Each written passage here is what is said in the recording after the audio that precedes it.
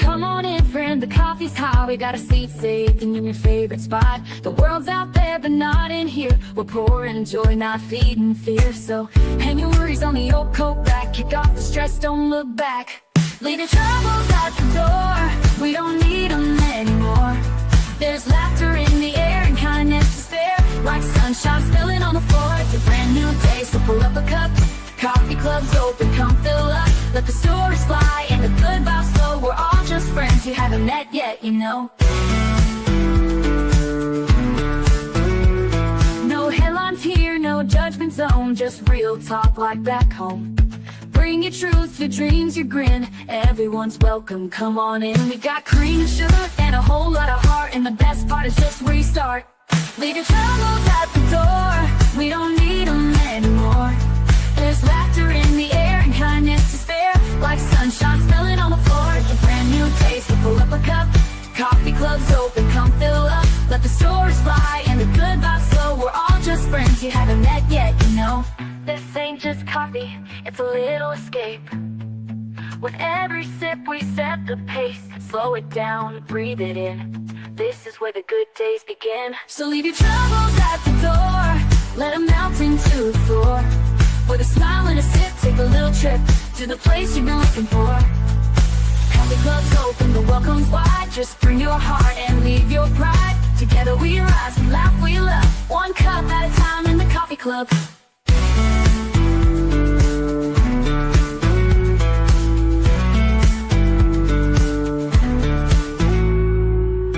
This ain't just coffee, it's a little escape. With every sip we set the pace. Slow it down, breathe it in, you know. This ain't just coffee, no welcome's wide. Just bring your heart and leave your pride. Together we rise, we laugh, we love. One cup at a time in the coffee club.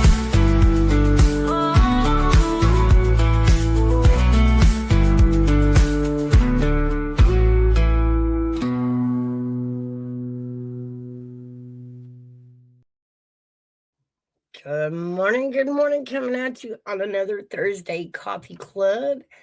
It is January the 15th. We've got Hairbag, Army Vet, and Music City Maniac with us. Y'all can unmute now. Motor City. I'm sorry. That's okay. Motor City. You call me Motor. You call me MCM. You can call me Ron. That's my name. Yeah, Motor gonna kick y'all ass. I'm joking. I'm joking, y'all. I like it. I like the new blood in here. What up, Char? Don't be scared. Well, he just kicked himself. Oh, you did. No, Miles did. You picking on me? Why did you do that when we changed rooms? Okay, sorry. You already had enough. I have to watch my tone over here, boy. That was a warning.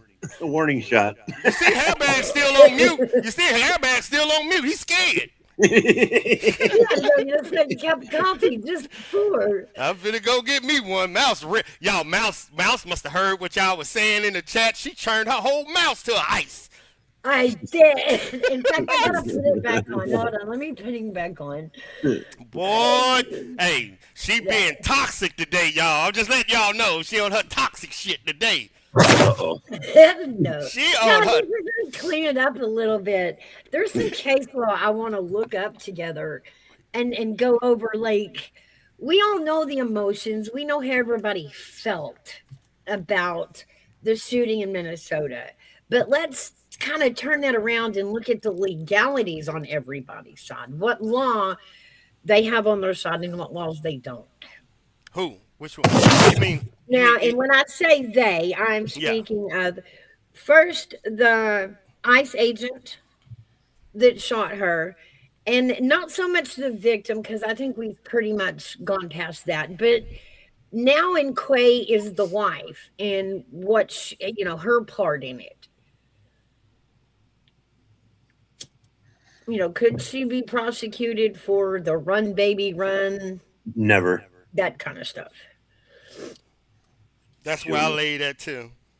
What She'll Motors never just said. she'll never be prosecuted. Why do you say that? Your Um, explanation.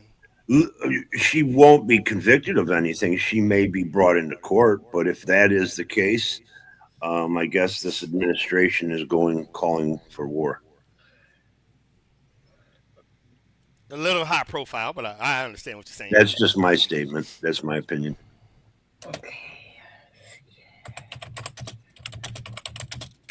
Hmm. I mean, you can look up the law for Pennsylvania versus Mims. Um, it wasn't a Terry stop, so I mean, you can look up Terry versus Ohio. Well, Um, it wasn't a terror, but the law that they're going by is that 27. What is it, about 200 and something G, and under that law, if you delay, get in their way, or otherwise oppose ICE in this action, they have a right to detain you. All right. Let's see. Only under this law, though. Only under this. That's it. well, that's why one reason why Tim Walz called up National Guard before Trump did. Okay, the ICE 287G. Yes, that's it. That's what. Listen, this is what everything is based on. This one right here. Hey, Wanda. Program allows U.S. Immigration and Custom Enforcement ICE to partner with state and local law enforcement agencies, deputizing their officers to perform special federal immigration enforcement functions, primarily in local jails, to identify and remove non-citizens involved in crime, enhancing public safety by targeting violent offenders and criminals for deportation, named after Section 287G. Yep. The Immigration and Nationality Act. This program grants local offenders authority to enforce immigration law, focusing on those involved in serious offenses, gangs, human smuggling, and drug smuggling. Voila.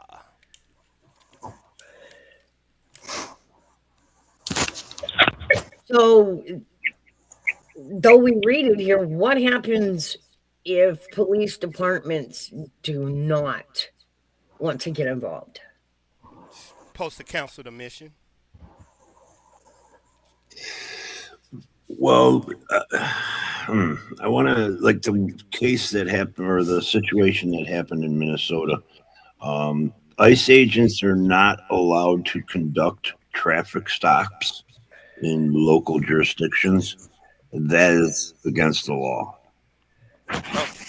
Well, here's one that I noticed that day, though. Hmm? When that National Guard guy shot the lady, there were no ICE agents in sight. He was an ICE agent. Yeah, No, he was a National Guardsman. No, that was the ICE agent. that was ICE. I'm pretty sure. I would have to double check, but You sure? You're right. It was ICE. Okay, I want to throw You this know, here. Let's see. I don't know. It seems like they've been saying it was a National Guardsman that shot her, not an ICE agent. Now, as far as the ICE agents and the shooting and the moving of the vehicle, this one's going to blow you. And this was actually written by Tim Walz himself. And I know this is a screenshot, but I did look it up. It is true. The bill was signed into law by Governor Tim Walz in July 23 of 2020. A driver accelerates towards an officer standing in front of a vehicle. This creates an immediate life-threatening danger. The officer does not need to wait. That is not actually the statute. But it discusses... Wait, can somebody else find that for me? Which one you trying to? The actual Minnesota statute, the 609066. Remember, you're doing state. You're doing state Right. policy, I was gonna, and these are federal. yeah, I was going to say, is that a state Yeah. law? That's a Yeah. state law. It goes for state jurisdiction. Yeah, you got to go office. for the federal law, and the federal law is under that 28G. Now, under that 28G, ACT or AI or under 28G, if you detain ICE, are they allowed to do a traffic stop? That's the question y'all asked. They're not. They are. No, they're not. If you detain them, if you get in their way, they're allowed to use that power under that law, that 28G law. If When you it detain them. when it comes to American citizens, I can say that you're violating my constitutional rights. There's Yes. several I can name, Mm-hmm. and Are I can invoke the fifth, and I will sue civil suits I and mean, and win. I mean, you're completely 1,000% right. If you wasn't trying to detain, like if you just sitting out on the road, that's what I told. If I'm sitting out on the road and ICE come up to my window, I'm saying fuck you. Like I'm with you. But if you are a target of ICE, and they are actually got you in the car and you get in front of them, you have that. They are still federal agents, people. They are secrets. They were hired guns. But a hired federal agents. If you detain a federal agent, is there a repercussion for it, meaning jail time? Yes. Is it a federal offense? Yes. Is it a state offense? No. Minnesota statute, now it's going to be state law, is the law governing the authorized use of deadly force by peace officers. Nothing to do with ICE. But that special word there is peace. Yep. I was just going to say that. Mm-hmm.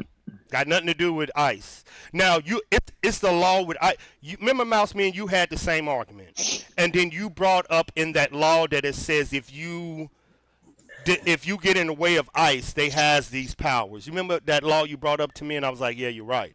But if I'm a civilian and they think I'm an alien, they can't detain me. They have to. Well, AV, I think you're alien. Hey, what up? What about Canadian Oilers? How you doing this morning, big dog?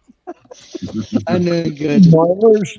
Good morning, Oilers. Hey, GG, I didn't see you out there. You got GG down there too. Oh, okay. Not to mention my American citizen. I own my home.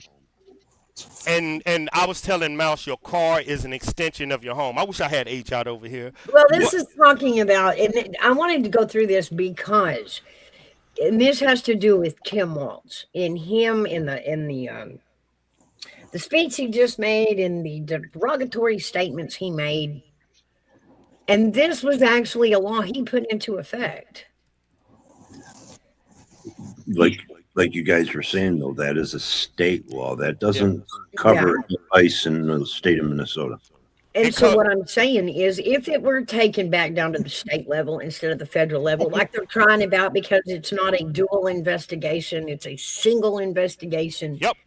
If we allow the state to investigate this as well, we have to go by Tim's law.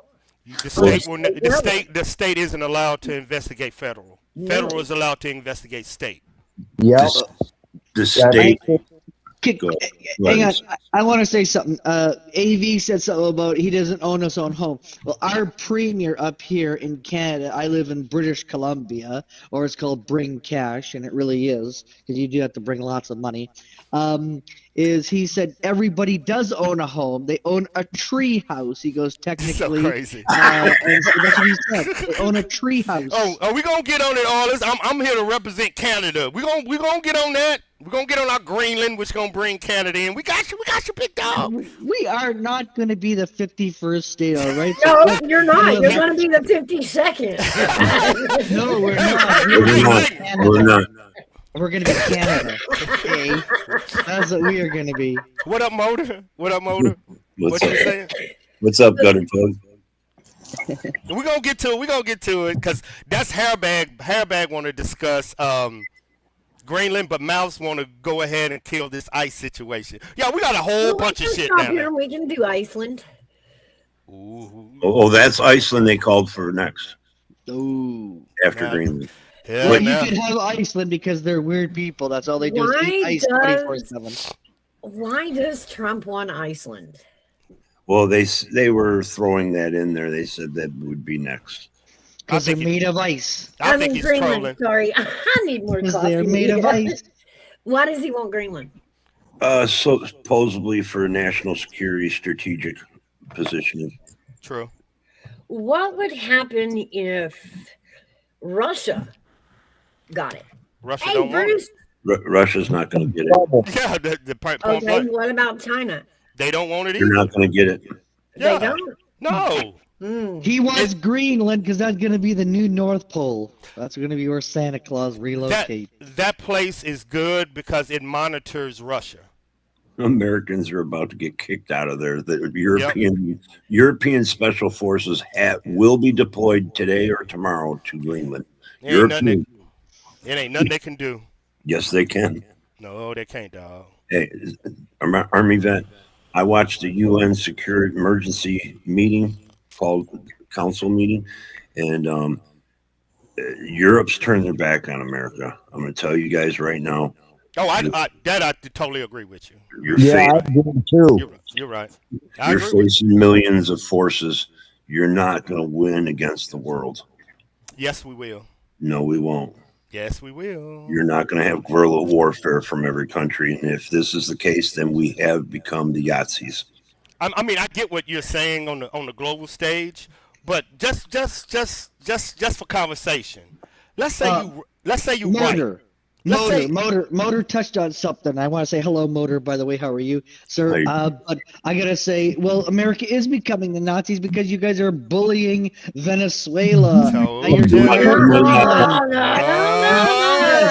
Here we go. Does a There we bully go. victim say thank you Yes. so very much? No. Give the thumbs up. Well, Does he- that's being does a he- bully. That's being a bully. I'm sorry. When you go in another country and get rid of someone's leader, I mean, okay, so he needed to go, but that wasn't the U.S.'s business. You're already a bully. Can I ask you a question since you are overseas? How do you think the world feel about America? Do they think we are trying to take over the world, or do you think they perceive us as heroes? They're looking at us as another Putin. Yep. We're the enemy. They are. Wow. They are. We are the enemy. We have turned into the enemy. So you're red, white, and blue. It's going to go down with you. Do y'all believe it or not? Is it true? I believe it. Mouse, you are a hardcore Republican. Oh, how do you what's up? Wow. GG, you better call Big Dog Mom. Mouse needs some help up here. Get up here. We have some work to do.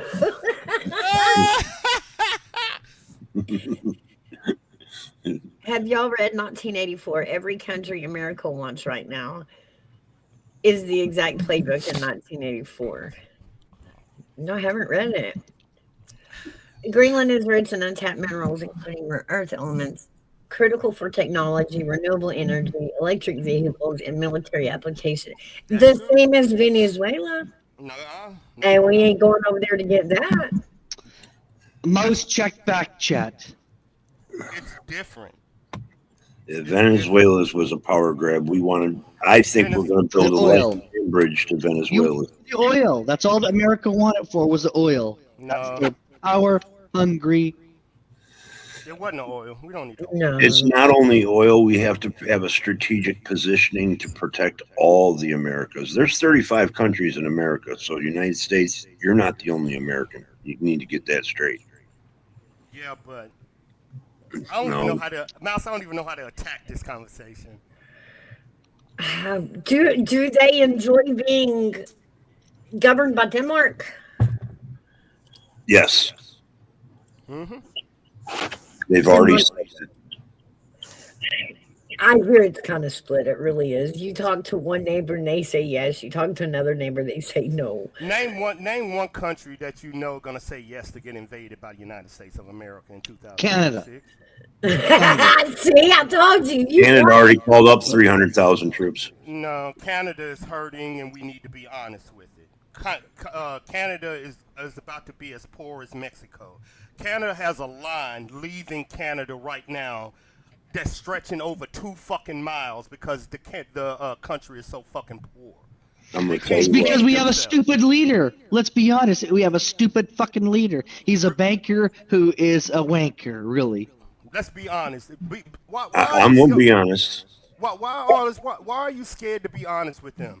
Tell them the truth. Tell them as soon as Canada agreed with Trump, y'all lost all y'all goddamn money. Why don't you be honest with them? We are. We've been upfront with them. No, I'm talking about your own friends right here. They don't believe shit you saying. They don't believe Canada is fucked up like that. They think I'm bullshitting. I'm telling you, they think I'm bullshitting. No. I know. They don't believe You are wrong. Army vet. This is a joke. Okay. Oh, listen.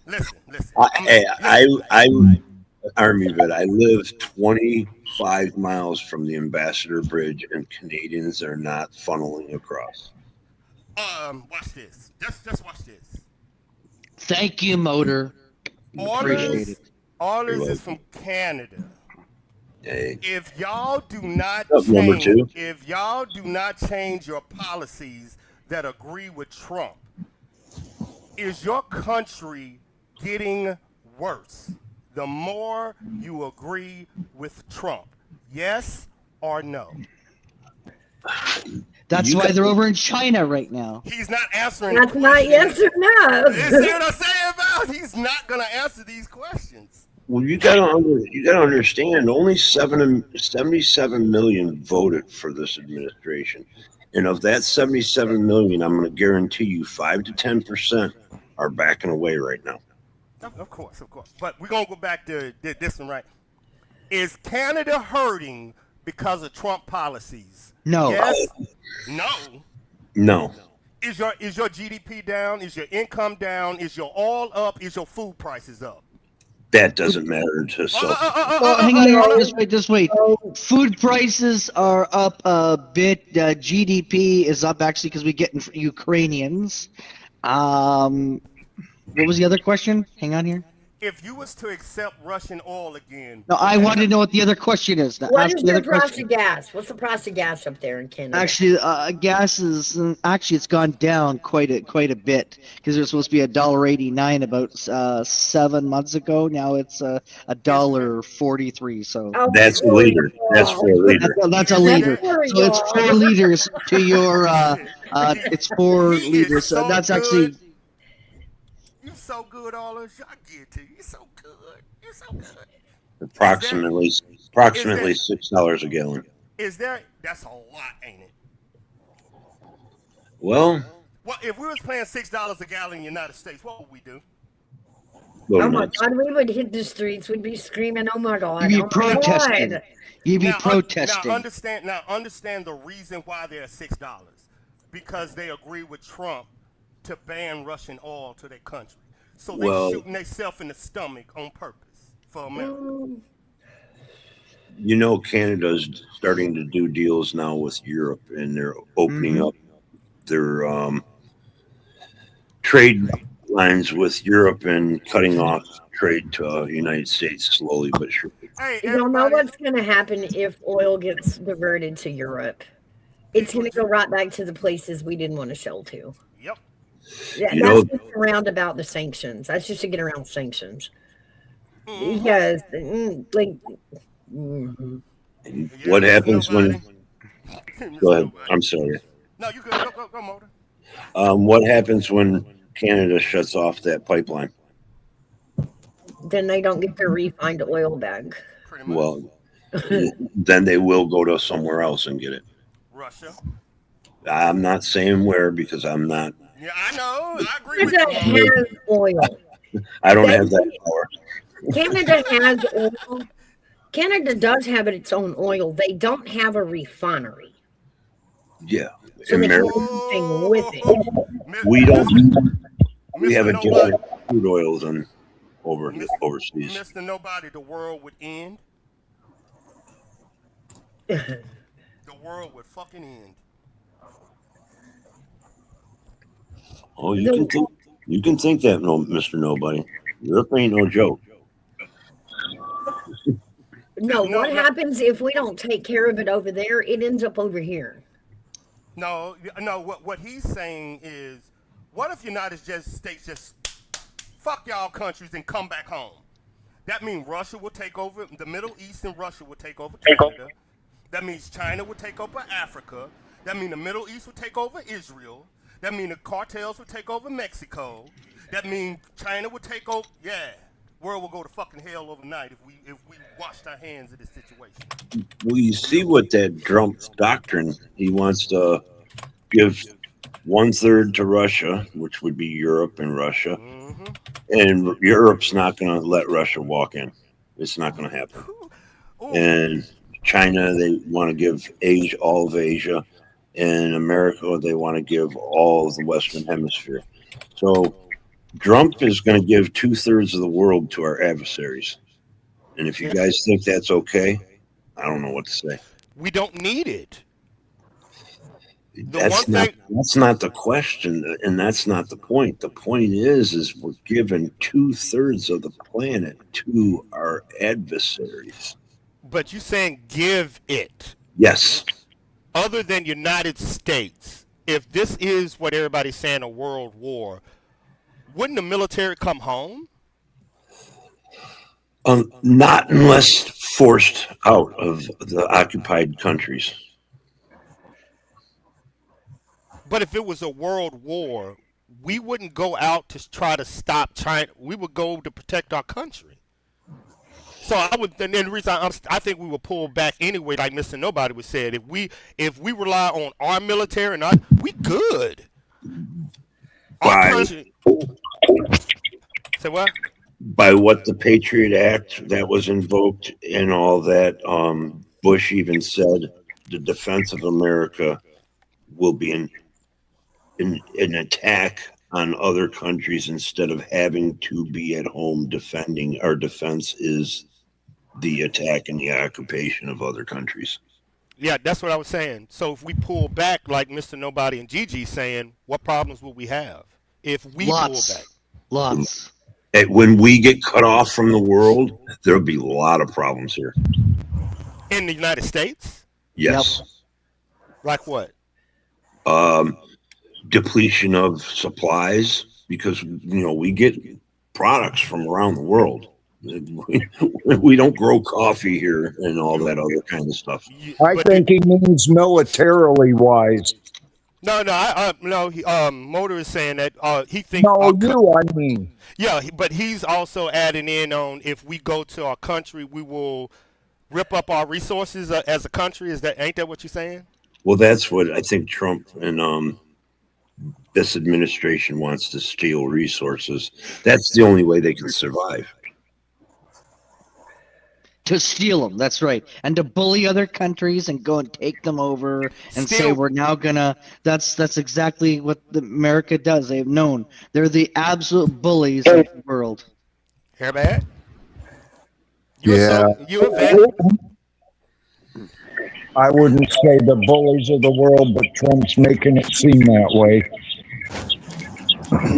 And That's what I'm saying. That's what I'm suggesting. Just Trump. But I mean, even when Bush and that, it's like, why do you guys have to invade Iraq? Why do you guys have to invade a country? It's all when your economy is starting to fail. Not. Yes, it is. It's for the oil. So that way you can resell it double the price. We don't care about oil. We got oil. But I totally agree with what Mr. Nobody just said down there. We have enough resources for 200 years, and he is directly right. And that's what y'all don't know. Oil resources. No. Nope. He's talking the bigger layer. The reason why we do what we do on a global scale, and I'm just going to be honest, we tell these other countries to fuck your country up so we don't have to. Our country is pristine. When other countries come here, our shores are untouched, our land is untouched because we haven't fucked up our country trying to get these resources. We let these other countries fuck their countries up, they water up, they supplies up to give it to us. If we close this, we got to, come on, man. Are y'all serious? Actually, no, you have to take it on a broader schedule, a broader scene. Can we actually sustain ourselves without any sort of trade? Yes. No. Yeah. Mr. Nobody, help me out, big dog. Yes. I agree with Mouse. Where does most of our medications come from? China. Because we don't have to make it. Because we don't make it here. We don't have manufacturing. We don't have We don't have to. Okay, well, you better go get your TVs and all that right now before they sell In a out. perfect world, That's right. There's a sale on right now on Amazon. But we are not. 50% off. Hold up. Do y'all think we're a third world country or a first world country? Third world country? Really? Because third world countries don't have hospitals and can't make medication. Are we a first world country or a third world country? I just want to know, because if y'all telling me we can't make medication, y'all crazy. We purchase shit from China and send it to the third world countries. Army vet, I live at one point in time, Detroit was the 6th largest GDP in the world. Mm-hmm.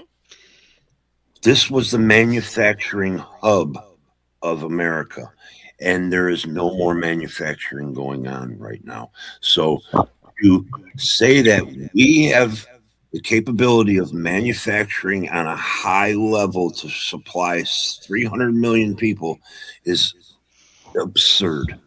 It's going to take years before we're able to do that. We are even able to at that point. Why are we buying foods from overseas? Because we don't grow here. Because we don't want to grow it here. Cows grow here. And it's healthier. Yeah, that, huh? No, I mean, honestly, have y'all looked at the population later? Have y'all looked at the population of the United States? 341 million. And think how our country as a whole, if we're not in a war situation, but as these many people being fed every day, of course we're gonna get food out. Now, if this was a war, don't you think we would start farming again in our own country? It's gonna be a little too late if you're already engaged in this kind of activity. You're not just gonna go, hey, other 70 million of Americans, we want you to start farming. Democrats aren't going to fucking fall in line like MAGA. No, Democrats killed the farming industry with their tax. Yeah, you knew Mouse was ready for you this time. I joke about it, but they did. Democrats come in with the Green New Deal and they hit the farmers with the methane tax. Now, per head of cattle, you've got to pay a tax. So what does that do? You get a smaller head of cattle, which means you have less cattle in the field, which means you're turning over less beef to the American public. You know, the American farmers are being paid off by this administration, 27 billion total so far. Paid off for what? Trump just gave $12 billion to American farmers. He gave $40 billion to Argentina, Army vet.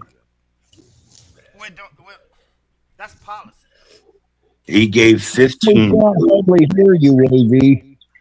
He gave 15 billion last administration. His last administration, he bailed out the farmers $15 billion. This time, he's already. I don't know if he's done it, but he's proposed $12 billion. But anyways, they're buying up the farms. Who is they? American companies. They're surplusing these farmers, and these farmers are going bankrupt. You can check it. Yeah, I agree. Farming bankruptcies have went up since last year. I agree. And Alabama is the worst in the country because of what Trump did. And guess what? You're deporting all the Mexicans, so you need to hire some farmhands. So all you MAGA, you might want to go get ready to start picking cotton. No, Newsom. Everyone vote for Newsom. See, now all as you going right back to the damn ice again. I gotta put it. We gotta follow. We gotta follow. I gotta punish him for that.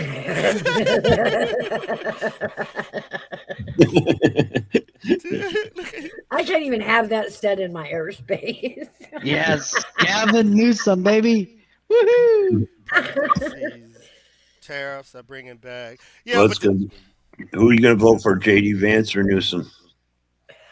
Neither. If I could vote in the States, I'd vote for Newsom 100%. Whoa! All right. If you don't want to become part of the States, we are selling California to Canada then. We will give you Newsom in the whole state.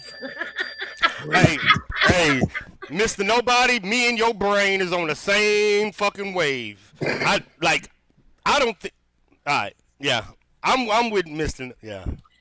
If that happens, Mouse, you might see Washington leave to Canada. You might see Michigan.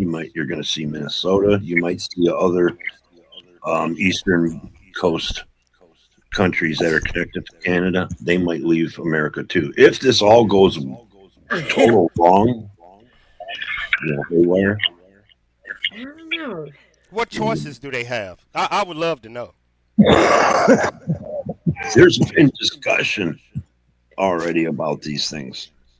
Okay, can I just address Gutters saying, Oilers, I'm going to give you a pillow. You could give me a pillow to sleep on any day. I'll take your pillows. That's the black part, TG. Yes. Well, goddamn, that changed the damn song. That changed the tone. He would Yeah, let you man. pillow him for the I'm in a hour good of mood pillow now. talk. He would let you pillow him for the hour of pillow talking before. Gutters Pug, you better beware. They got hockey sticks.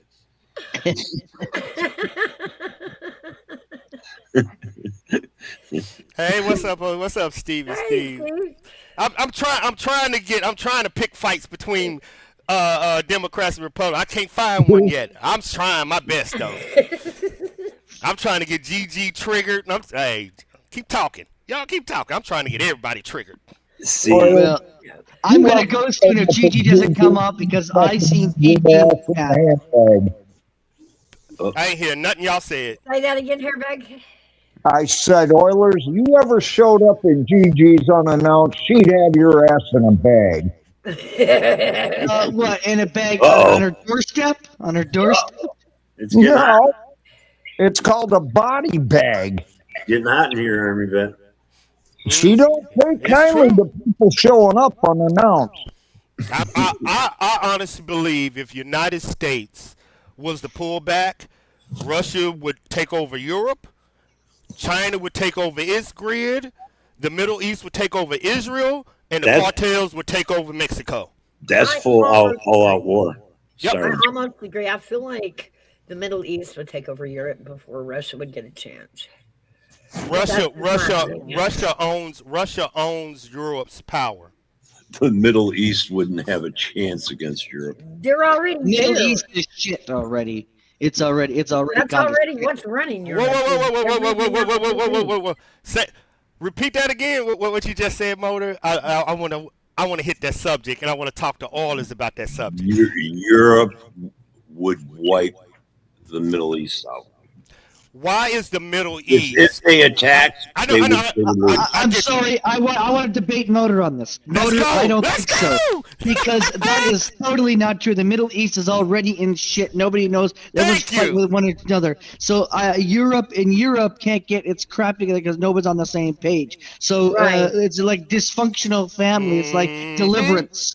It's like Deliverance, the movie. You know Europe's See what- got nuclear weapons.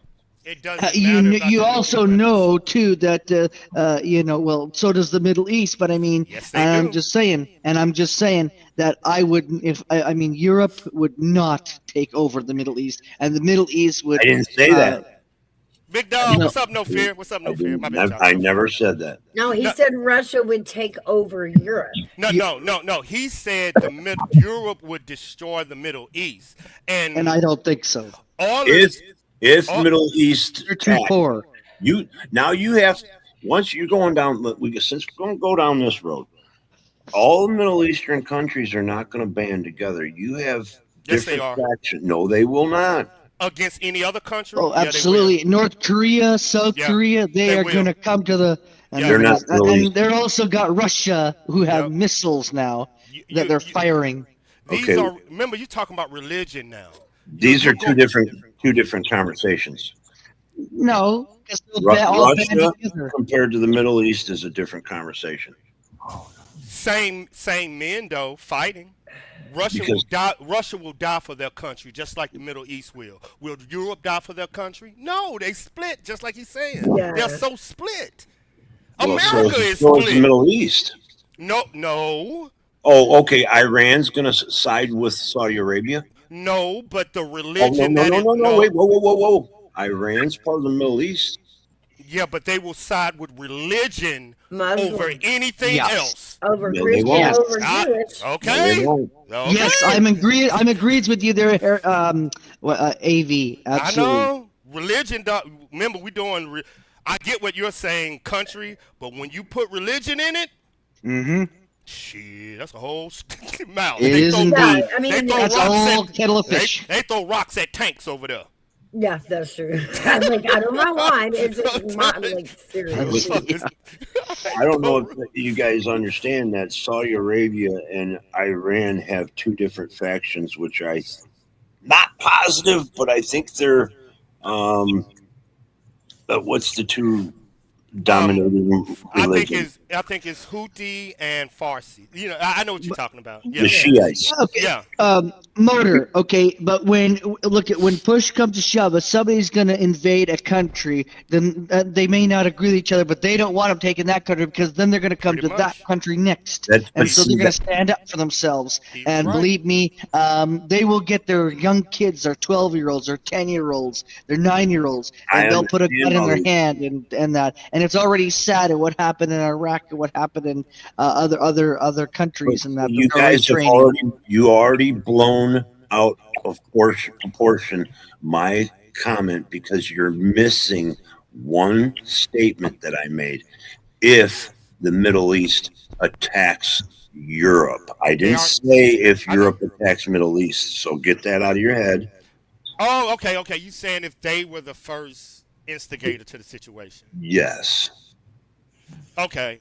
Because right now, like You guys were the ones saying your Right Russia now? and Middle East are going to No, invade and take Europe. That's Oh, not happening. No, yes, it has. All this No, was telling nope, you what's going on in nope, this country. nope. Right now in Canada in 2026, there is the extremists and Muslims has took over their country. They took over their education center and they took over their prisons. Here, all this, you from Canada, am I right? Oh, Yeah, we get other countries, Dude, China, India. I get the terrorist labels every day, and Canada has failed to terrorism just like Mexico has failed to the cartels. Yes, exactly. Yes, I have to agree I with that. know. I 100%. don't know why Americans don't see this. I've been listening to this Sharia law argument or exaggeration of they're going to take over cities and all these other countries. But you know what? I was born in the largest Arabic community in America. I was born in Dearborn, Michigan, and they haven't invoked Sharia law. It's not happening. It's not a thing. We're not talking about Sharia law. No. When That's you a totally say, different topic, though, when you Motor. say Muslims are taking over places, that's what you're. Nope. That's the next step. Right. I get what you're saying. Okay, but hang on here. It hasn't happened yet. But they have been wanting to get Sharia law. They've been trying to get people in politics so that way they can have them become prime minister and they can invoke Sharia law. They tried it a few times and it failed. It literally bombed because it didn't go well. And so what AV is saying is 1,000% correct. He hit the nail on his head. Now, Mr. Nobody had something. Canada is a joke. That is, like I said, that's Mr. Wanker Mark Carney who is running this country. We need to get him out. So it is a joke right now. It's being run silly. And it's, we just gave money to freaking Ukraine, for God's sakes, and yet our people are starving in Canada, for God's sakes. I mean, I don't understand this. So I'm not happy with I did not vote for this wanker banker dude that's in office. I voted for somebody else with a brain who can think. Yes. That's happening here too. So it isn't just in your country. They're sending money over there and saying to hell with our people. So it isn't just happening in Canada. It's happening in America. We're sending all our money everywhere. Yeah. And when we have a disaster or something, how many of those countries do you ever see coming to help us? None. But yeah, look where we go whenever there's a disaster. Well, that's another topic too, because I know, but it's just what happens when we have a natural disaster here in America. We're going to I have think ice. we need to tell the world to go to hell and leave our, keep our trade going. But when it comes to our money and giving it out to people in other countries, I say no. I'm done funding you hurricane victims. I Yeah. don't get no I'm fucking help tired from of funding FEMA. Somali. And Michigan pays. It's been proven Democrat states pay more taxes than red states. So good luck with that, because we'll just take our fucking funding back. And No, They, here's one they that's do in a happening way, in but New it's York. what are you going to offset. do then? It's Here's offset one by that, the amount of federal funding that What are you flows. saying? Hang on here. Airbag. Sorry. here's one that's happening in New York. Our governor has made it where we have to have all electric by 2030. Canada, What happens when the electric grid goes down? Canada, People are going to die during the winter. Bullshit. The governors that you mentioned about being Democratic, they are. They're ruining our country. Oh, that's a lie. But anyway, What's a lie? What did I say that was wrong? Democrats are destroying this country. Well, they are. I That's agree a that joke. they are. That's a joke. Well, Ooh, we got I a agree fight. that their policies never matched last week's policy. It's all Well, about power. They're not even concerned It's about power. our country right I'm now. going to tell you right now. I don't know if you guys are living today or if you're living in 1956, because the I wasn't born then. Sorry. administration that's in charge right now is total Republican. They are sheep, and if you think that if you think 100 million people are going to stand up for this, I'm going to tell you right now, liberals are not going to stand up for this, and you guys just evoking fucking another civil What war. do liberals stand for? Can I say something? Motor is half correct. It's the people that you have elected. The Democrat, there's not a lot of smart Democrat people. There are smart ones, but they just don't want to get in the mix and You don't want to get into IQs. They don't want to get into they just want to sit back and let all the dumb Democrats get elected. I mean, look at for instance, like Kamala Harris. I'm gonna have to be a Democrat now with you. I'm gonna have to be a Democrat. More Because- educated people are Democrat than there is Republican. Here So we when go. talk about intelligence, you guys are knuckle draggers. Pardon Come me. on, I gotta go on. I gotta be on the Democrat side. It's 3-on-1, 4-on-1. Yeah, but we don't have to do names. We don't have Let's to call go. each other names. Yeah, I no names, no shouldn't names. label, but Well, like it's Tim fact. Walz, for God's sakes, who the hell? Like, what an idiot! Duh, go back to the basement, buddy. Here's the question. Here's the question for you. Here's the question for Democrats, whatever. Do you feel safer? Do you have the money? Do you want 4 more years of this? What you're seeing with ICE, the assassinations, the going from Venezuela, do you want 4 more years of this? Would you vote for 4 more years of this? Yes or no? Me, I wouldn't, but I'm Canadian, so I don't get to vote. I'm waiting for answers from Democrats, Republicans, and Liberals. Do you want 4 You know more? who I'm voting for. You know, dog. Do you want 4 more years of this? And I bet you your answer is no. Well, of course it is. So that tells you no Republican will be getting voted for president, don't it? Not necessarily. I agree with what they're doing. Are I you- voted for them to do exactly what they're doing. Here we go. That's the argument y'all should have. Well- I agree the way the country is going. I disagree. Y'all are getting points. Would you vote for more of this or less of this? And if it is, tell me what you don't like and what you do like and state the point. Do you think independents are going to vote for Republican after all this? I don't look when we vote. I don't look at Democrat. I don't look. I'm at not Republican. looking. I'm looking at Americans. That's what I'm saying. That's why I asked the question: do Americans, not Republicans, not Democrats, not liberals, not whatever, can Americans stomach 4 more years of this? That's the question.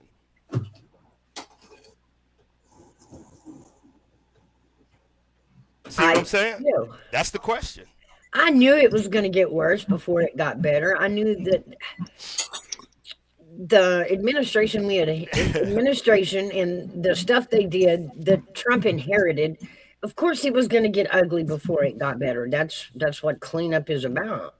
So you think better? I would vote Democrat before Republican. If I had a choice between J.D. Wow. Vance and some Democrat who I didn't know yet, I would vote Democrat any day because I mean I don't Are like you? what I'm seeing, but I'm What about Canadian. the Like I said. fraud on the Democratic side? How do y'all feel about that?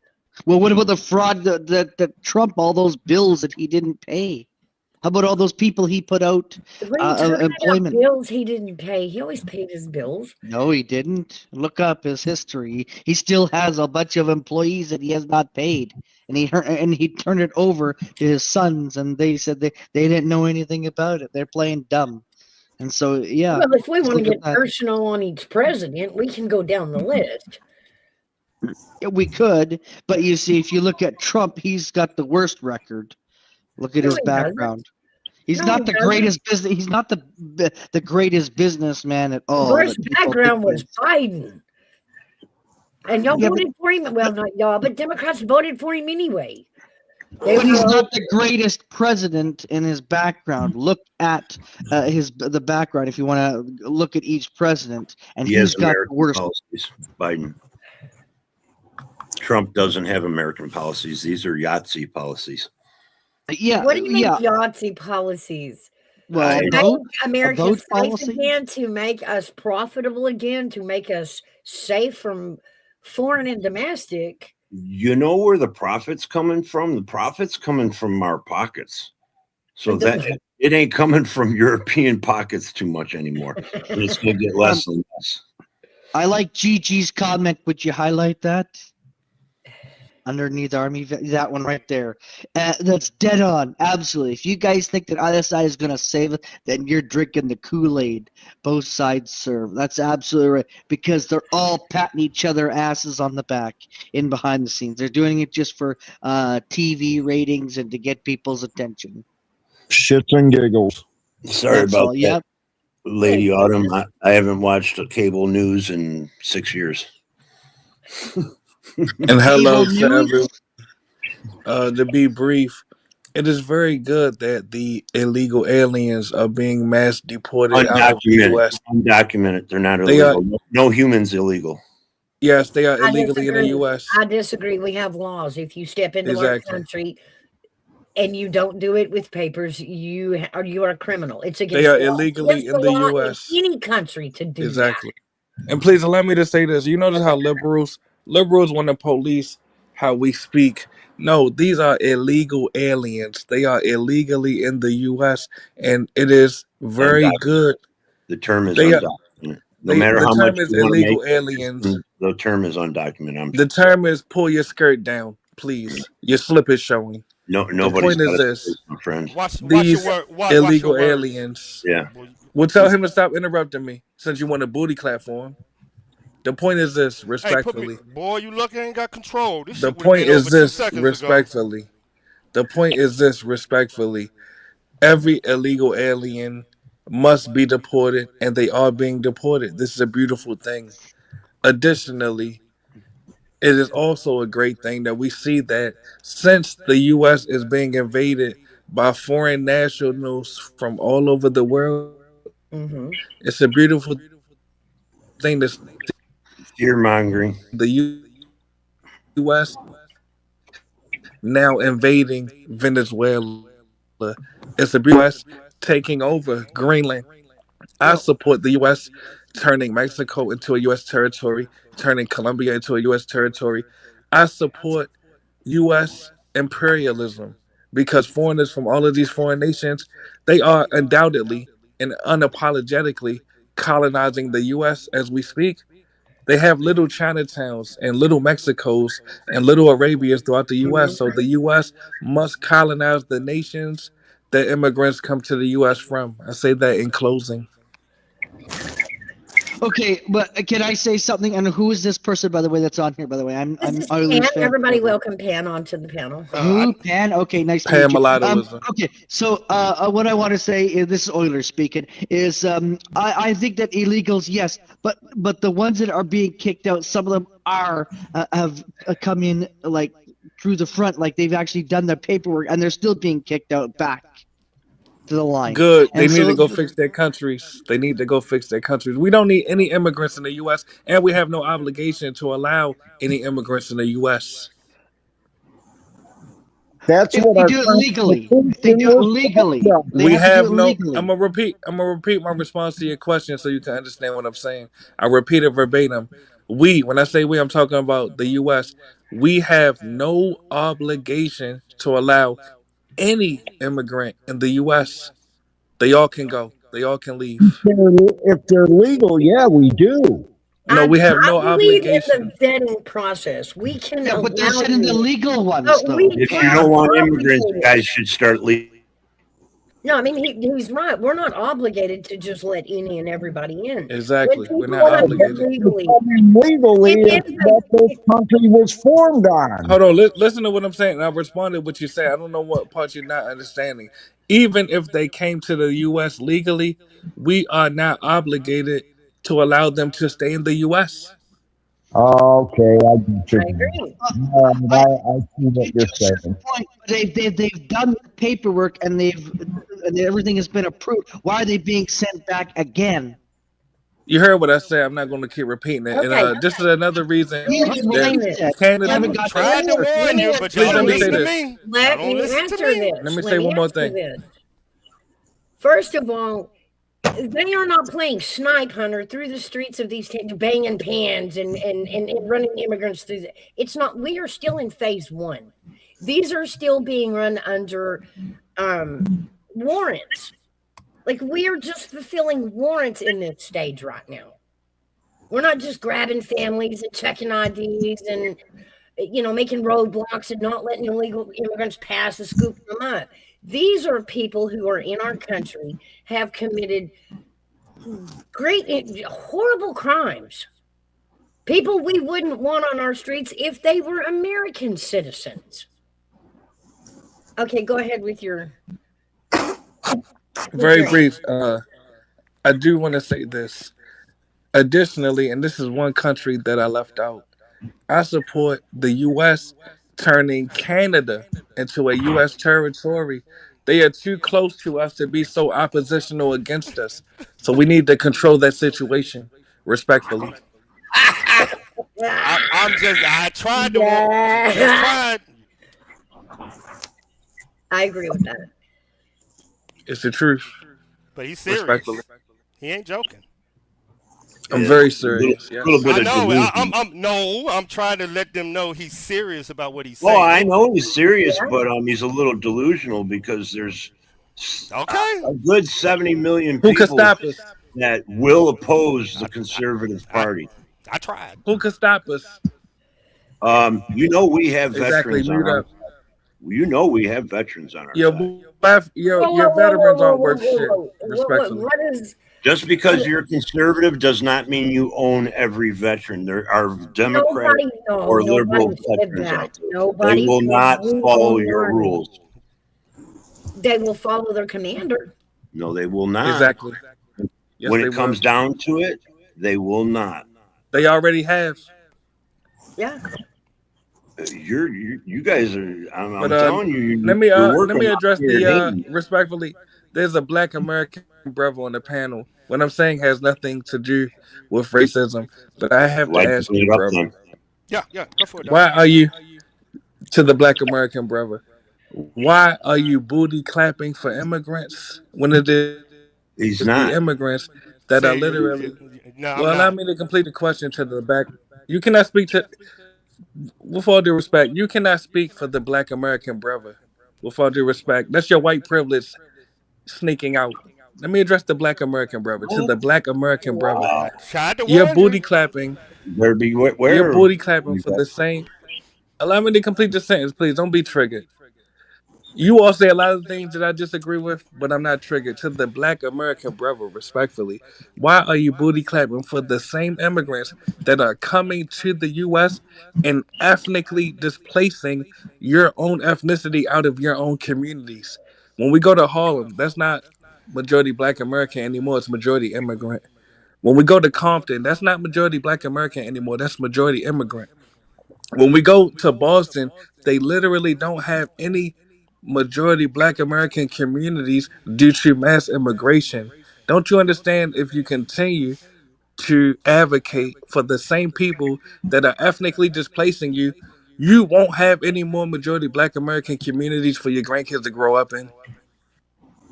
Yeah, Ben knew that. I agree with everybody up here. You misstating what I'm saying. They know I'll agree with everything everybody up here is saying, but you, So you agree that we must take a stance against mass immigration.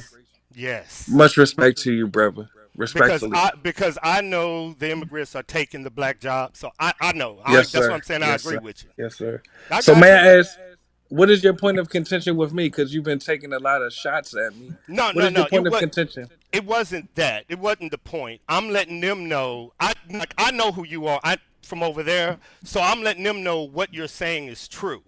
Because a lot of people come to this side and they might be joking, but I've seen you over there about with DJ, and I know you're serious about what you're saying. I'm letting them know you are serious about what the fuck you are saying, and Oh, I so we want to have do. so Yeah. there's no point of contention. No, Much respect to you, brother. I'm letting Yes. them know you are fucking serious. Like you ain't Yes. playing games.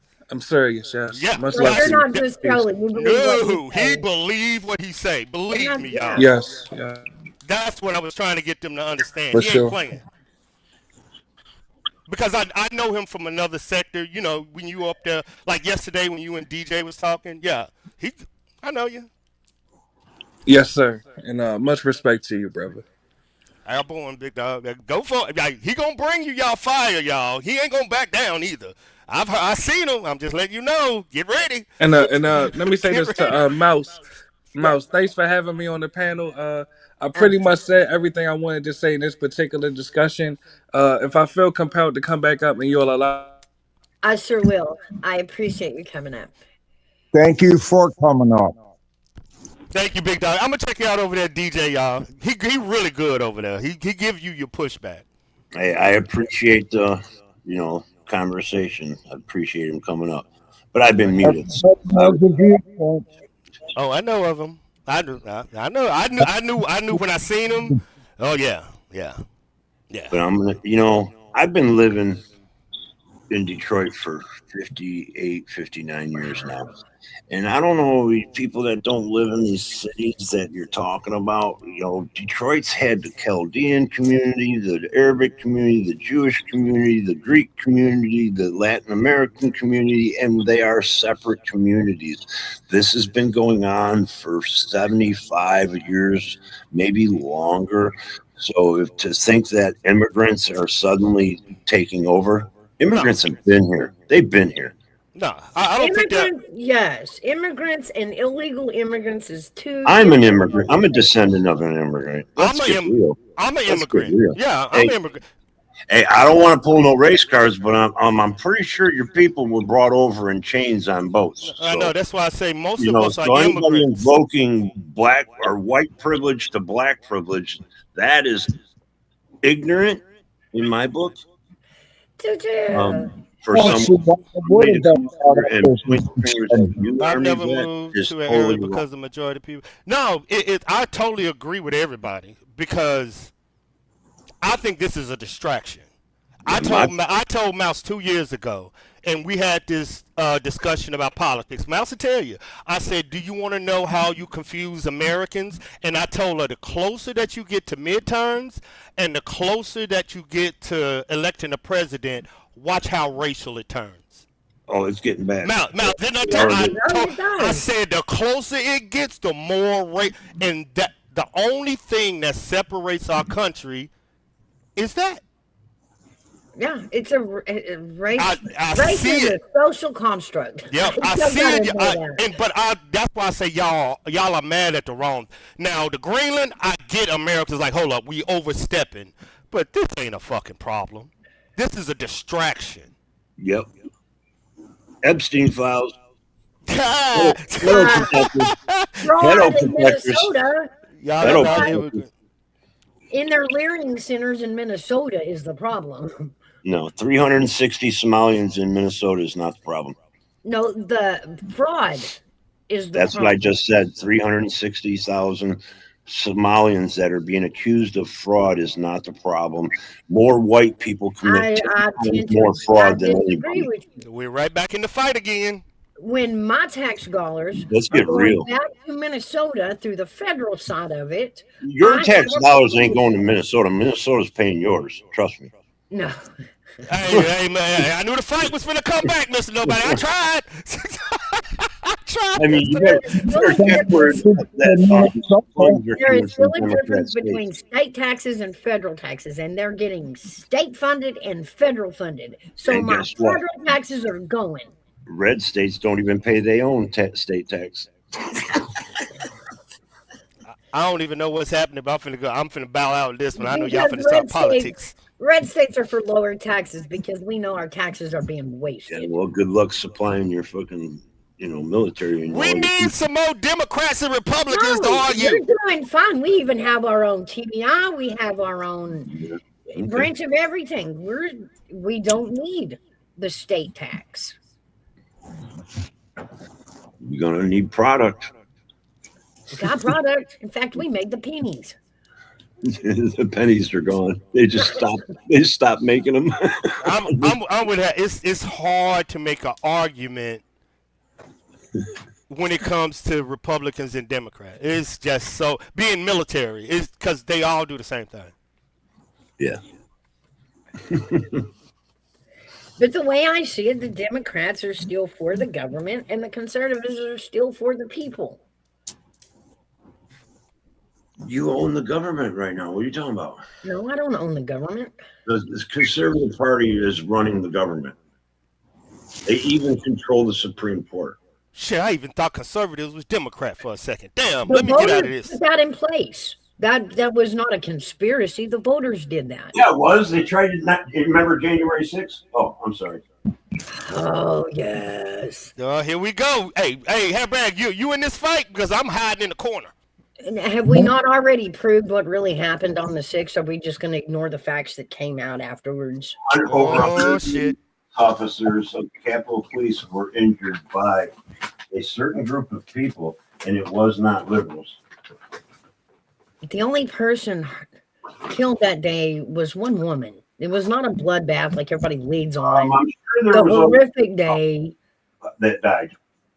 We already know that Pelosi set that up, and Pelosi let them in, and Pelosi denied the troops coming in to guard it that day. This has already been proven. This ain't even an argument. The facts are out there. So to go back on January 6th, like this was something the Republicans did in mass, is not true. We've already discovered that. It's already on public knowledge. Yeah, we already discussed this. Nancy Pelosi does not have power of the National Guard in the Washington, D.C. area. That would be Mr. That would be the wannabe president. That would be the wannabe president. No, he did call, and Pelosi. You can look it up. You can look it up. I've looked it up. I did. Nancy Pelosi has no power. She didn't even have power of the Capitol Police. I can't fight, man. I don't know about January the 6th. Bye-bye. The House Speaker is third in line for the president. She is not in charge of this government. No, she was in charge of giving Mike Johnson is not. Mike Johnson is Don't not. talk over me, please. Okay. She was in charge of giving permission for the troops to come in that day, for sending them in, and she declined. It was her job, and she did not. That's already public. That's not opinion. That's public fact at this point. We know everybody's role in January 6th. The facts have come out, and Trump did not tell everybody to go rampage the Capitol.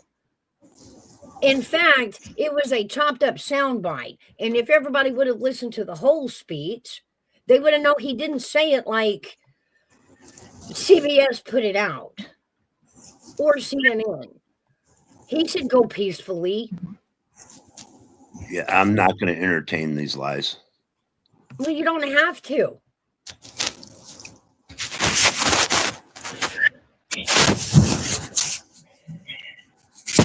I thought we could have good conversation. Like, I thought we were having a conversation.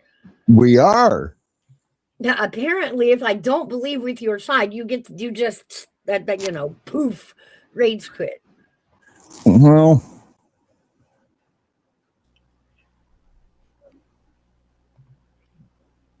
I know. I ain't in this, dog. Hey, now you see why? See, Army vet ain't in trouble this time. I'm sorry, y'all. I don't mean to be overbearing. you're not overbearing. You were stating fact. And this is the problem I have with mainstream media is now we've gone through and we've investigated the last administration, and we have the facts out there about what everybody really did and the specials. No, you won't. You won't.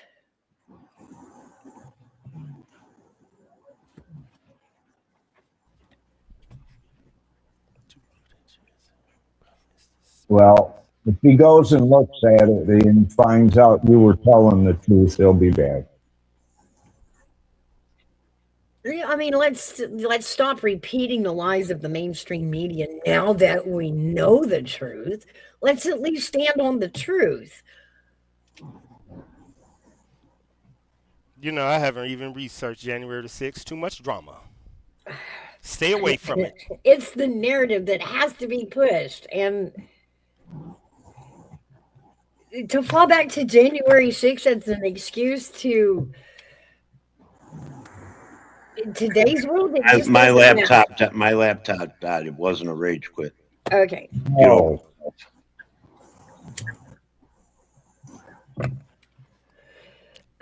What is? Well, I don't even know the topic. See how bad? That's why I'm in the corner. Dog. I have no idea about what. Fuck it. I guess I shouldn't have brought the topic up about Putin and Trump, you know? Well, no, we're talking about the world. We're talking about. No, I love having this about Trump being like. I've been muted all this time when everybody was talking. You know, for the last half an hour, I've only said certain sentences. You know, butted in, but I did it after everybody spoke. You know, besides the one guy that was up here pressing the MAGA stuff, I did step over him once or twice. That was my bad, but I'm not normally like that. And I'm very passionate on my panel. So I would never rage quit for one thing, because I love these discussions. Army vet knows me. We can get it down in the mud. I don't care. Yeah, he gonna debate you to the. Can't hear you, AV. Oh, my bad. I'm in the kitchen getting some coffee. I said he'll debate you to the damn. He'll go. Yeah, he'll go all. But I think, with me, when I'm debating something as emotional as J6, I gotta have every fact of everything, and that situation is just too. Man, I'll go crazy doing January the 6th as a AI background. What happened? Who did this? What law was this? It's just too much of a drama for me. Fuck that one.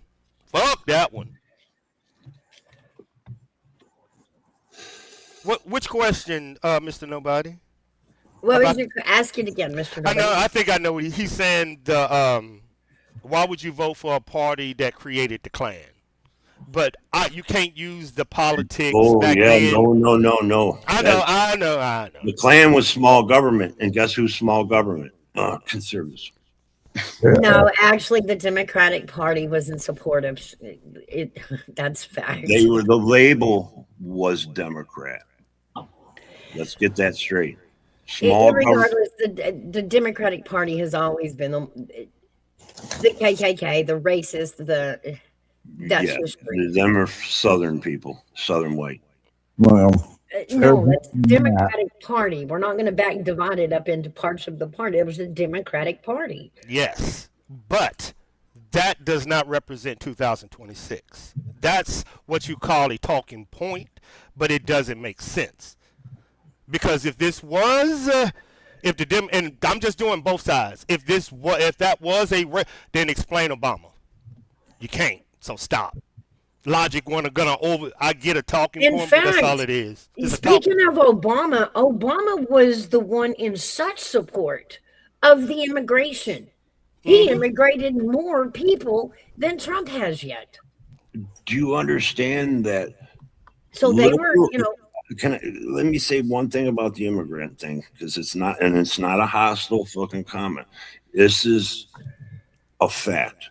Liberals believe in deporting undocumented people that came here illegally.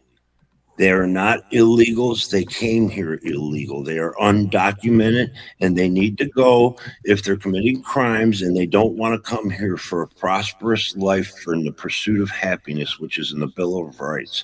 Yeah. You are supposed to get representation and have your day in court, even if you are an undocumented citizen within the borders of the United States. Every citizen, foreign or domestic, has the right to face jury. Nope, that is not true. Yes, it is. You are not allowed to get into you're right. You are not allowed to go through our justice system if you're not American. That don't make no sense. No, it's automatic. I know what you're saying, but you are giving foreigners the ability to go through. You're giving the rights of every American. You can't do that. They are within the borders of this United States. They are I can't think of the term. I know what you're saying. So you're saying if Canada all migrated to United States, they have the protections of the United States of America. No, that's not true. No, they don't have the protections, but they have the Well, then why are you giving them court access if they don't have protection? That's what protection is. The court system is what you do to convict somebody, and then they fall under the law of a criminal. You're not a criminal until convicted. Everyone is innocent until proven guilty. You're a criminal if you commit crime, whether you're punished. That's what I just said. That's what I just said. You're not a criminal. I said anybody that has criminal behavior that is an very true. Come over here undocumented and illegally entered and commits crime, you are going to be convicted as a criminal and treated as accordingly. Okay, I'll give you a scenario. Say a Mexican national came to the United States and a cop beat the shit out of that Mexican national. They in court. Can the Mexican national sue the cop? No. What the fuck? That's what I'm saying. He doesn't have rights in America. Exactly. He doesn't have what? See, when you talk about suing, that goes to civil court. Now they're not a citizen of the United States, so they cannot go through civil justice. That's absurd. Exactly, because they're not allowed in our justice system. That's what I just said. So how are you they're allowed in the justice system as criminal convictions, but they are not allowed to sue an American citizen. They don't live here. Exactly. They don't have rights. But if they commit a crime, even past illegal immigration, they steal something, they hurt somebody, they're going to jail.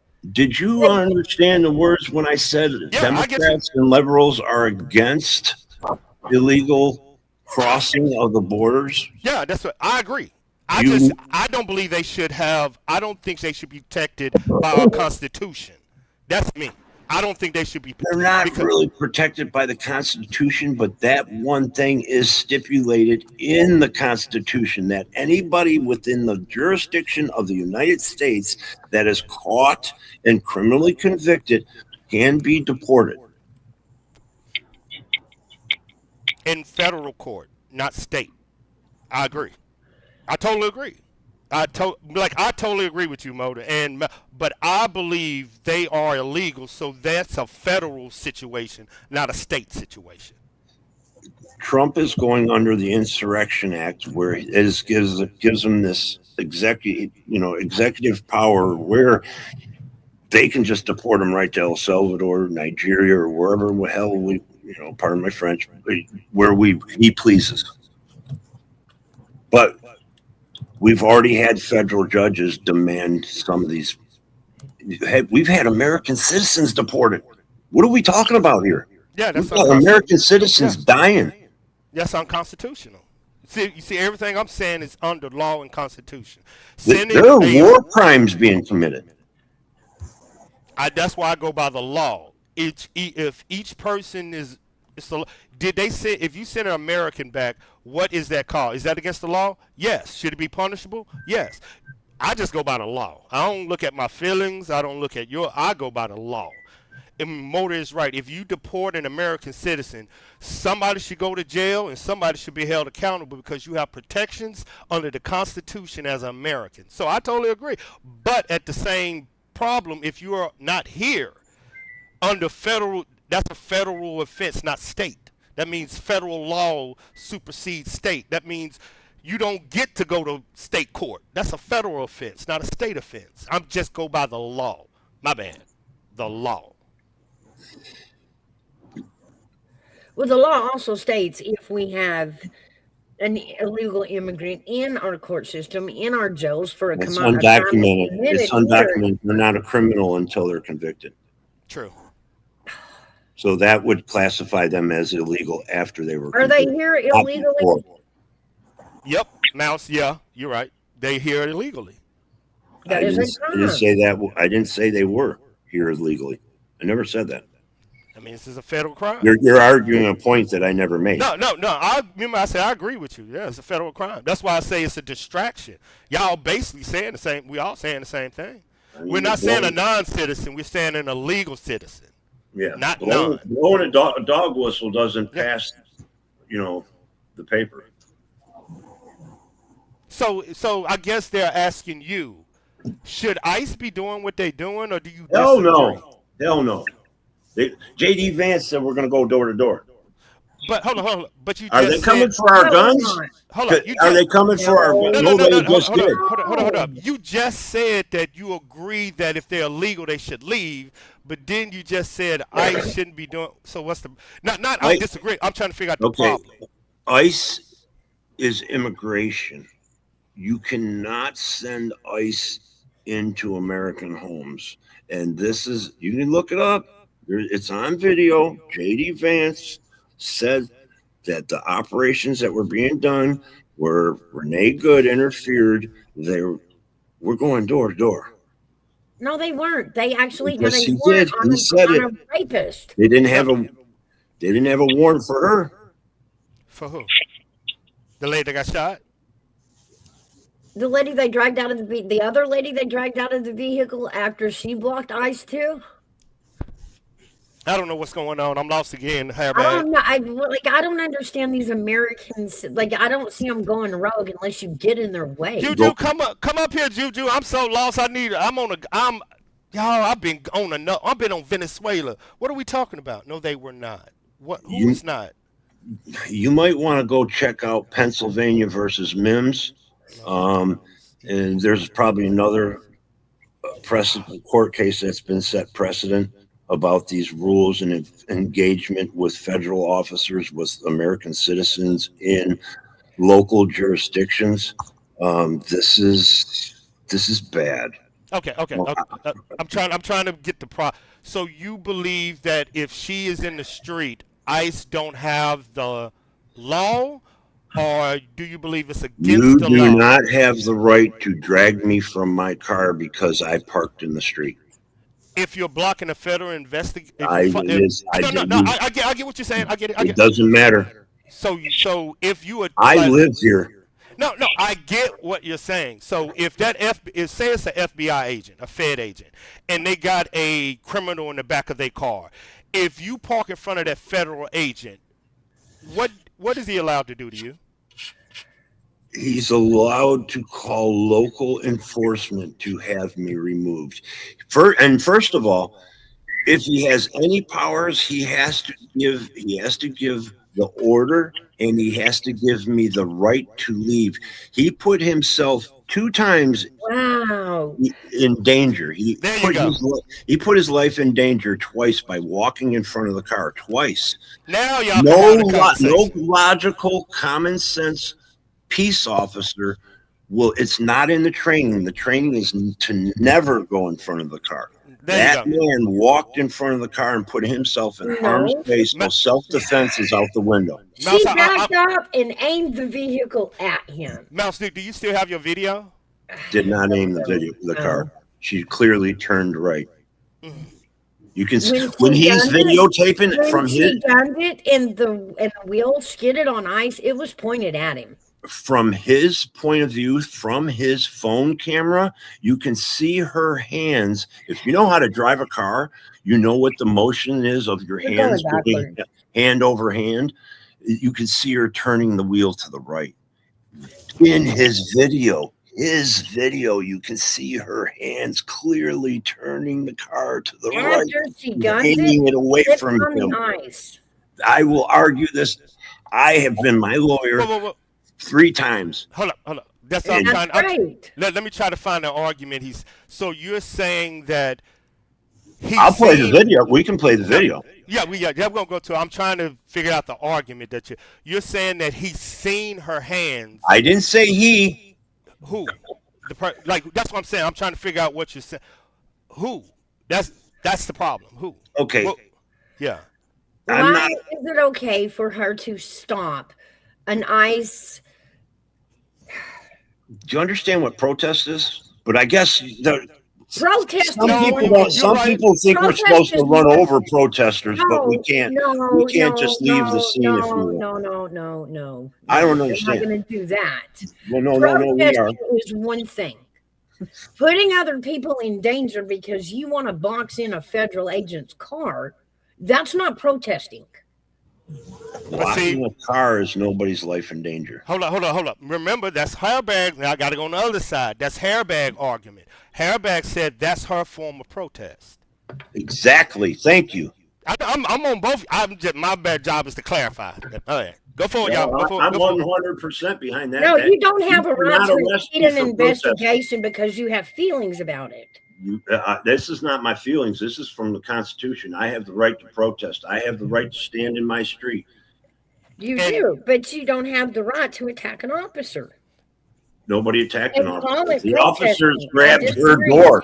The officers grabbed her door and were attacking. Okay. No, they weren't attacking her. They were telling her to get out of the car. They weren't punching her. Remember what he just said. So are you saying him grabbing her car was illegal? Yes. See, you got to find the argument in it. He's saying ICE even touching her car is illegal. Investigation in ICE. When you impede it, they have the right to remove the obstruction. You know you need Raz, right? You need Mr. Nobody. Me and Mouse already had that conversation. I told Mouse I would have emptied my clip and didn't give a fuck. But I can't be involved in this because I'm the soldier. I told Mouse what I would do. And I said I don't supposed to say it, but as a soldier, if this was Iraq and he did that shit, I promise you, my whole clip would have been inside her fucking forehead. That was just me. Protesting on the side with your words and your signs and your whistles, all that is fine. But I'm going to blow your mind with a comment. When you are impeding what a law enforcement agency is doing and you're starting to attack them, no, that's not protest. That's attack. Army vet. You don't get to break the law just because you're protesting. Remember now, I'm kind of agreeing with you too, Motor. Now listen, though, I'm going to blow you guys' mind. I just really swear I'm going to. If I was in the position of that ICE agent, I would have shot her too. Yeah. I'm telling you, I'm being honest. I would have seen that car, even if I seen her turning her hands to the right and she was turning right, I would have mentally feared for my life because I would think that a vehicle is going to hit me. I would have tried, maybe not. I might not even got the shot off, but I would have tried to pull my gun. Why wouldn't you just mind to know that I would have been wrong to do so? Why wouldn't he just jump out of the way though? He did. No, but why did he shoot? Dude, if you're in that position and you have a gun, I mean, Michigan's an open carry. If a police officer drove his car towards me, I'm going to load my clip on him. I know, but you're different. And this is what Hairbag is saying. And I have the right to defend myself as an American against are a police officer. you are very right. But this is what Hairbag is saying. Hairbag, this was my comma to Mouse's conversation, because I told her I would empty that clip, but then I said, but Mouse, if I'm doing a job and I'm a soldier and I know I'm in protest, I'm gonna have to get ran over by that car because she ain't gonna know no better, and I do. And she was going less than 2 miles an hour, maybe 3 miles an hour. See what I'm saying? When the moment of supposed impact of the officer, federal agent, he's not an officer. But his training kicked in, his military, and Exactly. that's why my training would.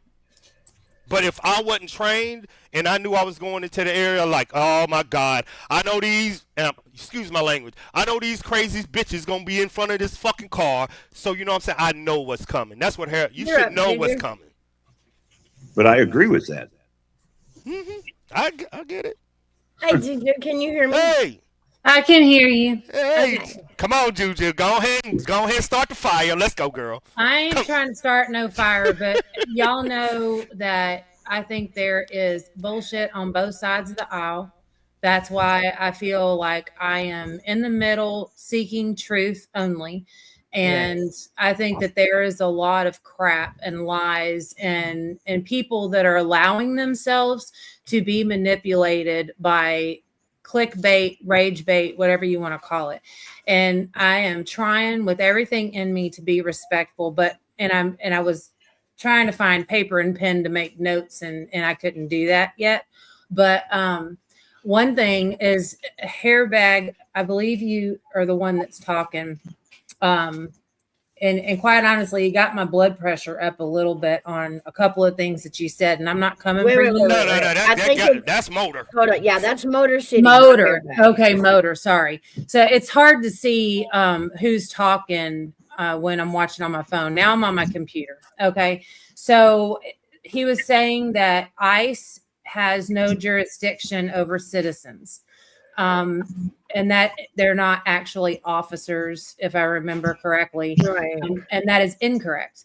That's ICE is primarily about immigration and customs enforcement, but they can arrest protesters, i.e. citizens, okay, particularly if they engage in violence, destroy property, or physically obstruct officers.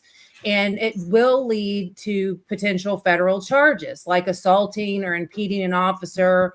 With a sentence for up to 3 years. What you're not going to get arrested for is peaceful protesting.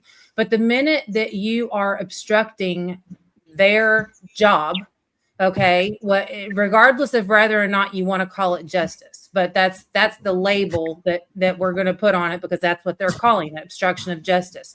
So the specifically the situation where Renee Good lost her life. Let me preface this by saying I want the violence to stop, and I don't want anyone on any side of the situation to lose their life. But she was interfering and she was blocking traffic, which take ICE and immigration and this whole situation, and I call it a shit situation, out of the conversation. If these were normal cops and a person protesting or not protesting, just blocking traffic to be an asshole, they would get pulled out of their car. They could possibly have their life ended if they reacted the way she did. That would happen in a normal law enforcement versus citizen situation. You're not allowed to obstruct traffic, justice, any of that stuff. And she was doing all of that. Okay. Did she deserve to die? I'm going to say no, because I have a heart. I wish that she was still here, but she put herself in a volatile situation. And maybe, I mean, like there's clips of her wife saying, why did y'all have to use real bullets? Why could we thought that they were, non-lethal or rubber bullets, however she put it, so I don't think that they realized that there were, real guns pointed at them with real ammo. Okay. Right. So we'll go there. Wow. But the agents are, I mean, they're T-close certified. They are police officers. They work on a federal level for ICE. Okay, so they can arrest you when you get in their way. And the person that Renee Good died for was a violent criminal. He was convicted in 2016 of grape, however you're supposed to say it. Okay, he took sex from an unwilling female, and that wasn't his only conviction, because you say that they are not criminals unless they're convicted. He did come over here illegally, and he was Somalian, is Somalian. He's still here. He did come here illegally, so he broke that law. And you know, I heard you say no human's illegal. I get that. I understand it. Did you drop that link proving all this? Proving all what? I don't know. What did I just take in my ears from you? I am on Google right now because I'm just going fast. If you type in Google, and I can share my screen if you'd like me to. That's up to the host. It's not my opinion. Obviously. Well, of course you can. Okay. So I'll share my screen here so you can see it with me, because I'm all about making sure that everybody is on the same page and we understand what. But the one thing is, though, I'm sorry. The reality of the situation, this man that you speak of has nothing to do with the killing of Renee Good. So you like invoking some other thing, because I'm telling you, an ICE agent does not have the jurisdiction to pull me out of my car. Hold on. Are you saying in that situation or regular? Because y'all having two in any situation. That is inaccurate.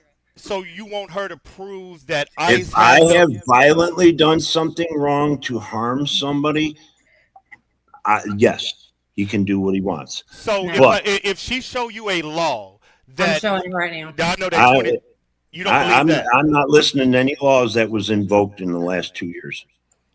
Well, you can't do that. Okay, then you're already. No, because anything by this administration is illegitimate. That's incorrect. That is incorrect. At this point, hold on. At this point in time, you're going door to door. Hold on. This ain't happening.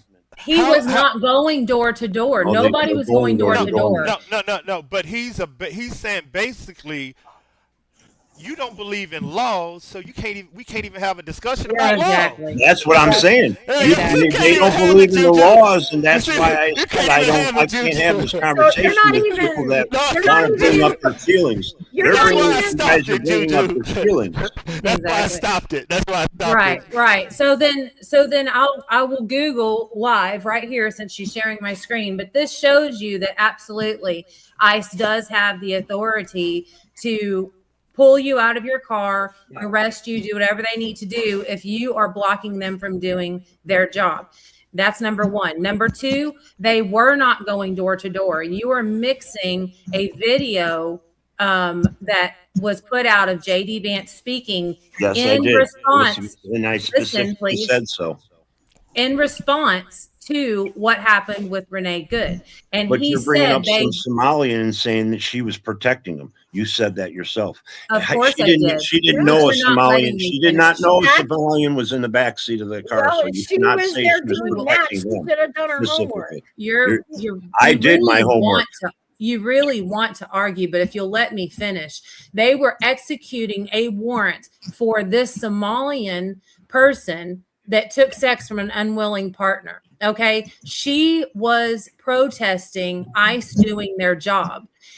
And in response to what happened with Renee Good, JD Vance they did that interview, and they've put that sound clip of him talking about, they may start going door to door. They were not going door to door. They were executing search warrants for individual people to be arrested.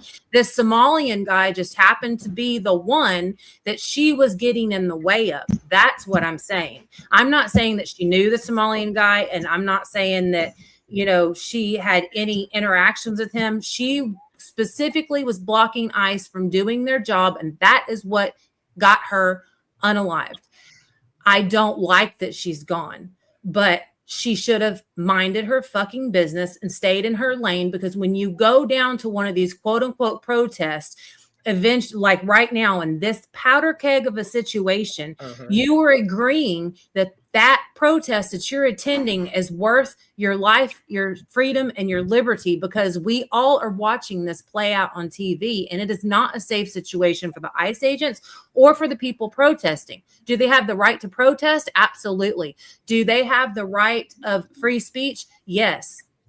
Do they have the right to block traffic, impede ICE from doing their job, or start violent activity? They do not. At that point, you've crossed a line and you are doing illegal things with your mouth, with your body, with your car, with whatever. You can't do that. So if you choose to do that, then you are saying my life is worth what I am doing. You're signing off on the dotted line. So unfortunately, it's come to this, and it's a sad situation. But I will Google right now, because you said that you are not recognizing any laws that have come to pass in the last 2 years. So I'm going to try to figure out from this administration, which is actually a year and a few days. Well, go back to Tim's law that I brought up. You said 2 years. Tim's law is Minnesota. I'm in Michigan. Okay, so he's the one in his own law. All right, so let's work together to find some facts. How should we Google this? When was ICE? When did it come into existence? Like, okay, when was ICE? Okay, it's going to talk about frozen water here. ICE agency. Yeah. Agency formed. Okay, so let's look at that. Established in 2003. After the Patriot Act. It was established as a component of the new Department of Homeland Security under the Homeland Security Act of 2002, following the 9/11 attacks. Yep, that's where. So that is when ICE was formed. So by your statement, you have to recognize that ICE is legitimate. ICE is legitimate, but the unqualified immunity that they've been given by this administration, I do not recognize. All right, let me ask this question. Why, since it's been a thing since 2003, is it all of a sudden a problem with the Democrats? Because they're doing they're trying to do law enforcement on the citizenry of this country. And that they're not allowed in this community. Hold on, back up. They're not allowed in my community.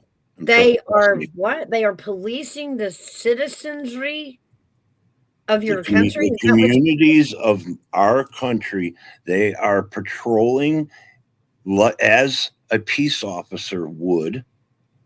They are not peace officers. They are aggressors. I can tell. They are not.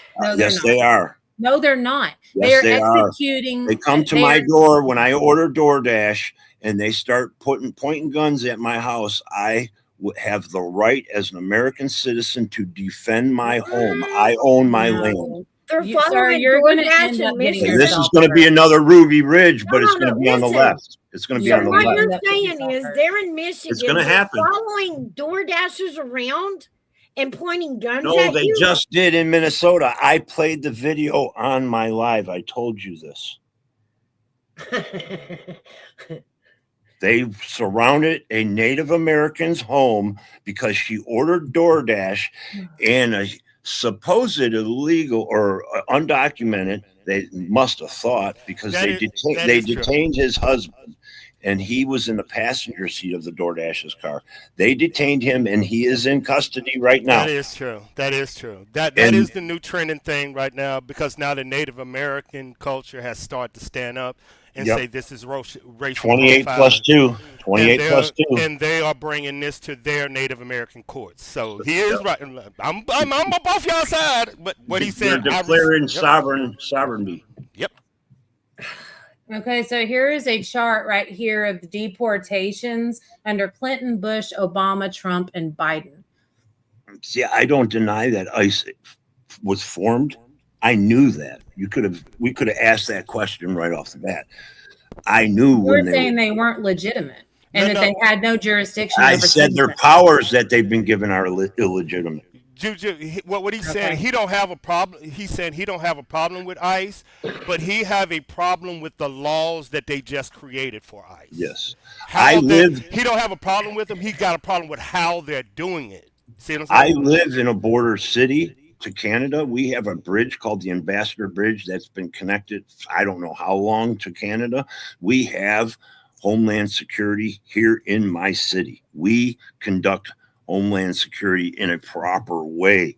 We do immigration raids and everything. We've just deported 3 or 4 yesterday, I think. See what I'm saying? Liberals stand by these rules and laws. He is saying he disagree with what he's disagreeing with how they're doing it, not what they're doing. How I they're don't doing think Okay. they're doing it any different. The only difference is one place everybody's allowing them to, and one place is just not letting them do it. You know, I'm in Texas, and that was something else that bothered me earlier when you were talking about red states and southern states. And I'll tell you this, we have here in Texas more illegal immigrants than I can shake a stick at. They are in restaurants. They're in groceries.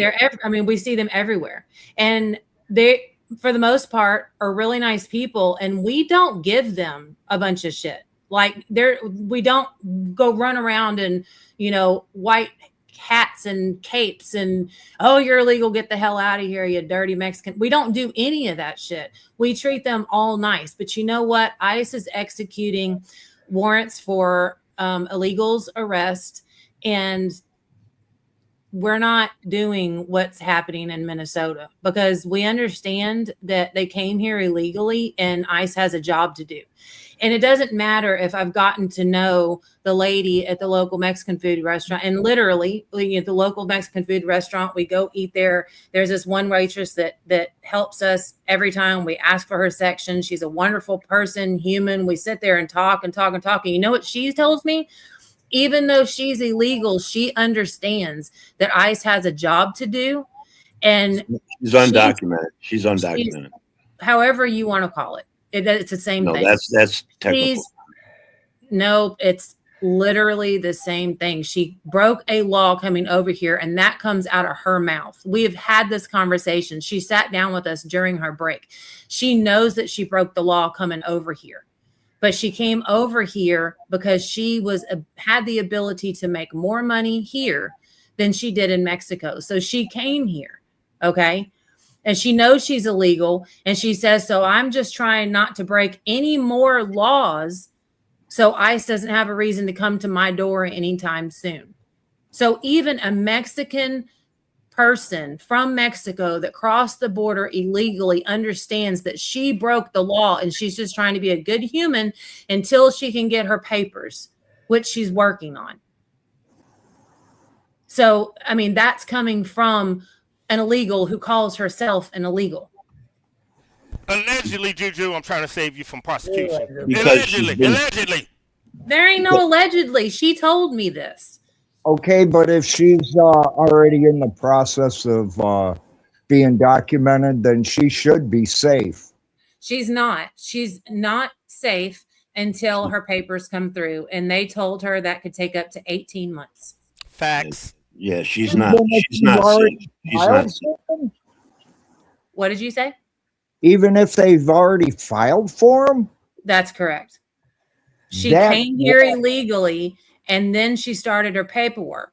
She's working with a lawyer in Mexico to do her paperwork. It's it starts with an F.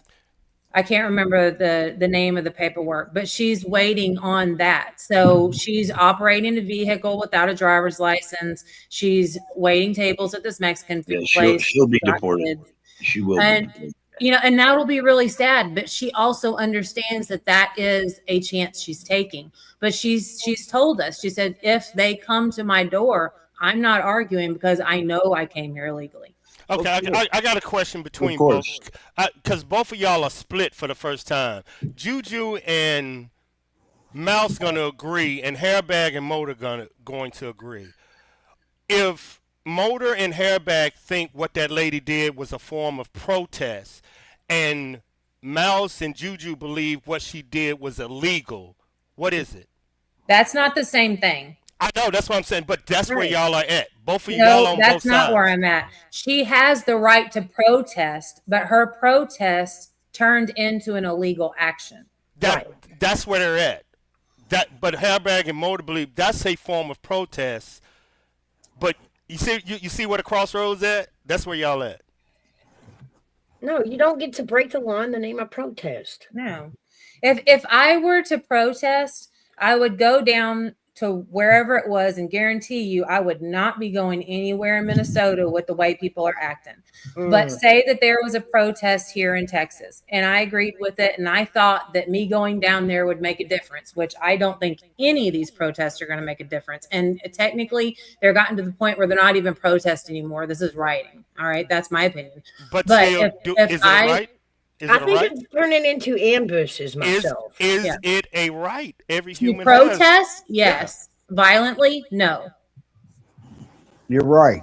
Yeah, I'll agree with you on that one.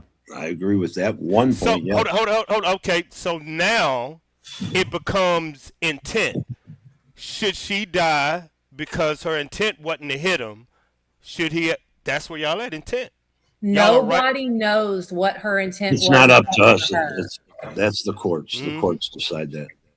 But see, I don't even think that is okay because the courts, nobody, it doesn't matter if you have a jury of 12 and the majority of them say they believe her intent was to hurt him or kill him or anything else. Nobody knows what her intent was. Period. Exactly. So it has to be proven. You can't prove it. You're asking for something that can't be done. But what we can look at is the 15 camera angles. The 15, she did misbehave. And I hate to even use that word because it makes it sound like she's a child. And she's not. She wasn't. But she should have had common sense, which unfortunately is no longer common. You don't block traffic. When she got in her car and she started blocking traffic and laying on her horn for 3 freaking minutes before anything happens, she lets everybody go by. And then the ICE agents pull up in their truck, and they get out and tell her to get out. Okay, you've already crossed the line by blocking traffic, impeding traffic, whatever you want to call it. You've already crossed that line. Then when the officers get out of their truck and walk up to her and say, get out of the car. I think they said, get the fuck out of the car. I don't like the way they were addressing her. I didn't like that at all. I thought it was super inflammatory and disrespectful. Well, the part you're forgetting is that she followed them there to begin with. It Right. was not a protest. She just dropped off her child. That's not a protest. Right, but I'm She just and her talking wife about what went happened. there. Her Right. wife begged her to go. She said, She "Drive, did not baby, want to drive." go. Yeah, I get all that, but I'm just talking about that specific snapshot of time. I understand that people are saying that they were following them. I've seen the videos. That Okay, well, look that's like it again, you're proves- not supposed to impede on Okay. federal official law while they're doing their job. You are not That's supposed correct. to impede on it. And she was impeding Can on we their at job least long agree- before You know she she ever was moving sat in up. the road. She Like, was. can we at Exactly. least agree that in the investigation, we now know, past all of this, that she fully intended on being there that day. They fully intended on impeding traffic and letting people know exactly. Wait. You cannot say she intended to be there Hold that on. day because she did not know that raid was going to go on before then. So you cannot. Yes, she Criminally did. so? They all wait a minute, Motor. This They is- all have a list of where those people are going, and they literally watch for where they go. These people, they have been watching ICE for months. That They is know true. exactly what they're doing, and they go from house to house. She was getting the reason she was waving ICE going on. house- Do you who's know going why house she to was house? What waving was that? ICE on? Shut up Wait, and let wait, me wait. I'm motherfucking asking you. talk. I'm letting you talk. I want you. No, to you're clarify not. what I'm you talking, said. and you I talk want you- over me. Instead of talking on, I want you to clarify what you just said. You just Let said that me we're going finish. house to house. Let me You said finish. you were going house to house. Guess what, dude? I have enough control on this thing that I can mute you while I talk. So at least let me say what I got to say, and then you can counteract. I don't give a shit. But here's the deal. But She if was you mute me, waving them Silver, on. I want Again, you to I'm stop and fucking realize what you talking. just said, because I can leave. I don't have to be disrespected either. Well, this is the first time I've been up here, No. and you have You interrupted said you have me control, every time I but try to talk. You had control to mute me, so I have the control to leave because. Good, get the fuck out. Not by the host. Not by the host. I'm being disrespected by somebody that just came up and said they have powers to fucking do whatever they want. Okay, time out. Mouse, thank you for having me up. But if somebody can Time mute out. me, Can I'm I not speak? no. Because somebody cannot Ooh, sit here get your and lie binky, get your and then binky, say- motor, get your binky, get your binky. Stop. Time out. This is not where this is supposed to go. Like that. You don't get to. You don't get to. Okay, can I explain what I was trying to say? She was trying to wave on the federal agents because her girlfriend was getting in the rig, or wife, so they could then follow them to the next spot. Yeah, They do this to every single one. And what they'll do is the person that's carrying the person they just arrested, they'll take that illegal to the ICE building. And the other ones will go on to finish their job. And what these guys do is follow them to the next job. This is exactly why they cannot keep doing this, because this is the kind of shit that goes on. They make their job twice as hard. That's money we have to put out because it takes them longer to get their job done. There are so many reasons why this is not okay.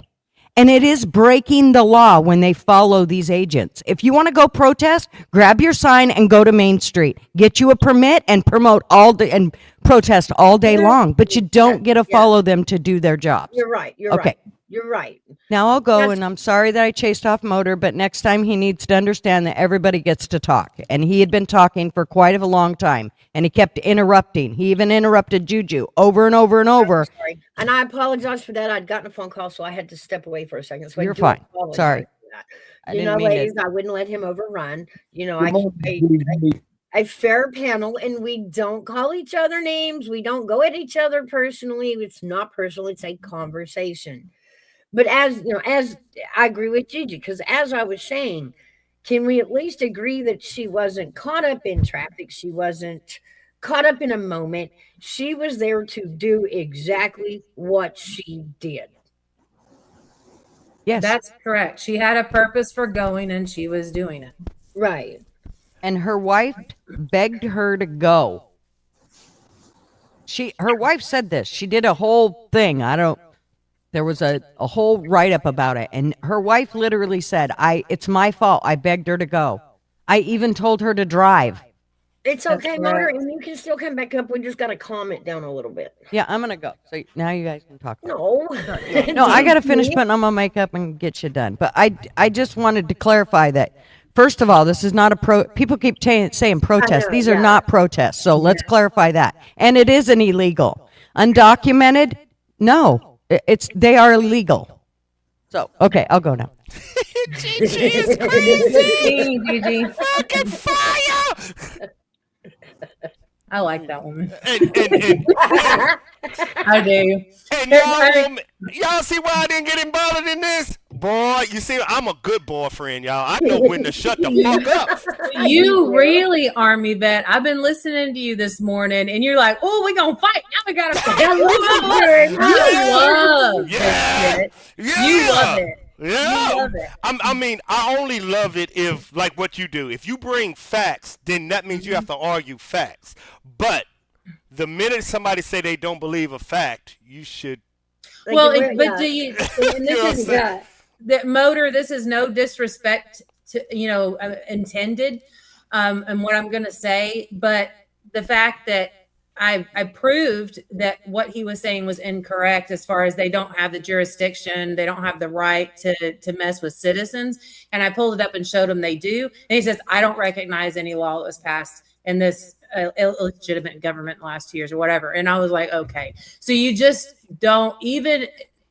And I promise you, I'm not being disrespectful, but you have to have an open mind and seek truth. And you can't just seek it from the people that are telling you what you believe.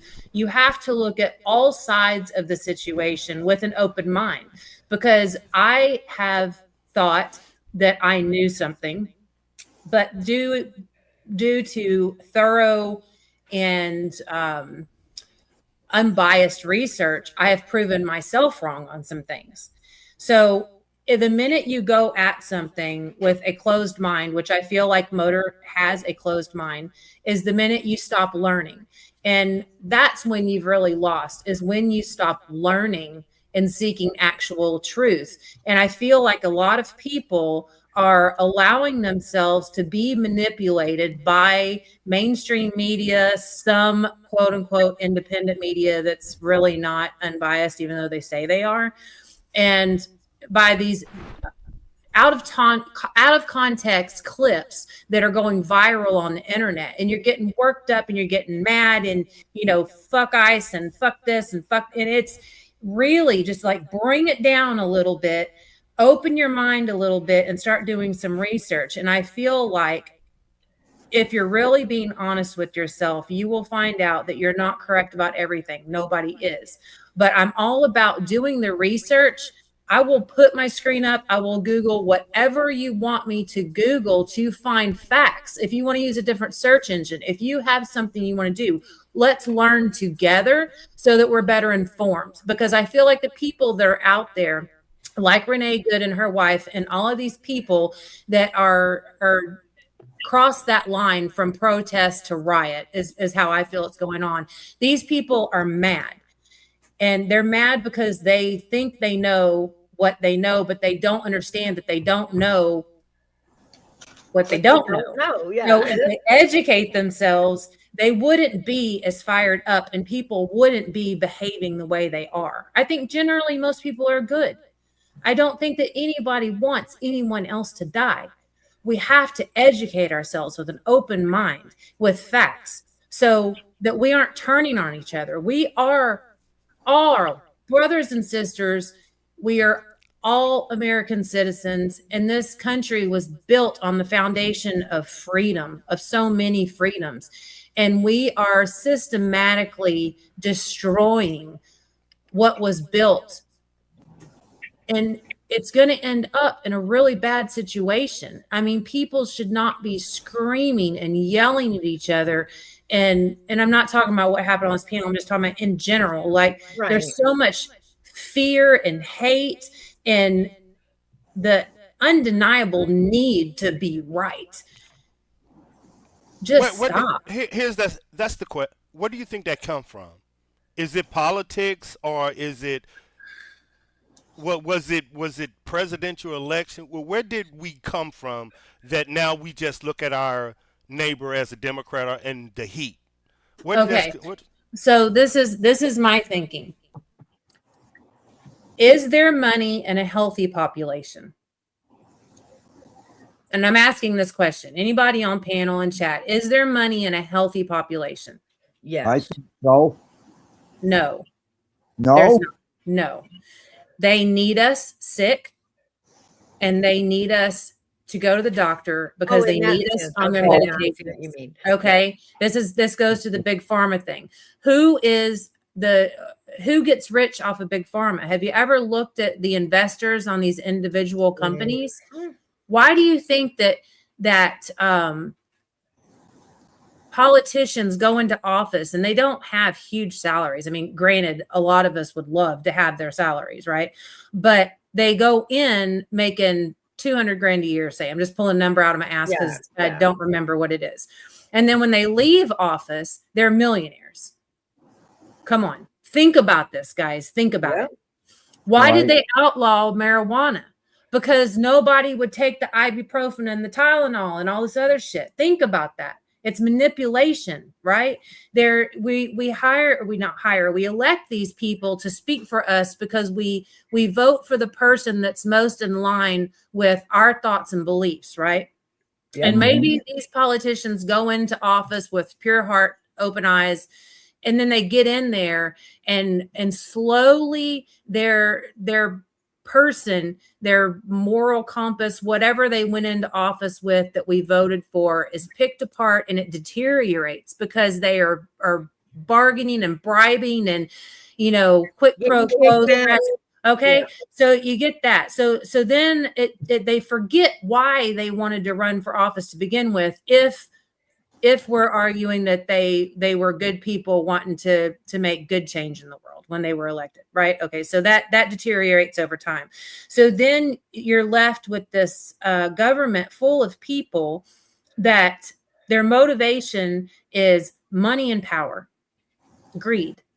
All right, so how can we control the masses? Because there's a hell of a lot more citizens than there are people running the country. I'll tell you. I've said it before. With government and the money and the power, as far as, the power, if they want you to do more of it, they'll subsidize it. They'll pay for you to do it. If they want you to do less of it, right, they'll tax it so you won't do it. Right. So then they need us to feel like they need me. I'll speak for me. They want me to think that I'm hated by other races because I look white, which, by the way, I'm not, but I look white. So they want me to think that everybody hates me because I'm white. They want Army vet to think that I feel fear when I see him in Walmart because he's going to want to rape me, or he's going to want to do this or that, or he's black, so he must be a gangbanger. He must be uneducated. They are trying to keep us at each other's throat, because if we're at each other's throat, then we are not holding them accountable, first off. And secondly, if we get quote unquote too out of control, like what's happening in Minnesota, then they can do things like martial law. They can pass more laws to keep us. I mean, they are manipulating us into behaviors that give them more power, because we have given them now a reason to come up with more laws and legislation and more restrictions. Our freedoms are being torn away bit by bit by bit. And us normal Joes and Janes need to wake the fuck up and stop letting ourselves be manipulated. I mean, have you seen the videos that have come out where they have like 30 screens of mainstream media reporters, and they're playing them all at the same time? You can hear all the voices. They are saying the same thing. It's scripted. Dude, they are fucking with our brains. I've been said behind the scenes that this is a CIA op. Let's circle back. We know now that the two women were a part of an organization that is against government and anything the government is doing. Mm-hmm. Question.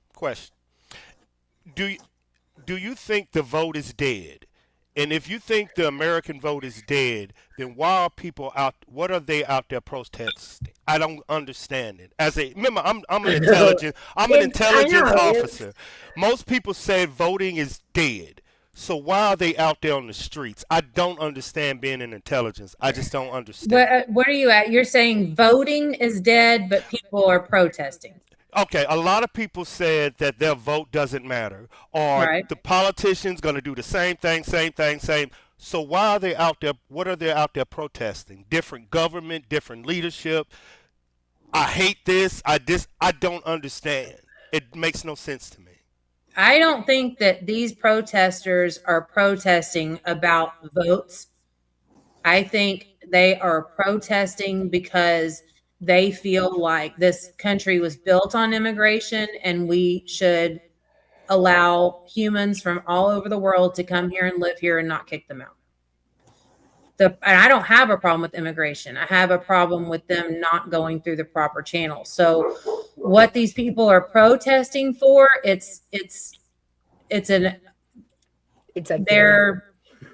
they're protesting with no Okay. solution, I guess, because Yeah. I mean you're protesting the wrong thing if that's the case, because these protests aren't going to stop these people from being declared illegal when they come over without papers, and it's not going to stop them from being deported. So It's not going to make ICE No. shut their doors and drive out of town.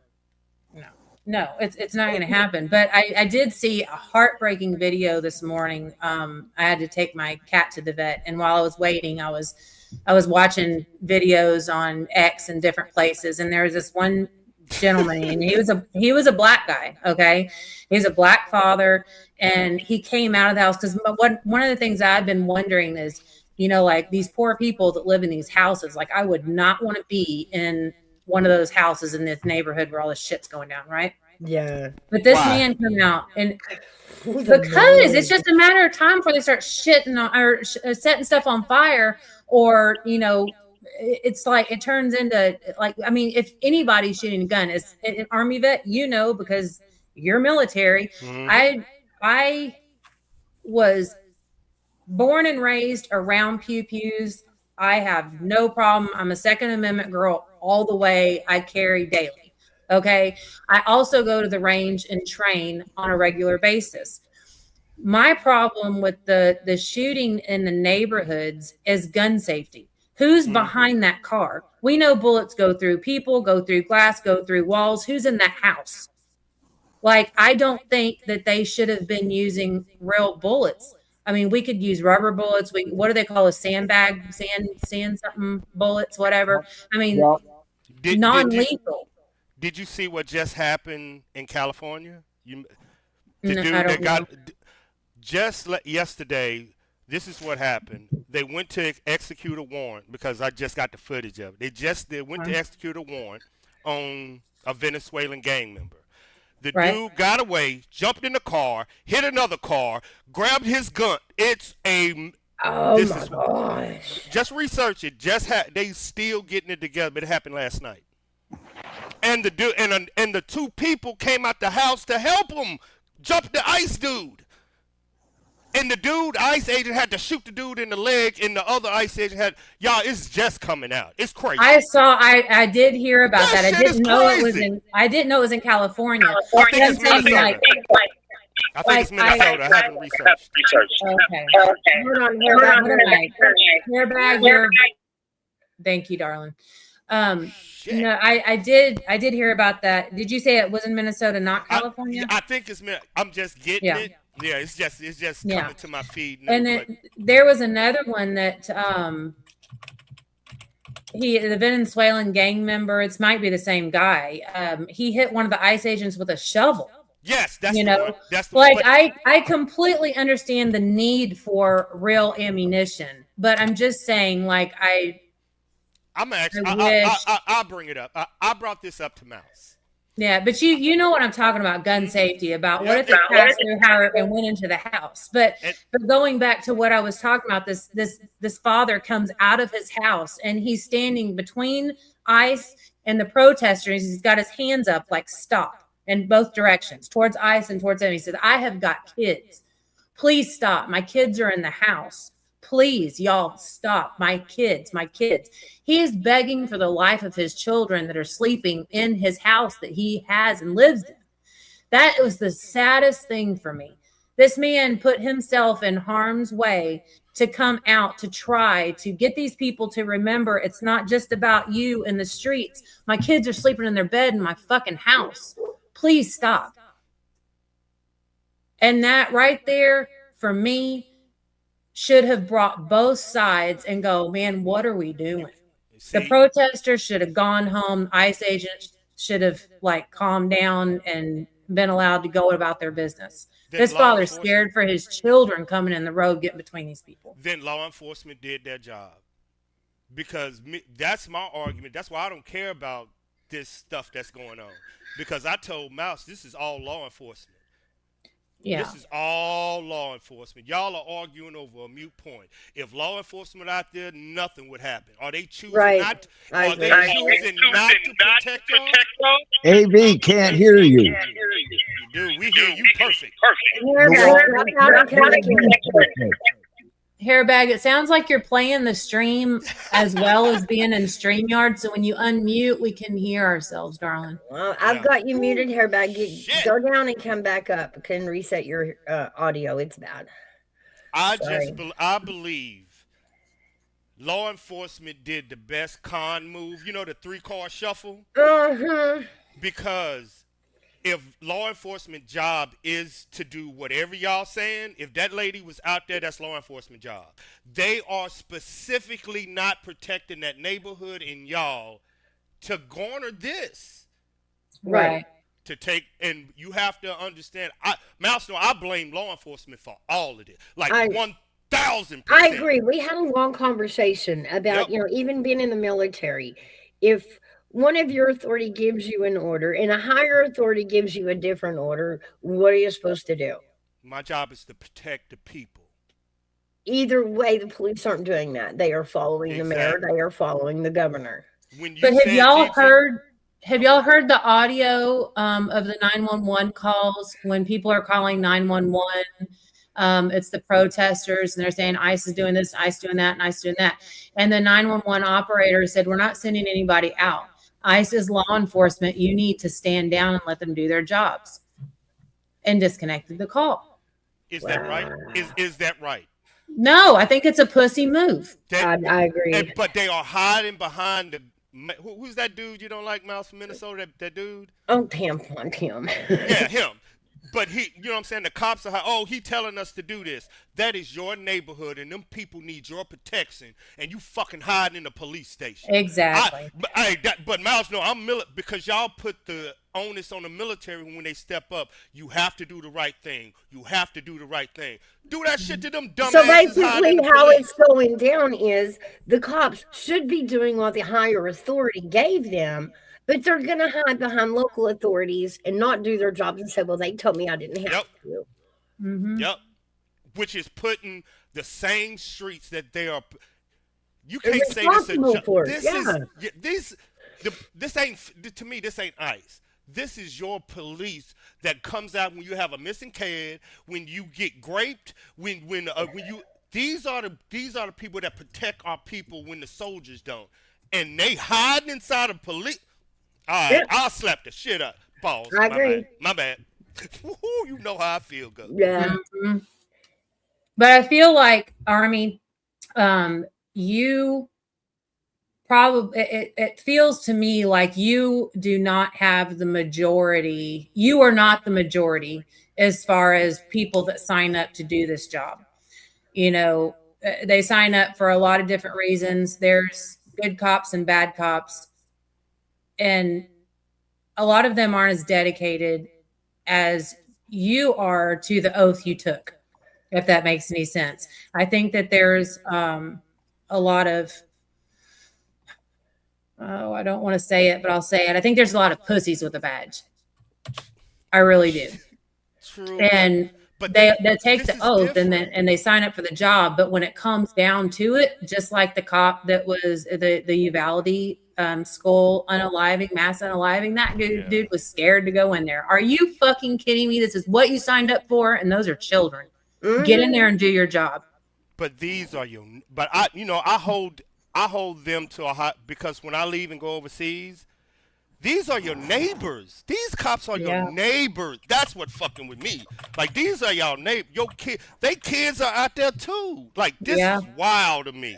Yeah. Your kids are out. That shit is crazy.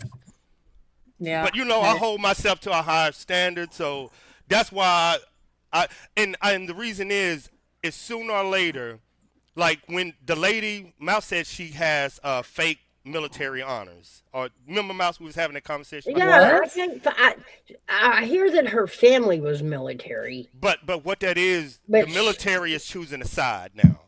And with Native Americans, they're choosing a side now. You see what I'm saying? And I see it. Okay, now I had to speak to that because I am Native American and I'm not one of these people that, I'm 164th, blah blah blah. I could be this is probably an unpopular opinion. I don't give a shit. Native Americans are one of the quote unquote benefits. is a free college education and 2.5 acres of land on a reservation. Fuck you. I paid for my I know, own right? college. I know. I paid for my own college and You turn can keep down your their trailer card. park reservation. Like, And you can keep your 2.5 acres and shove it where the sun doesn't shine, because I don't give a shit. I paid for my own college and I bought my own property. I don't need you to give me shit because you killed my ancestors back in the day and took all their shit. Okay, fuck off. I don't need that. All right, and I don't know. This is the first I'm hearing about Native Americans taking a side or doing whatever. But for me and mine, I don't see that. We're like, looking around going, y'all are all fucking crazy. Hey, hey, why you think I'm staying out of it? Uh-oh, hairbag. You back at it. Everybody, you got something on in the background. What do you mean I'm back? We're echoing through you in your Hang background. on. Wow, that hurt my Beats by Dre headphones.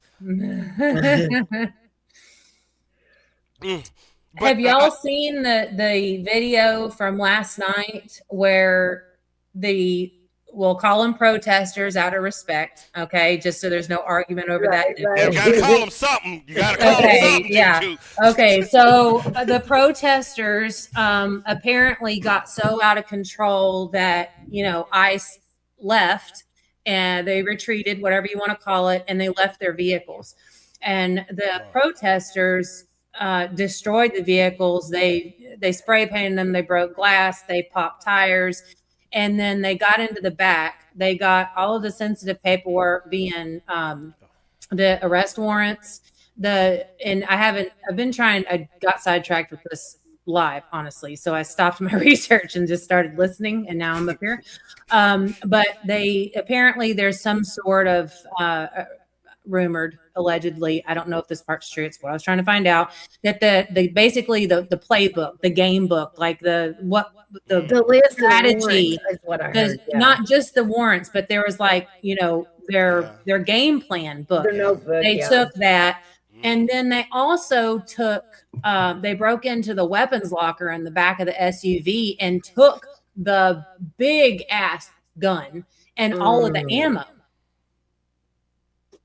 And the other protesters are like, don't videotape that part. Don't videotape. You hear them saying, stop, don't record that part. And this guy gets it. I'm assuming from the case that they pulled out of that weapons locker in the back of that SUV, and versus what I'm seeing these ICE officers displaying when they're out in the streets, it looks like an AR. So now there is a law enforcement issued ICE AR or shotgun or whatever it was on the streets in the hand of one of these quote unquote protesters. Oh my gosh. There's something else out there. I just gotta find a video. It's gonna blow your mind. I mean, that's not okay in my mind. No, it's not. And what do y'all think is gonna happen? Y'all know it's going to be a crowd shooting. We all know this, right? It's what it's sounding like. Come on now. We all know what's I happening. think that I don't think we have much longer before Trump institutes the Insurrection Act.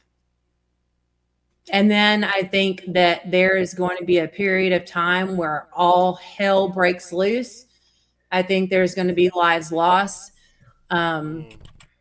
Before people realize that they don't, they're when the Insurrection Acts or martial law or any of that, when that hits, I think it's going to be a rude awakening for a lot of people. And fuck y'all for putting us in this situation, because I didn't do any of this shit,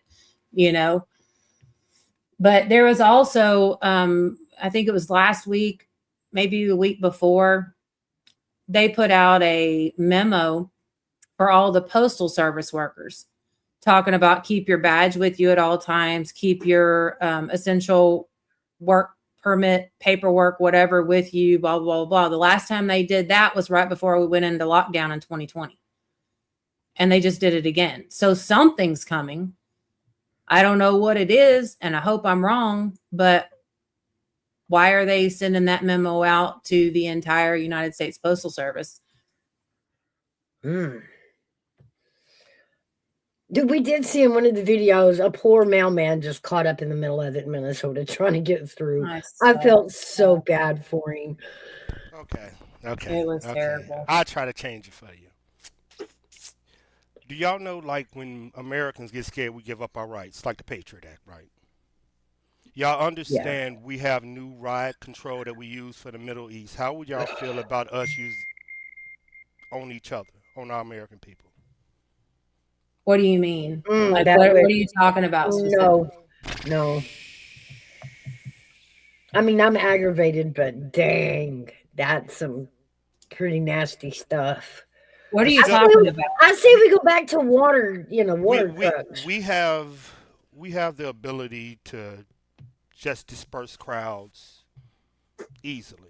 Like, What are you talking about? Like the microwave, whatever it was, made everybody. What they just used over in Venezuela. Venezuela, yeah. How would you feel seeing that against women and children? No. It's going to piss me off, but I mean, it's not without law enforcement. What other options do we have? That's true. I mean, I see why they would use it, and it would also piss me off. But it would piss me off that we got to the point that they felt the need to do that. But I would also be upset with the people that put us all in that position. I promise you, if they start using weapons like that and my kids start bleeding from their nose and vomiting blood, this mama's going to come out fucking swinging. I agree. I promise you. But this video that I'm showing right now. Oh, yeah. This is a clip that they are trying to take down and scrub off the internet. But these are protesters. This is them taking, and Army Vet, you look at what they take out of here and you tell me what you think, what kind of weapon you think is in there. But I'm going to play it real quick.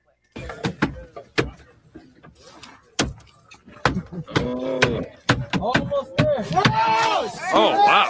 I might not believe it. Let me see how it is. Okay, it's a kit. There's a gun in there and they get the ammo too. Okay, So whatever that is. Did Look you at that. open it? Look at that. I can't tell. Looks like a flash suppressor, a flash hider or suppressor of some sort. Go back to the other one where the butt of the gun came out first. Okay, I'll go back here. I wonder if I can. Let me change the speed, the playback speed. Playback speed we'll do 0.5 just to see if that helps. Okay.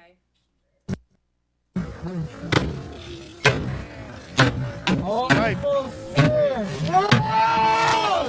Oh, wow.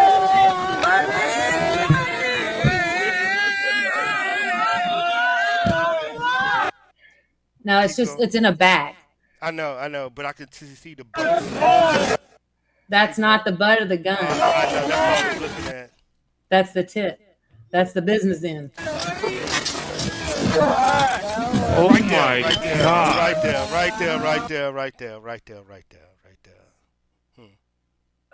That looks like an AR imprint to me. No, it looked like a sniper rifle imprint to me. You know better. A short stock because you just got to put the barrel on.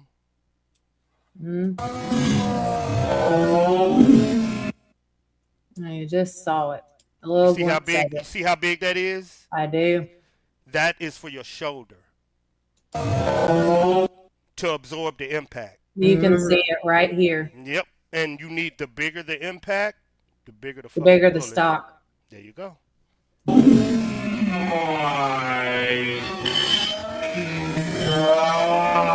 I don't know. Like it might be fake. I don't know. It ain't fake.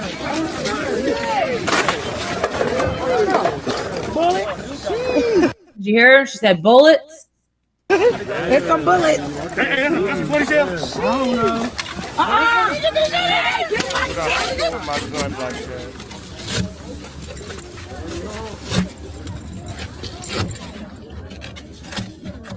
Is this real for real? I swear to God, Yeah. This on real. my life, yes. So we're to this point now. Now the protesters have ran ICE off. They're destroying vehicles and taking firearms and ammo. This is not good, man. Hey, big dog mom. Shit. If you listen, when he starts to walk off with the gun, you'll hear them say, "Don't record this part," or something like that. Tourniquet there. Did he get?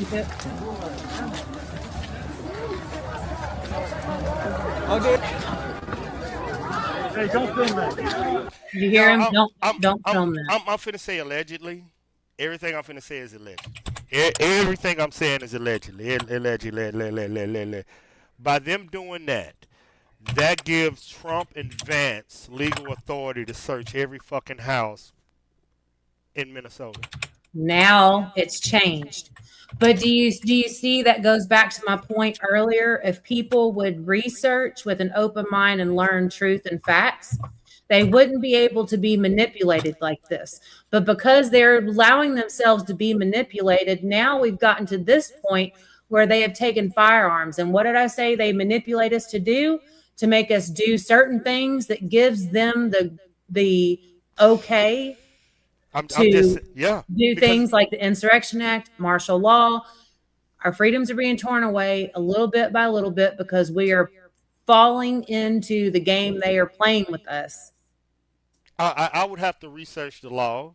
That's why I say allegedly that if a FBI agent's sniper rifle was taken in a crowd, what's your search pattern? Do you want me to Google it?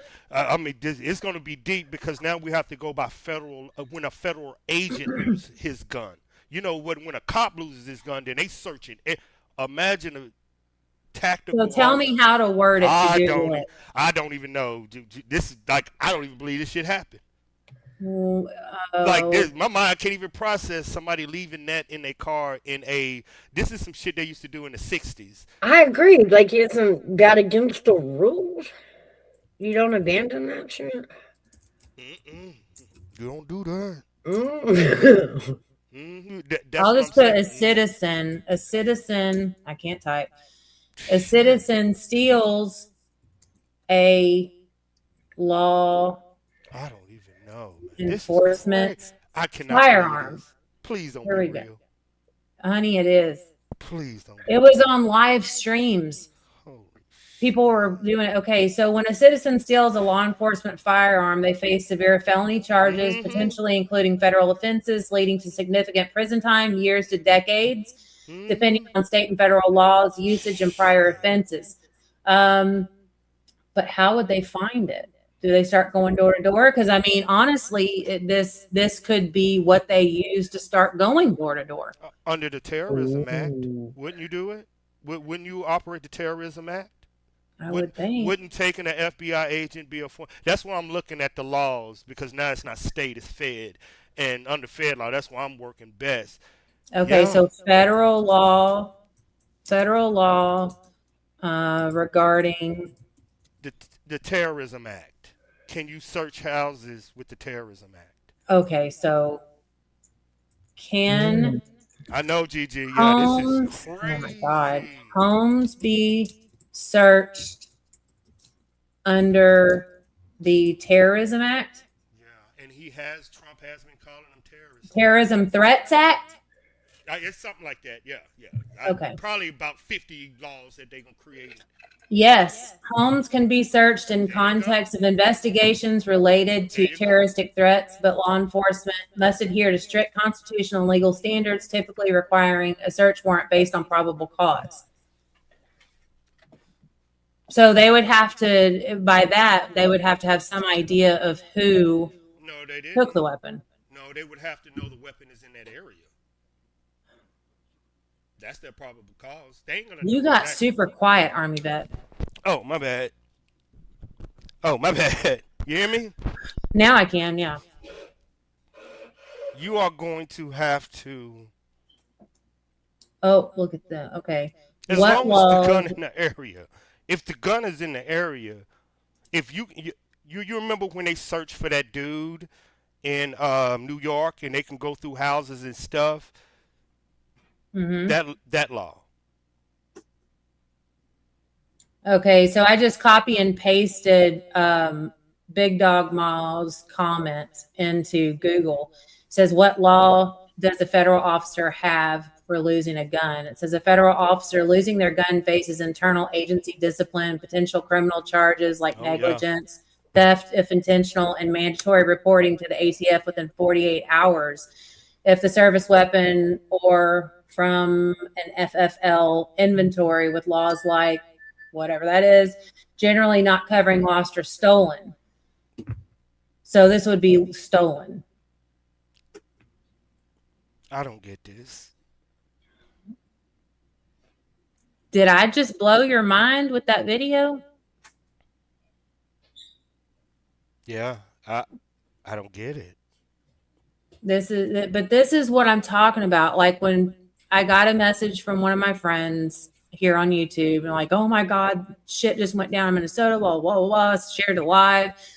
And it was late. I'm old. I need to go to bed. So I watched a few minutes of it. I'm like, I'll watch this tomorrow. Now, when I got up this morning, life happened. And so while I'm sitting there waiting on the vet, I'm researching as much as I can. I'm bookmarking things. And I saw that and I was like, holy crap. Well, when I was done at the vet, I called him on the way home. I'm like, hey, did you see where they stole it? No, they didn't take any guns, that type of thing. And I'm like, nope, they did. It's here. And he's like, oh, I didn't see that. And I'm like, okay. So we had this long conversation. I'm like, just because you didn't, and this is what I'm saying now. Like, just because you didn't see it doesn't mean it doesn't happen, but it goes to show he leans left, right? So his algorithm is a left algorithm, right? So we've had this type of situation before, and he doesn't see the parts that I see, and I don't see the parts he sees. So it's like his algorithm is sent to him to inflame his thinking, or you know what I'm saying? Like it's to manipulate him, and mine is sent to manipulate me. It has. So you have to cross-reference and again, look at everything. And then you will come as close as possible to the truth if you look at all angles. I feel like I just really ruined the conversation. No. My mind is spinning. And my mind is spinning. Because this is, okay, I'll show you where I'm going. When did Vance put out We Going House to House? Was it after that video or before? That video happened last night. Vance was a few days ago. Okay. That video with Vance came out after Renee Good was unalived, but days before this happened. I thought the door-to-door was the fraud thing. So I can Google JD Vance door-to-door comment. All right. I mean, I know the government trolls y'all a lot. CIA and this. I know what they're doing. Do you think that the guy that took the gun was a plant to get them where they want to be? Yes. See? And that's kind of what I'm feeling, and I'm ashamed to even say that that is where my mind went. But because of the research that I do. Did they plant guns in California in the 50s and 60s and 70s? I don't know. Yep. They have done it before. And I'm saying since law enforcement has pulled back, that means there's only 2 victims in this situation. We call them the protesters, but the people and ICE. Who do you think is finna get hurt? Okay, so the JD Vance door-to-door comment was from a Fox News interview that was broadcast on January 7th. Okay, so remember January 7th. What date did Renee Good die? January 7th. So that he made that comment on the same day that she died. let me see. Oh shit. Did JD Vance make, damn it, door to door? I have a broken nail and it's messing me up. Door to door comments after, God dang it, after Renee Good died. Yes. Vice President J.D. Vance made the door-to-door comment after Renee Good was fatally shot by an ICE agent in Minneapolis. She died on January 7th, and the Fox News that was broadcast hours after the end. But when was it filmed? When was the door-to-door comment filmed? Because you notice they say released.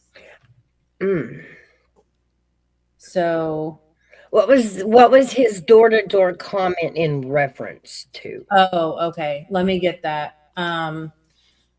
Hold on. I'll play it for y'all. Door to door. And I'm gonna have to switch to X for this. Okay, so this is 42. That's gonna bring, and let me pull it back.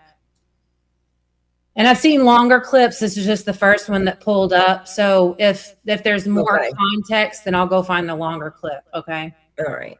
if you get the immigrants out of the country that came here illegally, that's going to bring prices down. Are we getting these illegals out fast enough?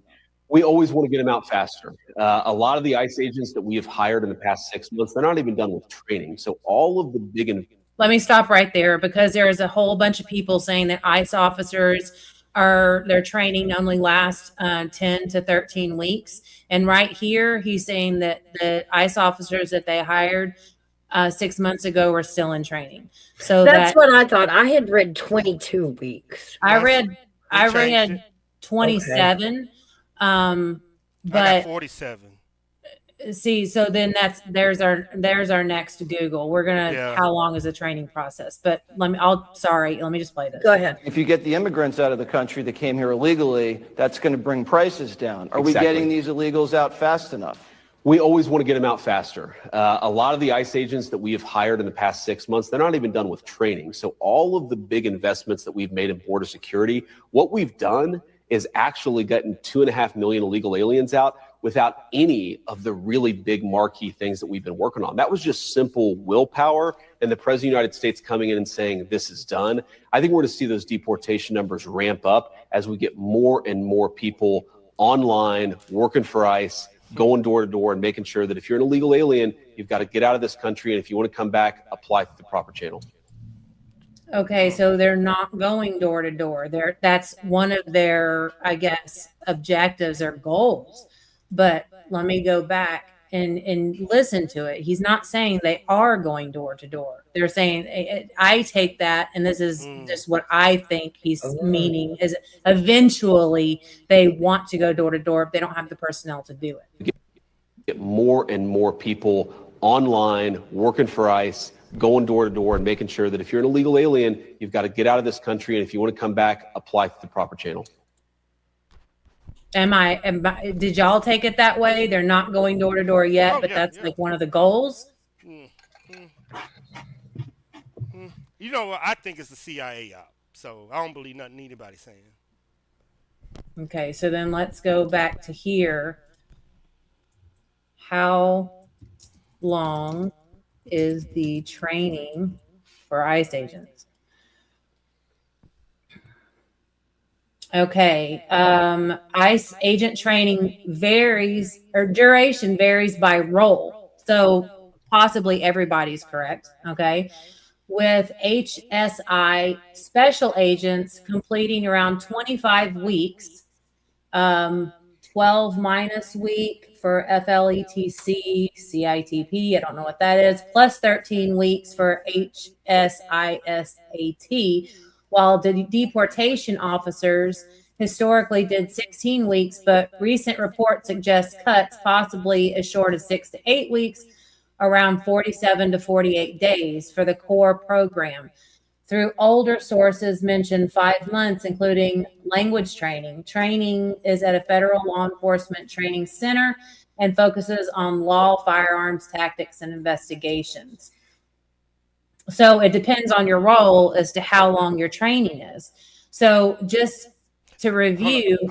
Hold up. Check, type in, and I'm talking right to the immigrations officer. Type in, type in Trump, what would it called? It's Trump ICE Program 47. She say type that in. That'll give you everything you need to know under the new program. Thank you, babe. Thank you. Okay. Well, AI is not helping me here.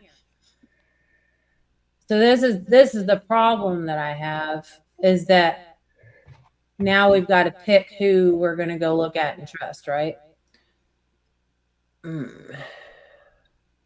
What about Wikipedia? It's Agenda 40. Agenda 47. What the hell is that?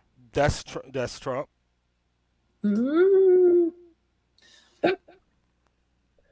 Agenda 47, huh? Mm-hmm. Go ahead. Agenda 47, styled by the Trump campaign as Agenda 47, is a campaign manifesto of President Donald Trump, which details policies that would be implemented upon his election as the 47th President of the United States. It's a collection of formal policy plans of Donald Trump, which may rely on executive orders and significantly expand executive power. It's been criticized for its approach to climate change and public health, and its legality and feasibility, and the risk that it will increase inflation. Some columnists have described it as fascist or authoritarian. September 2024, Trump's campaign launched a tour called Keep Trump Agenda 47. This is what the Democrats is thinking. This is what y'all fighting against. Mm-hmm. This right here. They believe all of this.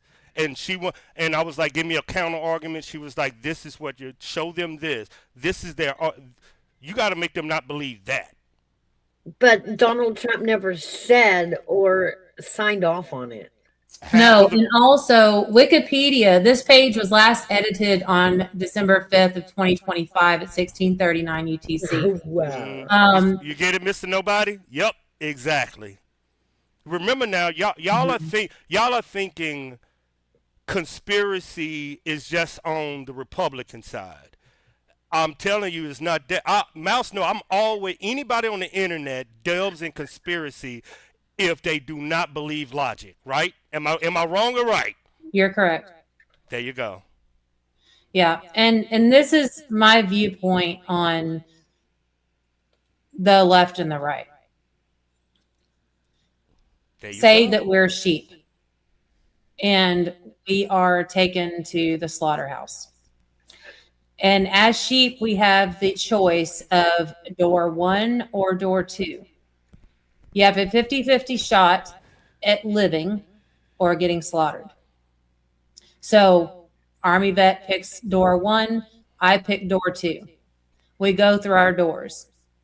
On the other side of those doors, there is only the illusion that one of us is surviving, because on the other side of those doors, we're being funneled back into a single file line straight for the 22.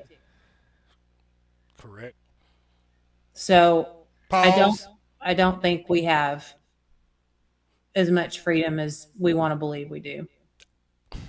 And I hate y'all. We finna go somewhere, and I'm sorry, man. This is a definition of a lack of male leadership in our country. I agree. If and your this house, go ahead. You could go. No. I want to hear what you have to say, because I'm going to go off of it too. If America was a house, and your father wasn't leading, and mama and the kids in the back saying, "What are you fucking gonna do?" This is the anarchy your family will go through. And I understand our country is going through fucking no leadership. The dad ain't doing shit. House burning down, rent ain't getting paid, lights off.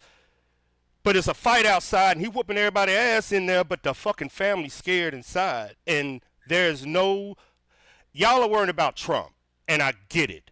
In 8 months, midterm elections. Yeah. 2 years, we are voting for the next president of the United States. And if you can tell me anybody that you want to elect that agrees with your words, that's what we need to be talking about. Because in 2 years, that president got to go up against this world. And that's what I'm afraid of, Juju. I am terrified. I'm done voting on words. We need to vote on action. But the problem is that they don't act until they're in office. So all we can go off of is words. That's what bothers me. Nobody. Trump won't run again. He can't. No. It's y'all that need to fucking step up. And I've always said when I got Mouse and Gigi, y'all fucking females need to go ahead and start running for office because these dudes ain't doing it. See, and now we got a problem. I get it. I totally get it. But in order for leadership to change, it starts at the top. I don't care if it's male or female. I need competency. Like, if these men aren't willing to step up, why the fuck won't y'all elbow them out the fucking way and say something? I will say something. I'll say something, and this is going to be very, very fucking unpopular. And the women are going to probably hate my guts for the most part, and that's fine. Oh, shit. Not everybody believes in the Bible, and I'm not an overly religious person, but I do believe in the Bible. And it says that man is the head of the family and that women should follow their men, right? It also says the man has to be worth leading. Mm-hmm. And I agree with you that we don't have the male voice, whatever, leadership. Leadership. We don't have them, but I do believe women can do a lot of things that men can do, but I do not believe that there should be a female president. I'm a little different, and I get that, and it's fine. But women generally are emotional creatures, and I don't think that because there's some hard decisions that need to be made, and I don't know that a woman should be the one making them. As long as you said it, as long as you said it, I agree, but I can't say that. I'm a man. No, you should be able to say that. You crazy? You should be able to say that. I don't, I'm not jumping on the bandwagon, which we need the first woman president. I'm not on that wagon. I'm not. To me, I don't care if it's male or female, as long as they can do the job I need them to do. I do care if it's male or female, and honestly, I do too. The women that have ran, okay, I'm not going to talk about Hillary or Kamala. All I'm going to say is if there is a woman that is ever elected, I feel like she would be. This is so judgy, and I don't want to sound judgy, but the woman's got to go in there and be more of a man than a man is. There's going to be my dick is just as big as yours type situation. And I got to pause that. This chick is going to do things. Yeah, she needs to be as tough as a female basketball coach of a boys team. Like, roar. It's not cool, man. It's not going to work because she's going to have to to prove something, and she's going to get us in a world of fucking trouble. Okay, question for y'all ladies. I'm kind of, because you sound just like Gigi. She said the same shit. But don't y'all do this on panels? Discussions with... Discussions, yes. Okay. Now move that. Let's go one step by one step. We're gonna go to foreign relations. Do you think women can do that? No. Do you want to know why? Go. It's open. This women. I promise you. Like, just speaking for myself, I feel like I have the ability to talk to people that agree and disagree with me, and I can have a logical, level-headed, informed conversation with them where we come out of the other end of the conversation without high blood pressure and screaming memes. Okay. We may not end on an agreement, but we can end in respect. Okay. And I feel like I have the ability to educate and be educated. But you have to read the room. And when I say the room, I'm talking about the whole ass world.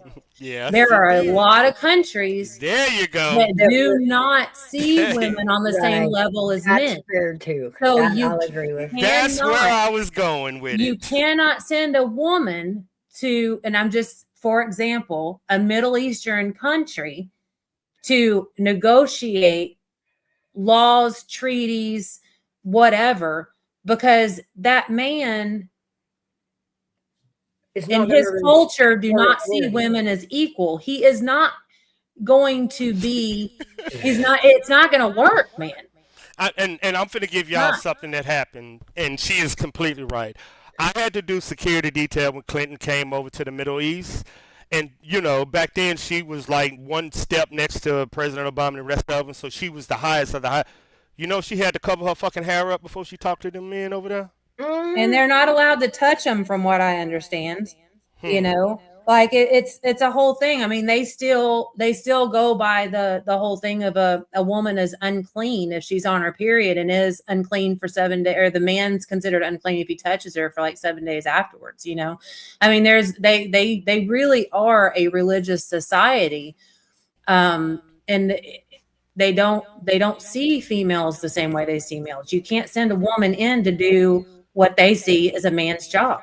So Well, also our country, there are people. There are the Amish is one of them. They don't believe in following the lead of a woman. No. So it affects people even in our country as to how they would respect. Not that they respect our president anymore these days. So if you disagree that women should hold that title and leadership, should women question military movements? I can question all day long. Should you have a right to vote? Like, should you have a right to vote for it? Of course, you should have a right to vote and all that stuff. But for instance, in my household, my husband is the head of the house. I'm by no means a submissive person. I can be confrontational as hell. All right. If I think you're wrong, we're going to sit down and have a conversation. For our household, my husband makes the final decision, but because he is a man worth leading, he will sit down and have a conversation with me. He will hear my thoughts. He will take it into consideration. And a lot of times he's like, you know what, babe, you're right. But the decision's his. But I trust him to make the right one. I might as well go ahead and piss all y'all women off then. Should women should women have the right to vote if you're man? Because you're gonna listen to your. Should women have the right to vote? Yes. Yes. Why? And they should be allowed to vote opposite of their husbands if that's what they choose. Because they have to live in this world. Even even if you're a Christian, I mean, y'all basing this on the religion. You should follow your man, right? Why would you vote against it? No. Yeah, You know, this is where I did this argument. I did not say obey when I married. I did not say obey. Should you vote against? Should you vote against your husband's needs? Yeah, we have an ongoing joke. Like, my husband does not vote, and I only vote. I voted for the first time in my entire life in this last election, and if he would have voted one way and I voted the other, we just joked about, well, we just cancel each other out. That's what my we giggled. But, it's not that deep. It really isn't that deep. Like, we are entitled to our opinion, and we're allowed the freedom of speech and all the other stuff, right? But I'm saying, like, on large scale issues, I feel it's best for a man to lead. Right. That's not saying I'm not capable of it. I just feel like it's a man's job. Leaderships and the right to live in America are two different things, AB. Right. Y'all, mouse is good, y'all. Yeah, and that's right, Big Dog Mom. That's the important part. Don't forget that, man. Yeah. Okay, so let me say this. Another unpopular opinion. My label that I have given to some feminists, not all feminists, okay? Some feminists are rabid feminists. You know, I can do anything a man can do. I'm just a blah, blah. Okay, all right. So when you are applying to be a firefighter, why do you not have to pass the same test he does? You're given more time. You're required to carry less weight. If you're gonna, but you think that fire gives a shit if you've got a pecker or a vajayjay? It doesn't discriminate. But that's because of y'all women. No, I'm not asking for preferential treatment. If I want to be a firefighter, I'm holding myself accountable to pass the same test in the same amount of time as a man. Now, I believe that's fair. Okay. You know? So, right. Who told a woman she can do what a man can do? Who put that in a woman's head? Daddy. Another woman. Daddy. Probably. Another woman. But also, women have lost sight of the value of the female role in the family, the relationship, and society. And by nature, most women, and there's a lot of women that aren't, but most women are nurturing caregivers. You know, we have a role. We give birth to the children. We feed and water children. We raise the children. And of course the men, no, listen, men play a huge role in all of that stuff, right? But I take great pride in the fact that I greet my husband when he gets home from work every day. I make sure that he's got his favorite drink, hot meal on the table. His clothes are cleaned. Like I take pride in that. Yeah. And women's role is disappearing, and there's men's roles are fading. Women's roles, we got this whole gray, goopy area where nobody really has any assigned role in life. And shit's falling by the wayside. Not really. Ratopia. Right. It's in Ratopia. No. Look at the difference. Look at the difference in the children that are. Look at the outcome of adults today versus 50s, 60s, 70s. There's a huge difference in how people behave. It goes back to the home and how they're raised, and shit was better, man, when men got off work, came home to a hot dinner, clean clothes, and kids were doing homework. Okay. Shit. Okay. But remember now, I'm gonna use my superpower like I use against Gigi and Big Dog Mom. Yeah. You're married. Yeah. That isn't everybody. No, it's not everybody. So what are you asking me? Being a wife in 2026. Is that what women want to be? Because you're using your knowledge of what women want. Now women would rather be a businesswoman, and their motto is what? A man can't tell me shit. So how is that that's a problem. That's a problem. Okay. Yeah. To me, that's a problem. But let me tell you, I have been married twice. Okay. And there was a span of a few years where I was a single mom of 2 boys. I worked a minimum of 2 jobs, sometimes 3. I paid for my truck. It was me and my boys in our little 2-bedroom apartment. We didn't have everything, but we had what the boys needed. They were fed and watered, clean, loved, and taken care of. Disciplined, whatever needed to happen. Mama got it. I got it. Okay. I wasn't looking for anybody. I was minding my business, and I was trying to produce 2 good male adults, because I'm raising somebody's father. I'm raising somebody's spouse. I'm raising a citizen. Oh, y'all sound like mamas. And the parent of your grandkid. Like the parent of your grandkid. Exactly. My job as a human and as a mother is, if you have children, is to produce good, well-rounded, moral people. Okay. All right. So while I was doing it on my own, I was doing it on my own. And I was fine doing it on my own. I wasn't looking for nobody. And then when my husband found me, I couldn't get that man to go away for nothing. I even told him I was a lesbian trying to get him to go away. I need a big ass pause pause button. And do you know what he said? He said, "I don't give a shit. Dance with me, lesbian." And we have not been separated a day since. Okay. Pause, big dog. Mom, pause. God damn it. So then when we got together, I'm so used to doing everything on my own, right? I'm still doing everything on my own in the first 2 years of our relationship. And my husband's like, "You don't have to do that." And I'm like, "But it needs to be done." And I was like, "I can do it." And he said, "You can, but I'm here now. You don't have to." Told you. Yeah. And that, man, is why I laid down I'm an independent woman bullshit and said, "All right, baby. Thank you. You got me." We just had this conversation. That's so crazy, ain't it, Mouse? Yeah. And because Mouse asked me the same question, like, "Why do you want to get married?" And she said, "What?" And I was like, "To be needed." And it's what you just be needed. Like if you don't need me, like if you don't need a man, what do you need me for?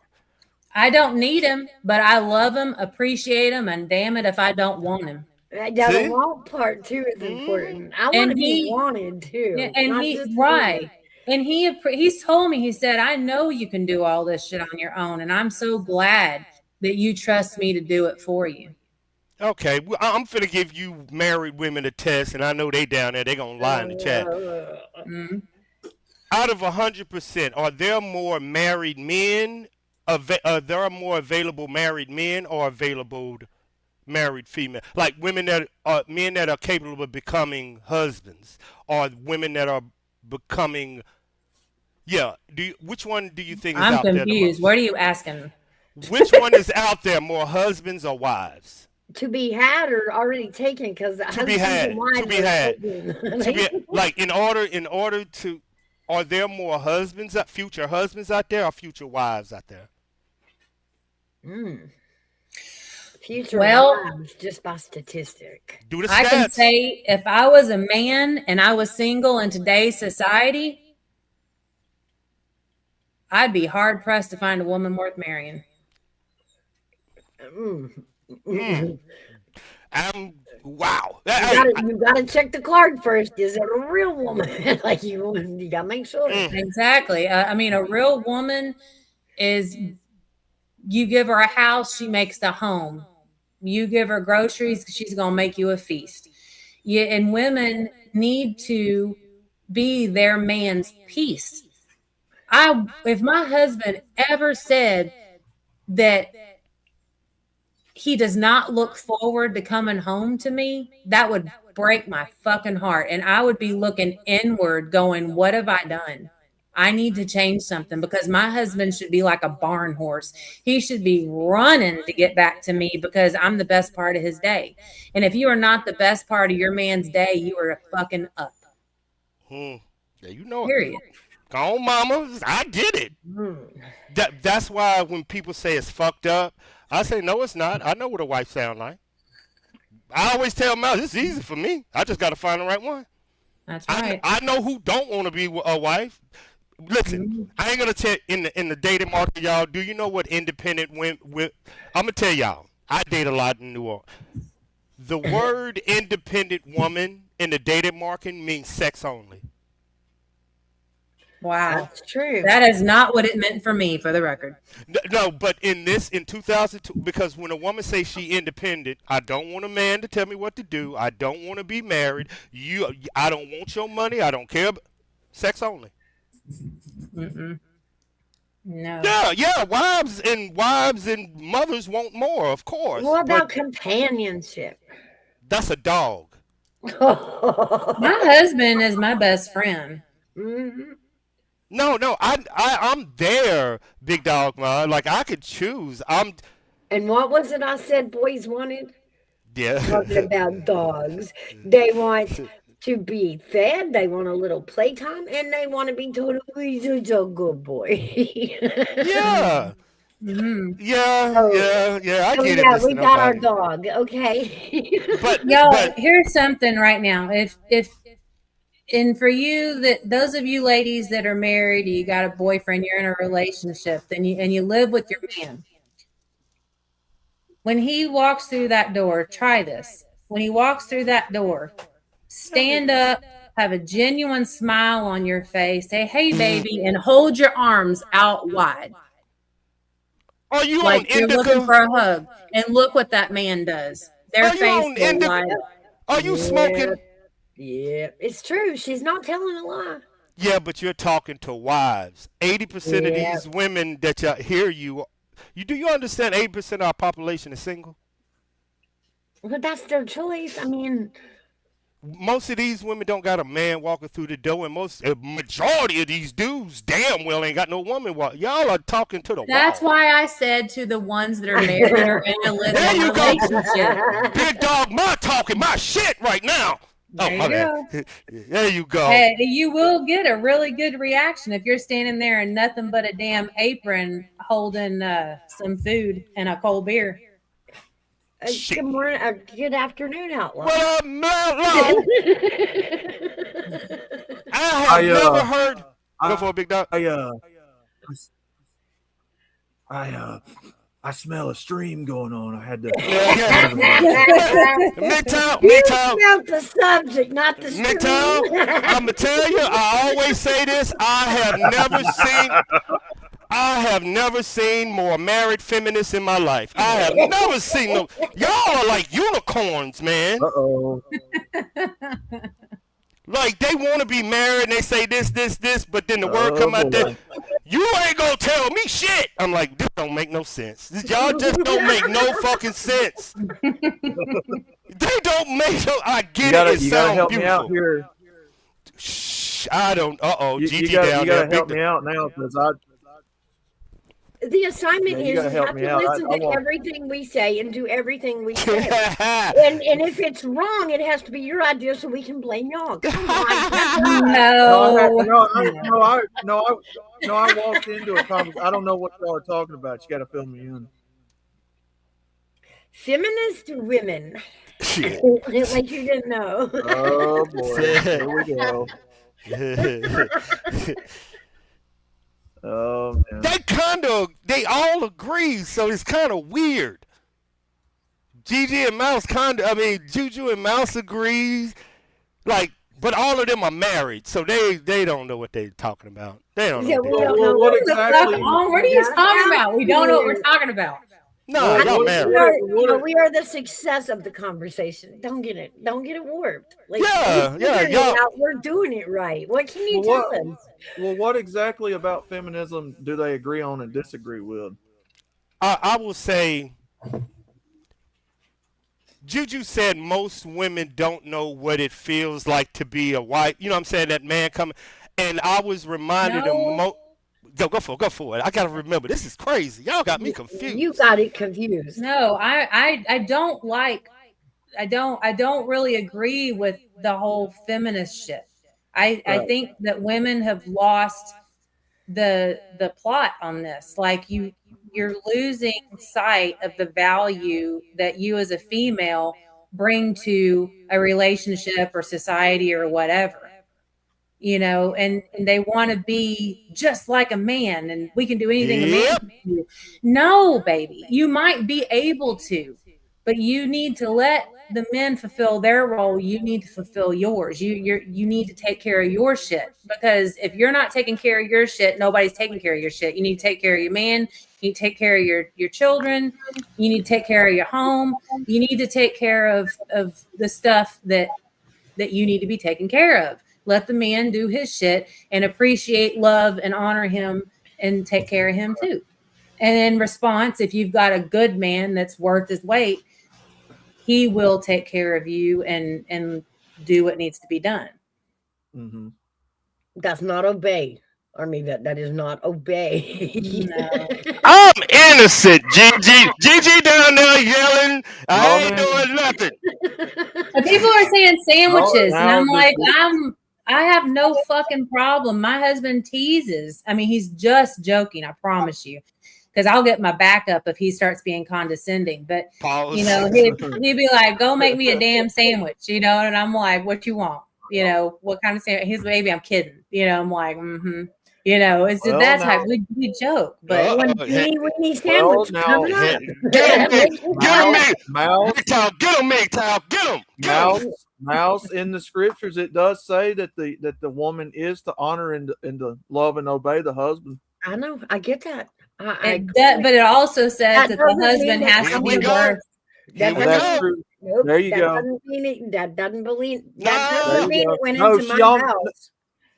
She almost Matt. said it. Yeah, the man has to be under God's. Yeah, that's true. Exactly. He So has that's to be what I'm under saying. God's You- leadership, too.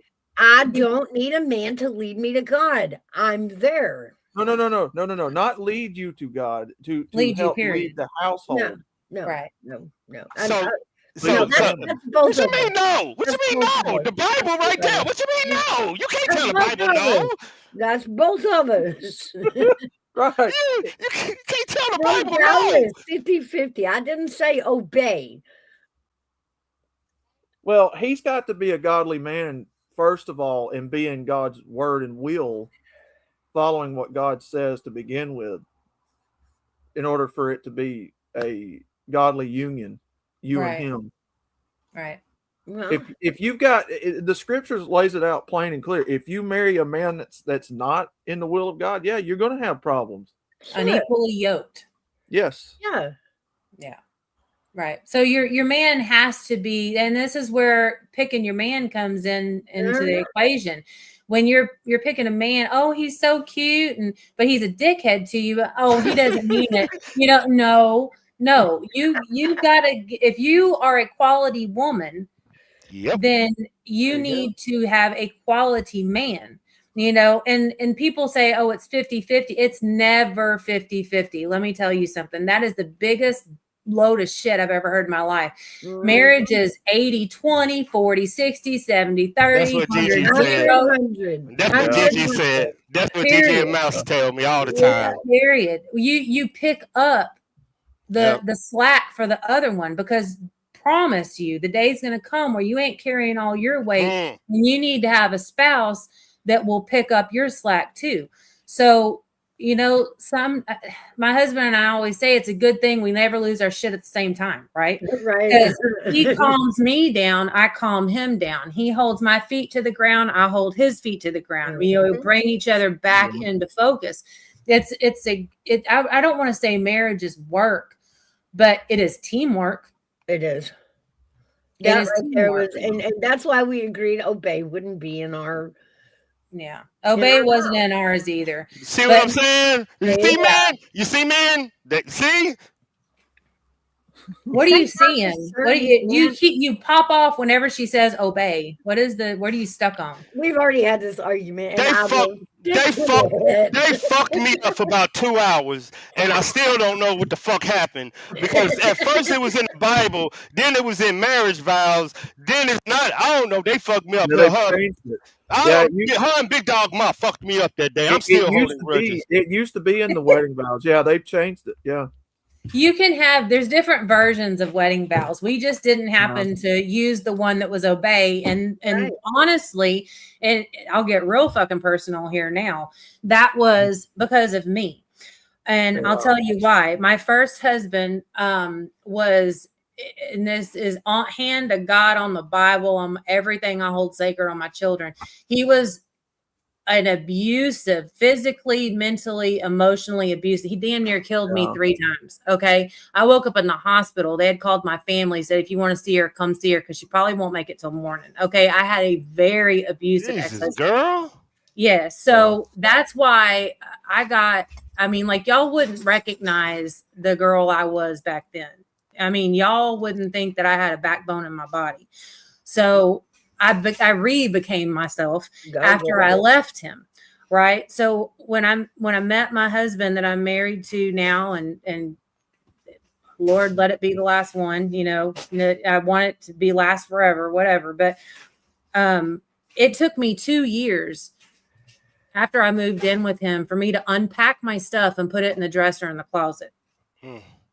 And it was because I was in the mindset that I need to be able to go.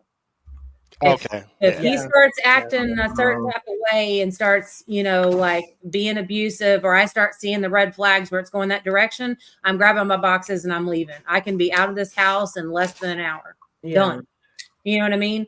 But when he proved to me that he wasn't. And again, words didn't fucking matter. I'm looking at actions, right? And I'm waiting for them true colors to surface. And thank God his true colors were always at the surface. So one day when I was doing laundry, I was folding and all this stuff. And then before I realized, I'm like, holy shit, I just put my stuff in the closet. Oh, I'm good. And so then that's when I unpacked my stuff and I started putting it in the closet in the dresser, and I started putting my kids' pictures on the walls and stuff like that, because he proved to me that he was worth following. He was worth going into this partnership with. But when it came to the marriage vows, because of my history and because my ex was like, honor and obey, honor and obey. I'm like, bitch, that isn't worship and adore. Fuck what? Off. You know? Yep. Amen. So when I got married the second time, I was like, if you're cool with it, I'd like the word obey, because it was my hang up. Yeah. Right. So in scriptures, when that word obey is used, that is God's charge to women, not man's charge. That is God saying, there is an order of operations here that both of you have to meet in order to follow me and be equally yoked. Right. When we say for women to obey and honor, it's not because we're treating you like slaves. See, that's a very common misconception about it. Right. I agree. What is the definition of obey? Could we type it in and he'll get why he's explaining what he's saying. Get the definition of obey so you can hear what he's saying, because it matches up from what he's saying. Okay, I got it on my screen if you want to share it, Mouse. See, this is why, if you go back to the last time I was on this stream with y'all talking about marriage, this is why I said, and I still say, marriage is a sacred union. Because it is. It is a sacred, you are taking what should be for all people in this culture. It should be a sacred institution that's permanent for life.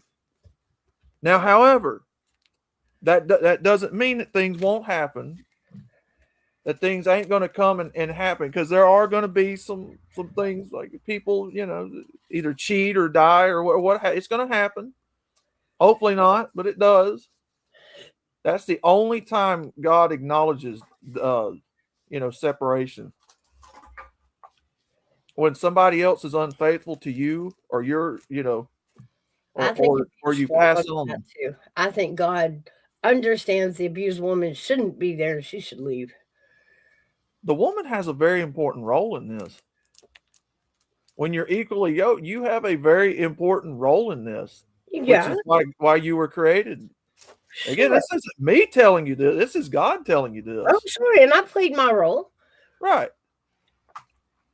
When I look at it like two halves of the same whole, right?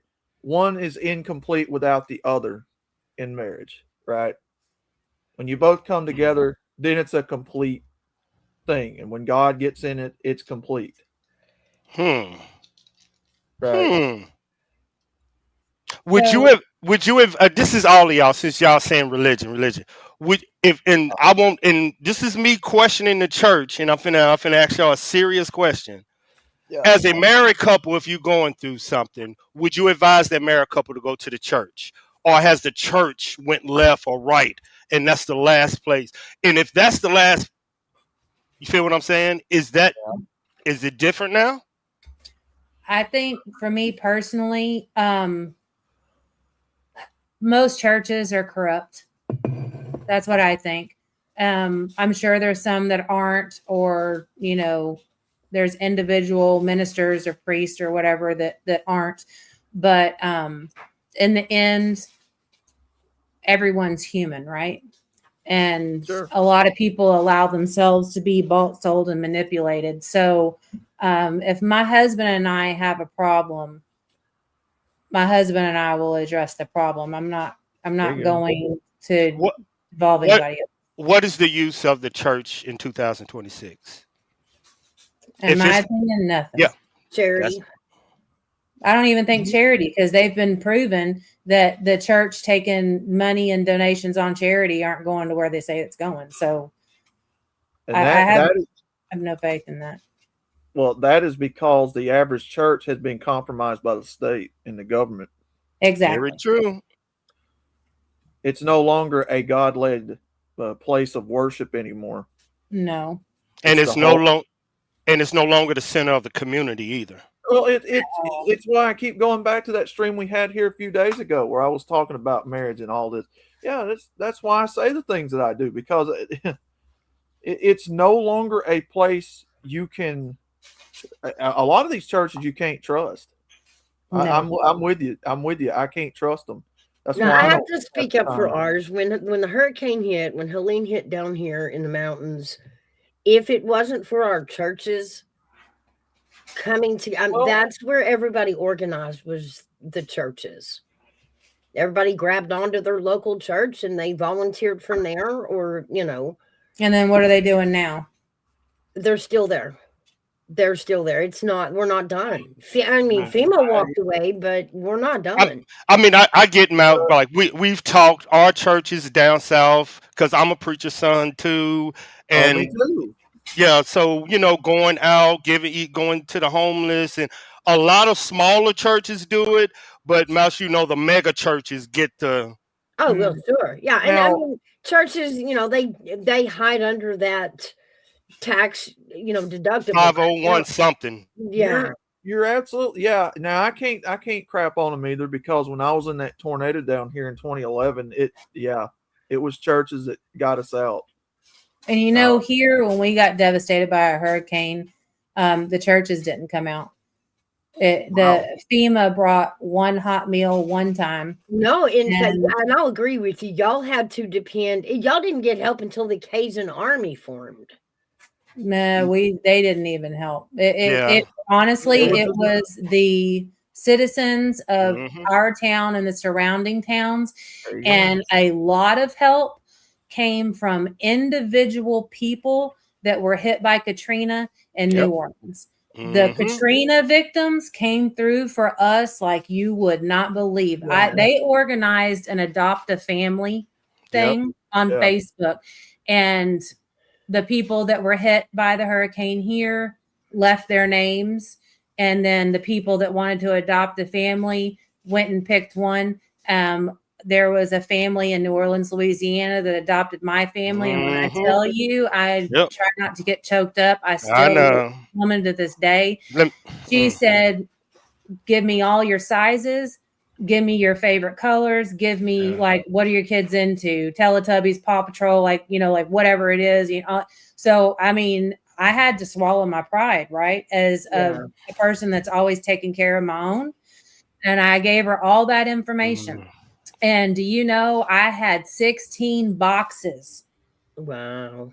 Show up. I'm talking big ass boxes. That woman and her husband brought my kids clothes, toys, towels, laundry detergent, deodorant, everything that we needed. She sent. Because they did it for us. During Katrina, we had to go. Texas adopted us. Atlanta adopted us. So I get it. Yep. When I went those people in New Orleans, that they're special. They're special to me. And if she ever needed anything, if she called me right now and said, "Can you please come help me?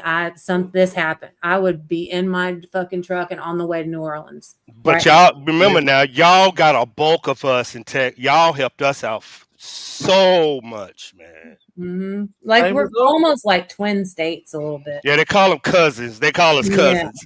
Yeah. And I'm good with it. I love people in Louisiana. Y'all are fucking cool. Yeah, same here. When that tornado came through in 2011, that same exact thing happened with us. It was the neighboring communities that came out, the churches. Even Olstein crapped on y'all during that one. Olstein, I got a big bone to pick with that. I knew you did. There ain't nothing good about him. And come to me, I'll fight you. I don't care. When you got a preacher of a mega church that's turned into a millionaire on the backs of people in the Bible, I got a problem with you. But from a man who charges tickets to get into his church. Girl, he charges admission. Like $300. Throw them all in there. Kenneth Copeland and who else? There's a lot of them. Yeah, all these what do they call them? Evangelists? Yeah. Televangelist, yeah. Evangelist. Yep. Yeah. D.D. Jakes, all of them. Throw them all in there. Yeah, All of them. God, when you go throughout Scripture, you read Jesus never once charged for the ministry. Nope. There was no such he thing as never charging. will either. And he sure did throw some tables around when he Yes, he saw did. people doing bad stuff. Yeah. Because the church was turned into a business, Mhm. and it's he would do the same thing now. The money Yep. changers. Yeah. It's not cool. No. I was raised to be a preacher in Louisiana by grandmother and mother. That's where it comes from. The speech, the grasping your word. But when Did you you say go, your grandmother? yes. And that was something I had to do. It was a lot as a child. I told Mouse my story, being that I questioned everything as a child. Like, you forgot, I'm African American, so seeing and also raised as a Pentecostal, seeing a white Jesus there, and I'm always questioning my grandmother, which she didn't even supposed to be preaching. But I'm getting all of that information at 10, so I know all of this y'all saying. Yeah. So it came to be more of, you know what I'm saying? You know what I'm saying, Mick? I was the one that's always speaking out. And I'm like, he's just radical. And I'm like, this ain't in the Bible. This ain't, and they just shunned me out. But I'm like, fuck that. You know what I find funny is that a lot of people that think like we do, okay? A lot of people that have the same general moral compass and set of standards in our generation, our grandparents played a huge role in our upbringing. Yes, ma'am. Yeah. And I am so thankful. My grandmother taught me so much. And I think that if I hadn't had my grandmother and my grandfather involved in my life on a daily basis, like a huge role in my upbringing, I don't think that I would be as good of a person as I am today. And you want to call it toot my own horn, whatever. But I'll tell you this, if I tell you I got your back, you don't have to turn around to see where I'm at. I am where I said I'd be, period. Yeah. And it's, from the cooking I remember my grandfather, I grew up on a working ranch. It was 400 plus acres, and I never had anything from a grocery store outside of like mayonnaise and condiments and stuff like coffee until I was a freshman in high school. The first thing that I ate from a grocery store was canned green beans. And when I tell you, I was repulsed. I'm like, how in the hell do people eat this stuff? I mean, we had fenced off with game fences, really tall, like 12, 15-foot fences, acres of garden. There's everything from fruit trees, every fruit and vegetable you could possibly imagine. We slaughtered our own cows, chickens, ate our own eggs, like all that kind of stuff. My grandfather, one of the ways he made money was to break horses. And I don't know how old I was. I was little, though. I know I was little. Like, would I do that as an adult right now with another child? No, I wouldn't. But they start off, with the blanket, then with the saddle. And then, you can't just go to a full grown man, was my grandfather's line of thinking. So as a little kid, he would put me on the back of a Greenbroke horse. I can't tell you how many times I've been thrown off a damn horse, but it was like, you just get up, dust yourself off, get back on. I was pulling calves out of cows on the weekends as an elementary age child. I was driving tractors. I mean, real work. And I think that's a problem in today's society, is children don't know what goes into the food that's on their table, and they're not held accountable. Their feet are not held to hard work. They're babysat by screens and influenced by the wrong people. Yep, I agree. We need more fucking grandparents like we had. We need more parents like our grandparents. Yep. Think of that. I mean, if you wanted to break it down into a product, okay, we need to turn out better product. And don't come at me, oh, kids aren't products. That's not what I'm saying. I'm just using an example. We're responsible for turning out good, well-rounded, morally pointed in the right direction people. You're raising someone's father, mother, parent, you're raising somebody to be in society. What are you producing? I'm trying to start a fight in the chat. Let me try this. So are you saying women should go back home and more men should start working? If you can afford it. But in today's society, a 2-income family has a better chance, unfortunately. As being in a relationship, how do you tell men to deal with that can't afford, that gotta go to do that? How do you tell men? Dare attack them or take away their masculinity. It is not fair in today's society to go at a man and attack his manhood if he's not able to make enough money for you to stay home. If your man needs help, you help him. If y'all keep taking feet, go get a fucking job and help him. I know. Here it come. Mm-hmm. They got no. That's it. That's exactly what it is. It's a two-way street. You're right. It's not a one-way street. Remember, it's 2026. Let's add this in. Women make more money than men. No, we do not. Yes, you do. We're still fighting in a man's world. No, I'm not saying. I'm saying when in a relationship in 2026, usually the woman makes more money than the man. Is that a problem? Okay, so I Googled it, and Mouse, if you want to show my screen, you can. I said, do women make more than men? And it says, no, generally men earn more than women, creating a persistent gender wage gap where women earn roughly 83 to 84 cents for every dollar men earn. So no, we don't make more than y'all. No. Here it comes. I'm going to tell you exactly why that is, because anybody that's ever ran a business at all understands that you've got to do what? Make a profit. Right. So if you have a culture full of jobs, and a lot of these are starting to become monopolized by big corporations now. If again, and I've heard this in the hiring practices numerous times, that you have to hire a certain amount of women and minorities in these jobs or you could actually get sued. Right. That's an actual thing. If you have women working there, that's fine.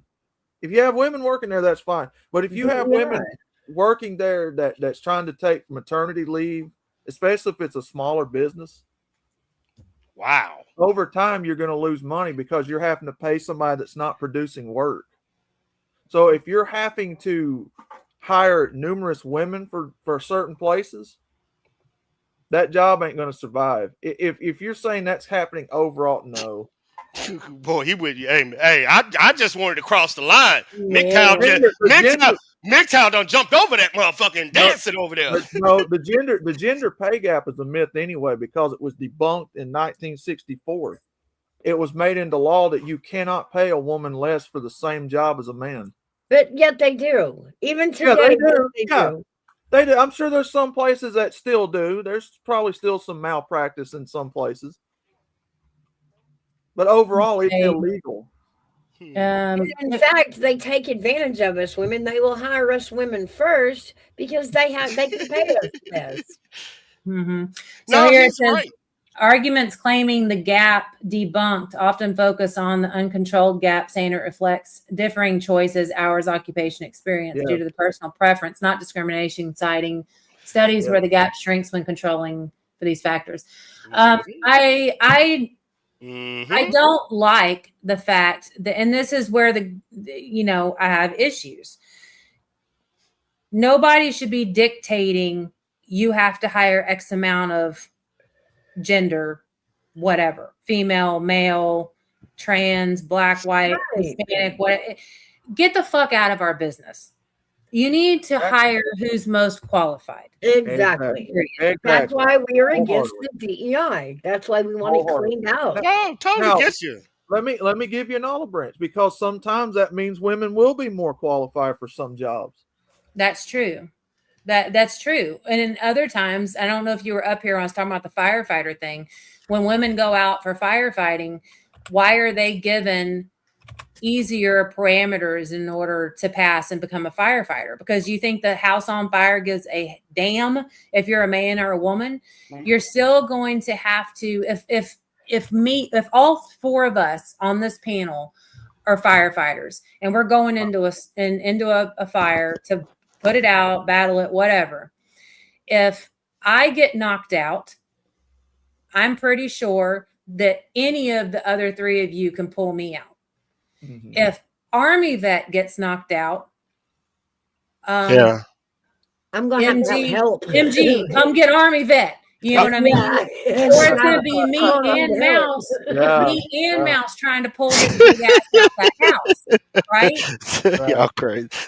I'm serious. Like it doesn't matter. We're all firefighters, right?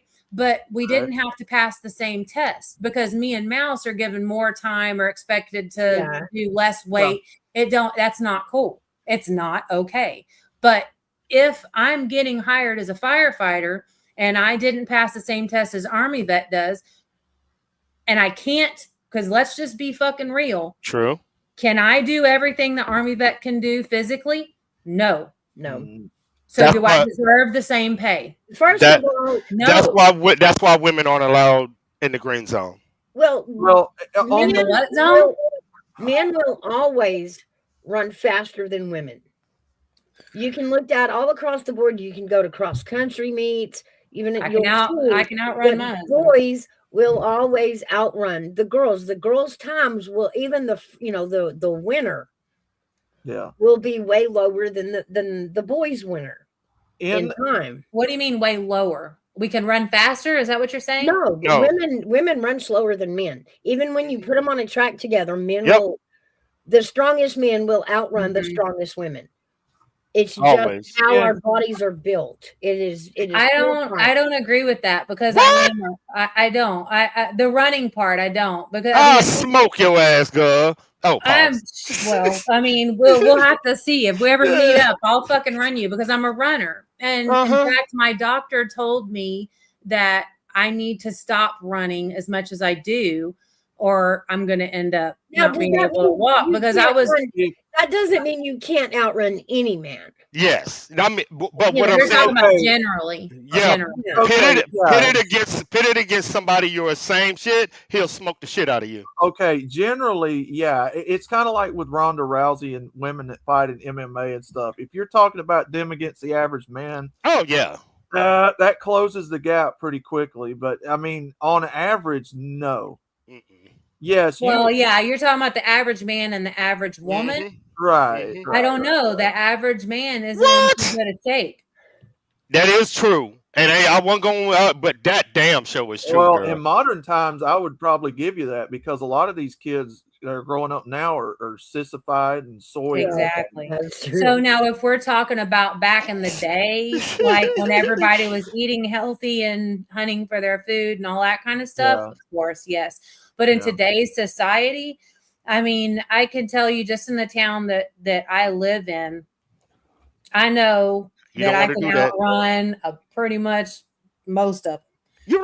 You're right. But that's because I run and I started work out young. I do my shit. You started young. Did you start young? No, I didn't start young. Actually, I started after my first divorce. I was actually at my heaviest weight was 251 pounds. There you go. And I was eating donuts and drinking Dr. Pepper on a Saturday morning on my couch. And this infomercial about weight loss came on. And I was all in my feels about being a big girl. And I was like, what the fuck am I doing? I'm eating a donut and drinking a Dr. Pepper. And I was just like, a switch flipped. I'm like, I'm done. And so that was. I got it, Mr. Nobody. That was 2005. And I lost over 100 pounds and just decided that it's my choice whether or not I'm healthy or in shape. And I didn't do it for anyone but myself, period. Because I need to be able to do me, right? I need to be able to take care of my shit. I got a responsibility to my kids. and not going against anybody that's overweight, and everybody can do what they want to. But I felt like I had a responsibility to be a good example for my children and be good to myself. And being good to myself was taking care of myself. Oh, my moms. But Mal, Yeah, going back to that, there is laws on the book going back to 1963 or 64, I think it is. They have made it illegal since the 60s to pay women and men differently for the same exact job in the working space.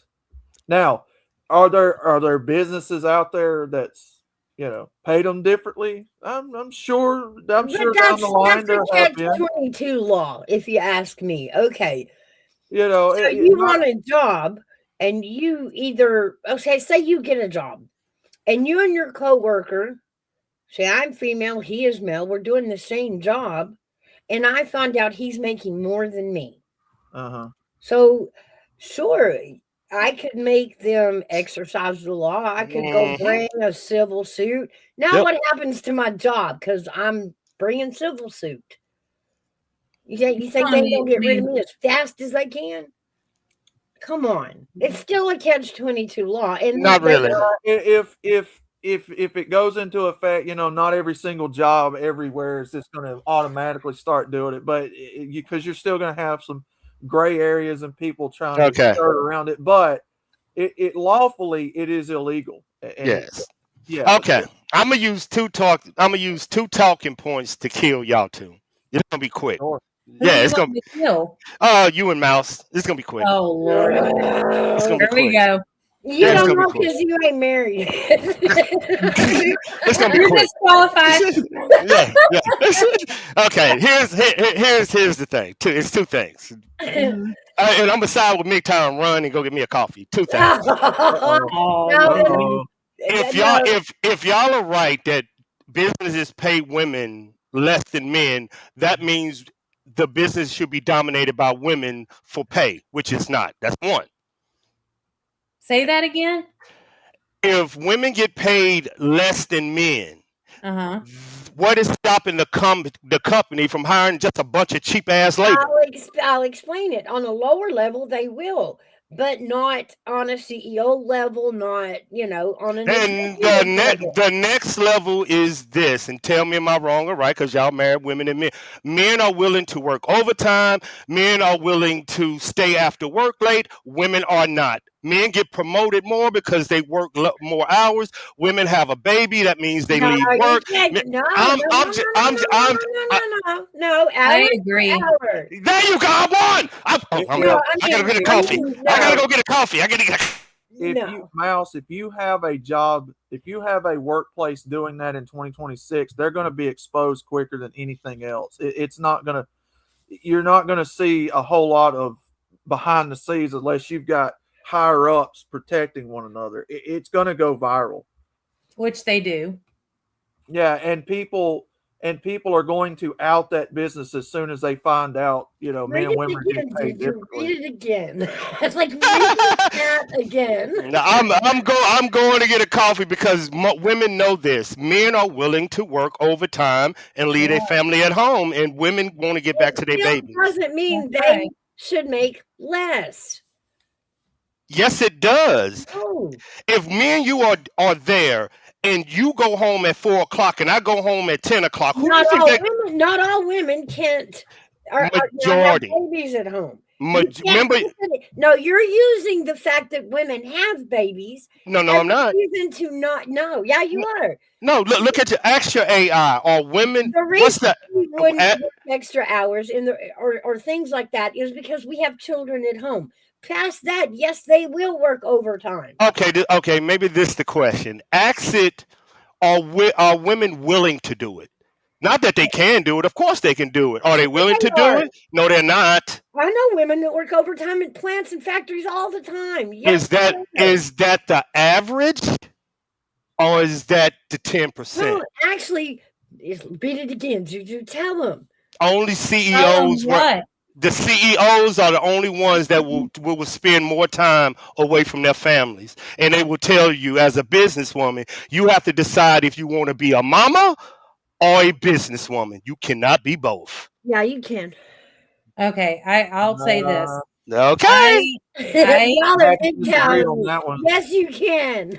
I have to disagree on that one because Single mothers do it every day. the scriptures lays out for you exactly what that scenario is. Mm-hmm. You're serving two masters. You're trying There to you serve go. two masters. No. Single mothers do it every day. They have no choice. But are they I- good at it? But That's are they what the question is. No. They have to do it. No, he's right. He's saying they have to do it. Are they good at it? Doesn't matter. They still have to do it.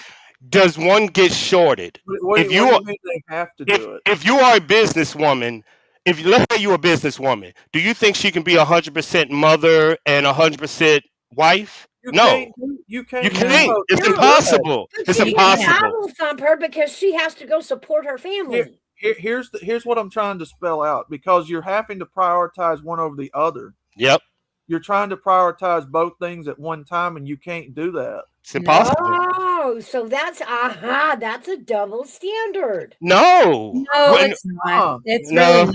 No, it's It's not. not. No. You either prioritize being a mother first, or you prioritize a business. True.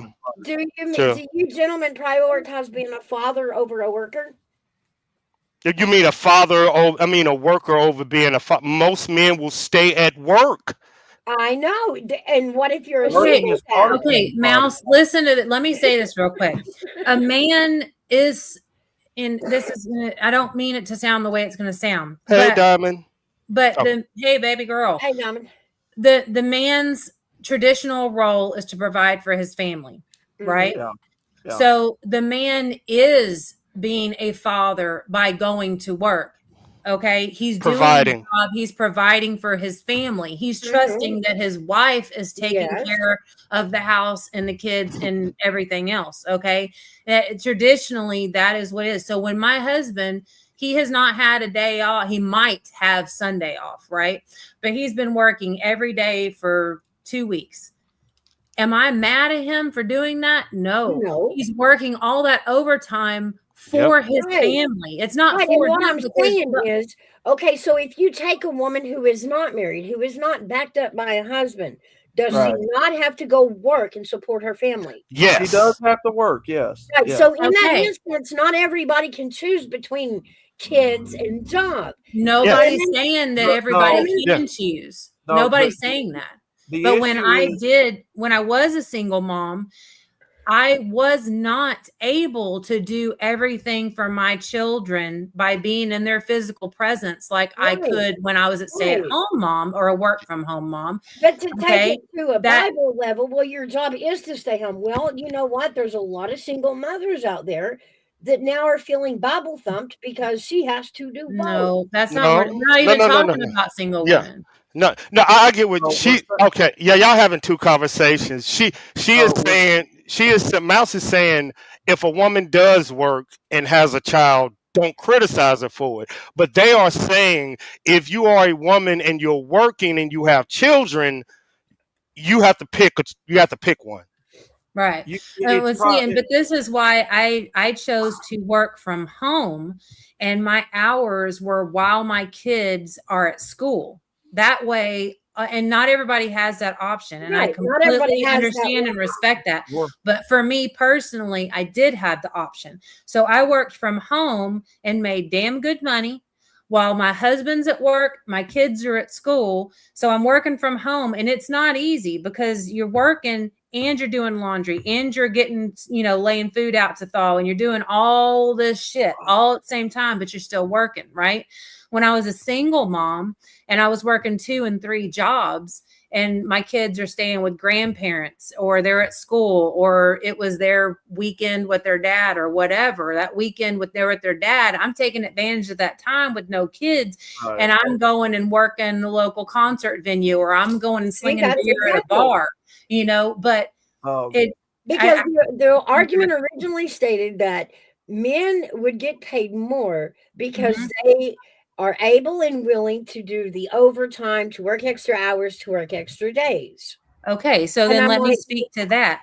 That my husband, and when we're both Okay, working, so wait, does this mean that a married woman should make a different amount than a than a single mom in the workforce. Hold on, No. Mal. Two different questions. Get them, McTow. No, I'm on. trying Let because me- this is where this started, and we spiraled from there. Let me see if I can clarify.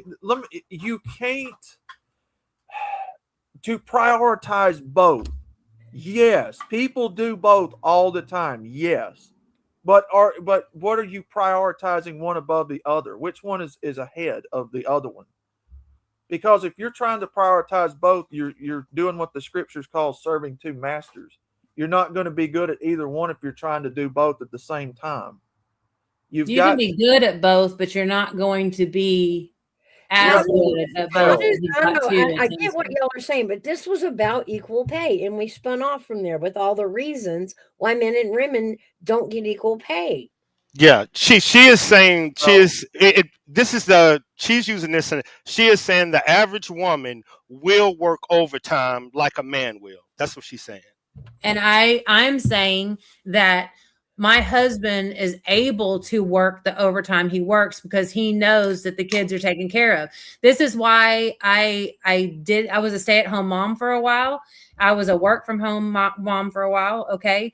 But I had to adjust my earning potential or my job or whatever. I had to go around the kids. Everything had to work around the kids. My husband doesn't have to work around the kids.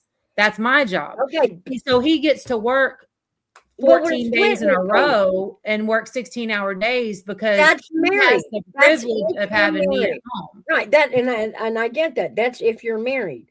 The conversation was men make more than women. And we just started discussing reasons why. And so I was, they were like, well, because men will work over hours, this. Well, yeah, if you're married, but all the arguments are if you're married, then the man has the time and both partners are working together. But in the realm of men making more in the workforce than women. So what are y'all saying, that it depends on if the woman is married or single? No. Women don't put in the extra hours like men do at work. Average man will stay late to get promoted. A woman won't. Average man will ask for a raise. A woman won't. The average woman will lose time if she have a baby. A man won't. It's time. Average woman won't go into tech field. She'll go into customer service. All of this plays into still going on men and women. Say she don't have kids because not all women do. Okay, they're still not going to make as much, and she has time for overtime. She has time. There you go. Okay, here you go. There you go. It should come right up. I said, are men willing to work more overtime than women? And it says yes. Studies consistently show men are more likely to work longer hours in overtime than women, driven partly by societal expectations and job structures, which significantly contributes to the gender pay gap. While men often work more hours, women are more likely to do overtime that's mandated to cover for colleagues, whereas men more frequently work long hours for additional income and career advancement, often due to greater control over their schedules and differing cultural pressures. Voila. They've done studies. And it's not that the women don't want to do it. It's not that they can't. They just choose not to. Okay, so again, since 1964, 63, it's been on the law books. You cannot pay them differently for the same job. Now, does that mean that there hasn't been some discrepancies? I'm sure there has. In modern times, if you do that, if you try to pay them differently for the same job, you're going to get virally outed. So you really don't have a choice but to pay them the same amount lawfully anyway in this modern day and age, or people are going to out that business, and it's going to go under. Go forward, Juju. I wanted her to highlight Diamonds. Yeah. This is my twin. Okay, apparently we were separated at birth, or our soul was split in half. I cannot tell y'all how much her and I have in common, and I love her. This comment just gave me chills because she says she was a mechanic, a certified mechanic. Another thing we have in common. And she had to do mechanic work and do office work too. Same girl, dude. I can't even tell you. But that's something else. Like my husband knows that I was a mechanic for a lot of years. I did paint and body. I built hot rods, drag raced. I did all the things, right? Damn, girl. And now, since we've been, this was one of our little sticky situations. He didn't want me to go into an AutoZone or an O'Reilly's or anything like that. And I'm like, dude, who the hell you think you are? Like I've been in these places. Like this is my Like my we thing. have This is what I do. female part deliveries. What is he talking about? Exactly. So he was like, I know you know how to work on the vehicles. I know you can change the oil. I know you can do all that stuff, but I'm here now. You don't have to. Yeah. So that was something for me to swallow. Like, okay, all right. I need to take a step back because I'm trying to still do what I was doing before I had a partner that was worth following. So I took a step back. So even though, like, if I have a headlight go out, it's time for my oil to be changed. You think I'm going to do it myself? That will hurt his feelings. So he knows I know how to do it. He wants to do it for me. So, baby, we got about 500 miles before I need my oil change. Pause. Yeah. Gotcha. Mouse asked me the same thing. She was like, I hate when I ask a man do what he want to cook and he don't tell me. I'm like, well, you ain't got to worry about that shit. I'm the one that's going to tell you how to cook it. Yeah. Now, I don't even ask my husband anymore. I'm going to bring the ingredients back. You ain't even got to ask me. No, that conversation totally actually started Do what with you're good me at. asking, why do all men, no matter what the list is we give them, will call us from the grocery store? If my husband what you want to eat. You know, do you need me to go by the store on my way home? I'll say yes. And I'll text him a list. And then I will go to the grocery store app, whether it's our local grocery store or Walmart or whatever, and I'll find it. I'll screenshot it and I'll send him a picture. If it's not something he's picked up before, like he had to pick up pads for my daughter. He don't care. He'll do it. He's like, I don't give a shit. I ain't going down there though. He will pick up anything. He will. So I took a picture of the box and I sent it to him and he brought him home. Hell no. You getting blocked from StreamYard. You saying me some shit like that. What? He did it. And I mean, they were out, they were surfing. I don't do surfing in cold water. It ain't my bag. I ain't doing it. But my husband and my daughter, my sons, they still surf in this cold ass 60 something degree water. I'm like, no. But my daughter, you know, her time hit while they were at the beach. And, you know, on the way home, she's like, we got to stop by Walmart and get some pads. And he messaged me. He's like, what does she need? Like, what kind? Oh, my God. You know, so I took a picture of the box and sent it to him. So he left her in the truck with my son and went in because she's in her bathing suit, went in the store and got her what she needed.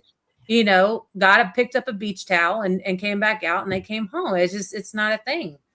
Bullshit. I'm coming in there like that owl got COVID on it. I'm masking up. I'm putting my hoodie on. No, I ain't going down that aisle. That aisle smells funny. Look, Matthew goes down that aisle. My husband has. Look, there are different circumstances for everybody. I mean, you know. That's a lie. You men will call every damn time. You are texting terroristic messages. Don't be sending no shit like that. Look, not everybody's situation is laid out perfectly the same. No. Everybody is having to do different things in this life, right? That's right. So, you know, like I keep saying every time I come over here, there is no such thing as a perfect solution for everything. There ain't. Yeah, but it is a difference. The men of today get married, have babies, and be happy. No, because this goes into this goes into female empowerment.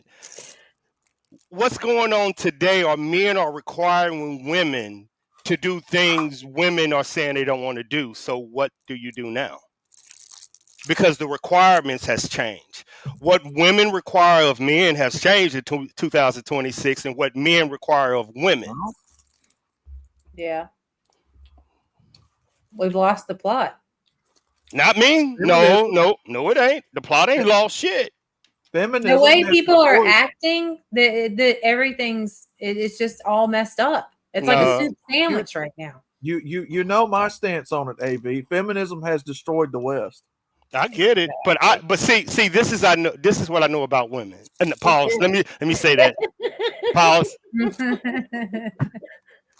If a woman wants you, she will change her entire life to get you. And if a man loves you, He will he change. will change and become the man that you Thank need. you, baby girl. Yeah, That's it. It's that simple to me. It's that simple. If you become what they want, if you become what they want, the What father, they need. yes, What they that's need. it. That's it. And women are different than men. Women can see potential in a man heading somewhere, and they will support that bullshit they will support that all day if they feel it. If they see it in you. Look at YouTube. How many women support smaller channels than men? Women. If you need help, who helps? Women. This is how women is. If they see you on your damn dudes, that means you ain't on your shit yet, because these women ain't seeing your potential. That ain't their fault. That's your shit. Because ask any woman, they can see a successful man. You think you're successful when your requirements are high. Because if you can require that, them bitches should be right behind you. Oh, my bad. Them girls should be right behind you. That right there, if that's true what they just wrote, that's because of DEI and affirmative action hiring. Mm-hmm. That's because y'all can't work road crew. Because if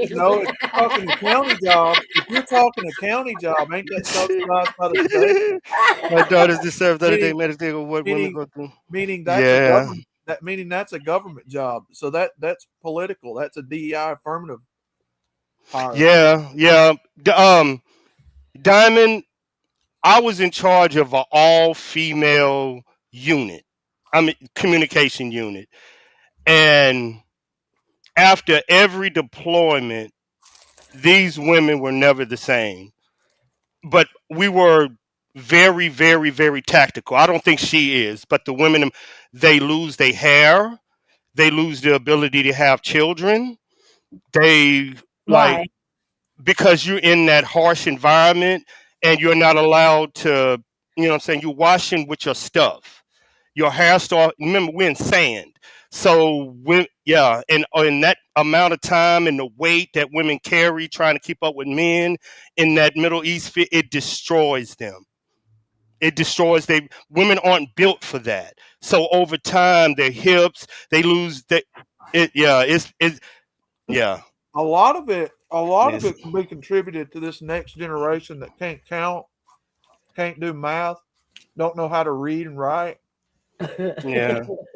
It's different now. It's different now, Diamond. They are protecting women more. They are protecting women more in the military. I'm talking almost millennials. Talk about you're all millennials, not no. You just got kicked out of the Gen X bus. No. I'm talking almost primarily. I am talking almost primarily about the young guys because if they can't read and write and do math, and they're getting drugged up with all these drugs and stuff. What? I want to kids coming out of high school. Don't worry, my daughter's still in. She's cyber. They have helped women they help because they didn't know about this in the Middle East, that distress that were put under women. Like nobody knew this. Nobody knew this. Amen, Lone Star. I agree. See, and she said, I believe if a woman can do the job, then she should be there. But if you can't pull your weight, let someone who can. Yeah. Now, I ain't trying to build roads, so I ain't trying to sign up for that job. Here's the thing. If a woman wants to chase a career, they'll chase a career. I mean, again, nobody's stopping you from doing that.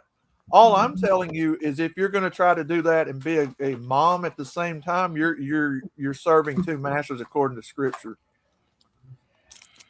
I know, but I hate blanket statements. So you got to include every kind of woman and every kind of man, not just married. Well, it's circumstantial, but I'm trying to I'm trying to corner Mouse in your conversation. Keep going. I'm trying. Yeah, Keep going, Big Child. I'm The trying to point, corner her. the point, I'm trying point my best to corner Mouse, y'all. She is running. look, can they do it? Sure. They can be career women. Sure. Can they be good at it and be mothers? No.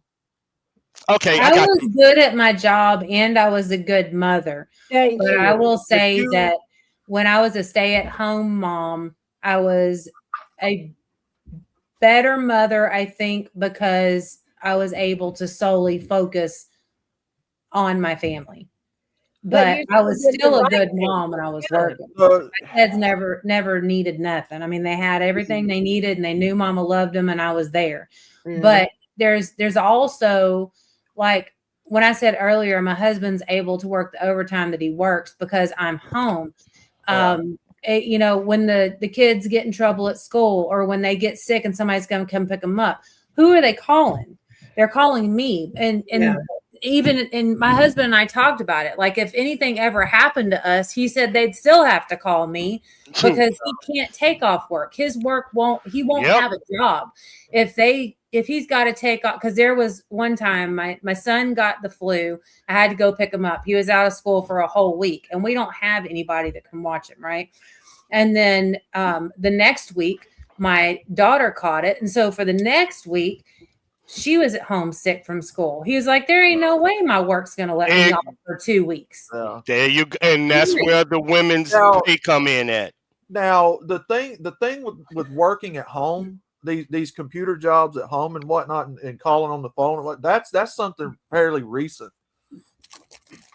Yeah, I'm talking about when I had a job outside of the home. I'm just, I mean, but even that, like, that's the whole one of the reasons why I became a stay-at-home mom, because once we had, you know, we have 2 kids together, and then I have 2 kids from my previous marriage. Yeah. And of course they're grown now, but at one point we had 4 kids at home. And you talk about having 4 kids at home. That's a lot of school phone calls, sick kids, germs, doctor's appointments. There's no way in hell that he would have kept his job if he was taking off work to take care of all the kids stuff. No. It ain't gonna happen. That's why I went to private contracting, Mouse. The exact reason. Okay, let me see if I can. So this is how I look at it. You dedicate your time and attention solely on one thing or the other. Let me put it that way. I think that's what I was trying to say earlier. No, I got him. For me, in my opinion, for me, if you dedicate solely all your time and attention to children, they turn out way better than what you see average out here. Yeah. If you dedicate all of your time and attention to being a career woman, you'll excel and be, you know. I got him. I got him. Whatever. I got him. I got Mouse Shaw. I got the perfect question. I got it. I had to get to my AI. Well, I don't use AI. I use machine learning. Mouse. Would you tell a man in 2026 to want a stay-at-home wife or a corporate wife? I don't know. Which one do you think will give him the best outcome? A stay-at-home wife or a woman that works? Will give him what? The best outcome for him and his seed. I take it off the woman and putting it on the dude and got to make her make a decision. Ooh, I got you, Carl. I got you, Mouse. No, that's specific. It just depends on his income. Ooh, you can't wiggle out of it, Mouse. I got you. You in the corner. It depends on his income. I mean, but if you go back to what a lot of them now, not what you guys have talked about, but what a lot of women are talking about, wanting to be career women, and you see a lot of that is in acting, you know, wanting to be CEOs. I mean, and I'm just going to say this: are those actually necessary for the culture? Those types of careers? Sure. To be an actress. To be a CEO? No, to be an actress, no. Because a lot of things. Not to be a CEO, that depends. I mean, that's kind of a broad statement. Because a lot of what these women that I see, the careers they're chasing. Now, I can get behind somebody that's a mechanic all day. I love that shit myself. That's a good job. But if we're talking about the types of careers women are chasing, like being an actress or being a, this, singer, song, I mean, are those things actually necessary for the culture to advance? No. What culture? Married or male or female? Civilization as we know it in the West, basically. No, but that goes back on, they still get paid what they get paid. Still income. Whether it's important or not, it's still income. And it's quite a bit more income than a factory job. If you want to chase that, by all means, I'm not going to stop you. But if you get later in your 40s and 50s and now suddenly you want to have children, I kind of dried up. there. I'm so lost in this conversation. I'm lost. No. AB. What I'm saying is, if we're talking about women chasing careers, a lot of what I deal with on the channel is seeing these women in their 40s and 50s now wanting to go back to doing what y'all are talking about, being moms, raising children, but they pursued a career their entire young lives. Now they're kind of stuck in a catch-22 where they kind of can't unless they adopt.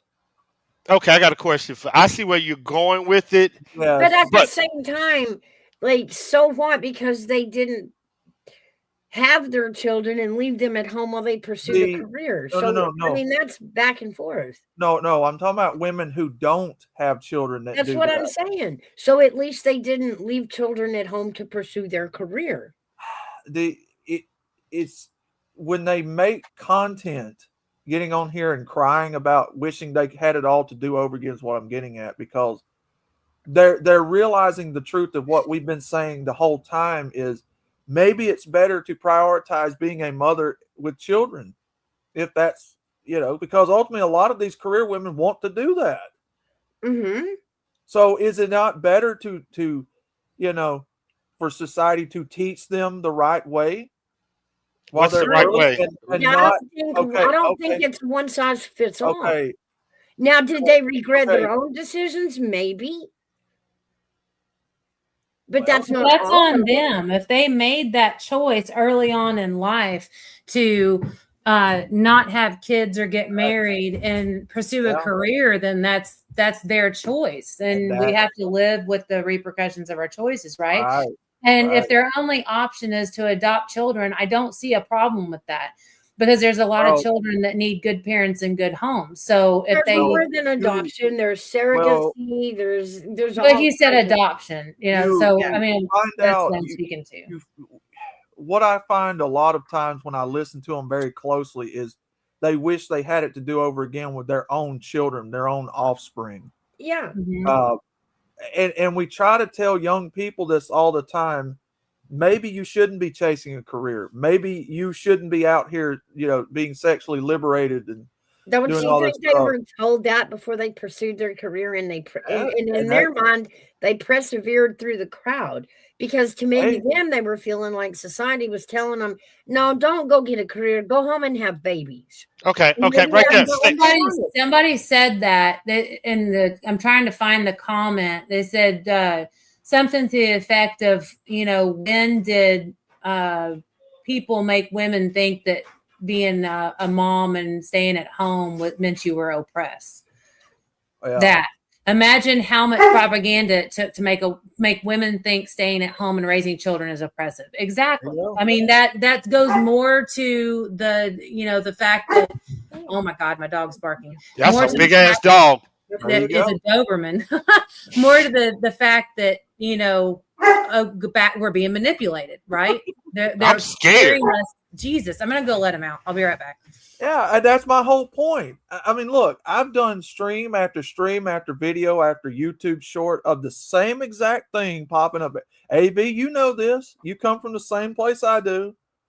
How many streams have we pointed? How many of these people have we constantly used as an example to future generations? Like, look, this is what you don't do. What he's saying is, given the opportunity, not all, but majority of women would rather be a mom and a wife than what are them worker people going out? Yeah. Given the choice, average women would rather be a mom and stay at home. I have something to say to that. they're still going to choose.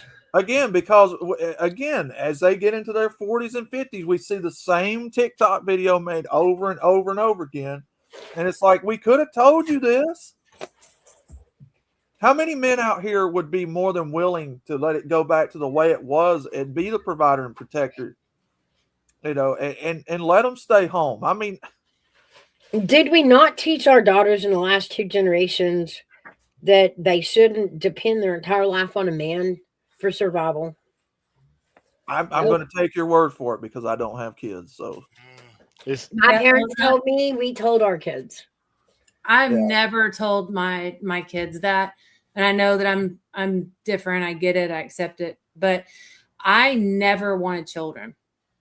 Yeah. I never wanted to get married. I'm not going to say I didn't want a relationship, but I wasn't one of those girls that was picturing myself in a white dress and the picket fence and, babies. I never wanted them, ever.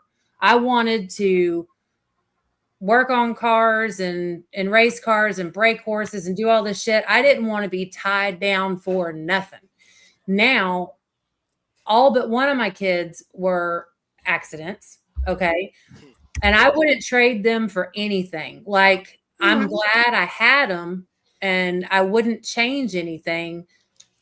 But I never, ever wanted kids. I just didn't. I did not have that, I guess, maternal biological clock. I need to reproduce. I never wanted that. When I found out I was pregnant, I was like, oh shit. No, what? And then it was fine. And I'm good. I'm happy it went the way it did because Lord knows I probably wouldn't still be alive if I was left to my own devices. But it changes everything. I mean, and when you talk about like, I was upset when I found out I was pregnant because it was like, well, shit, now I can't surf anymore. I can't race cars anymore. I was being totally selfish about it. I understand that. But in my young mind, I was like, my body's not my own anymore. I'm basically, I've been rented out for 9 months. Right. And then once he gets here, my whole life is around this child. I'm not me anymore. I'm mom. Yeah. And I had to fight with that. But then when they get here, nothing matters. Fuck surfing, the racing. I don't care about any of that shit. This little snot ball that just shit on me 3 times a day. Yep, you sound like a mom. Yep, I remember them days. Yeah, I remember them days. Oh, my God. You know what I'm talking about. But now that I'm getting towards the other end of it, where I'm a grandmother, I had my second grandchild in September, and I have a 4-year-old granddaughter and a however many month old granddaughter. I have 2 grown boys that are, one of them's a really good man. He's got his babies. He's got his wife. He's got his shit together. He's got a great job. He's got a stay-at-home wife. She wants to she's very nurturing, provide, she wants to take care of him and the kids and the house. That's her whole thing. And they're very happy. And now I have 2 teenagers. One's a sophomore and one's going to be a freshman next year. So I'm going to the end of the being a mom 24/7 hands-on stuff, right? Yeah. And I hate to say it, but I'm looking forward to it being me and my husband. I'm looking forward to it. Like, I'm not wanting to hit fast forward, and I'm not saying I regret the kids or anything like that. But when I think about it just being me and my husband, I mean, we get to walk around naked. We can do whatever we want to do, wherever we want to go. Pause. I'll be honest. I agree with you in that. You know what I'm saying? Like, the thought of it just being me and my dude. They actually passed down to us a lie, right? They did. Damn you boomers. They lied to us. They told us empty nest is going to be hard. It's going to be quiet. It's going to be lonely. It's going to be sad. And let me tell you, the boomers fucking lied to us. I will be honest. It was great. Yeah, I heard a lot of people say that. Hold up. Now I got to remember, I'm on both people's side. There is a stat that just came up during C19 that said for the first time, women found out that they don't like their spouse when the kids left. Oh boy. My goodness. No. It's that because they have kids for 18 years, That's what I and was when the gonna house, say. when the house become quiet, they don't know what to do. You know, Because when you're raising kids, husband's going to Yep. work, you're at home doing school and calls and laundry and dishes and dinner and yada, right? For Mhm. 18 solid years per kid. Like we stretched it out, like there's 10 years between my oldest and my youngest. So we did double time. But then when you were just left taking care of each other, there was 18 years that you forgot who each other was. Exactly. That's exactly what the stat The said. roles that you promised to play the best you could play, and now these two people are just back stuck with each other through 18 years of changes, and they look different. Like they do look different.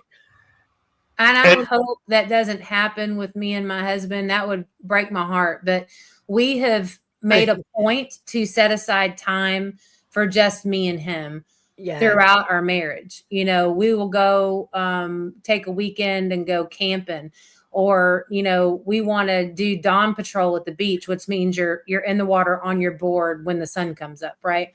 Kids don't want to get up that early. Well, they're to the age now that they can stay home by themselves, right? So there'll be times where we're like, mom and daddy are going to go surfing in the morning. I got y'all stuff made and prepped in the refrigerator. You're good to go. Call if there's an emergency. You got your brother. He lives down the road, that kind of stuff. And we're gone. Like we set aside good chunks of time where it's just me and him. And we've had that conversation where that's where I was going. We love each other's company. We love it. Right.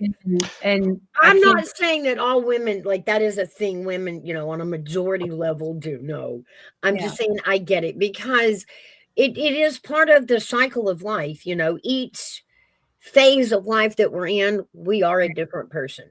Yeah.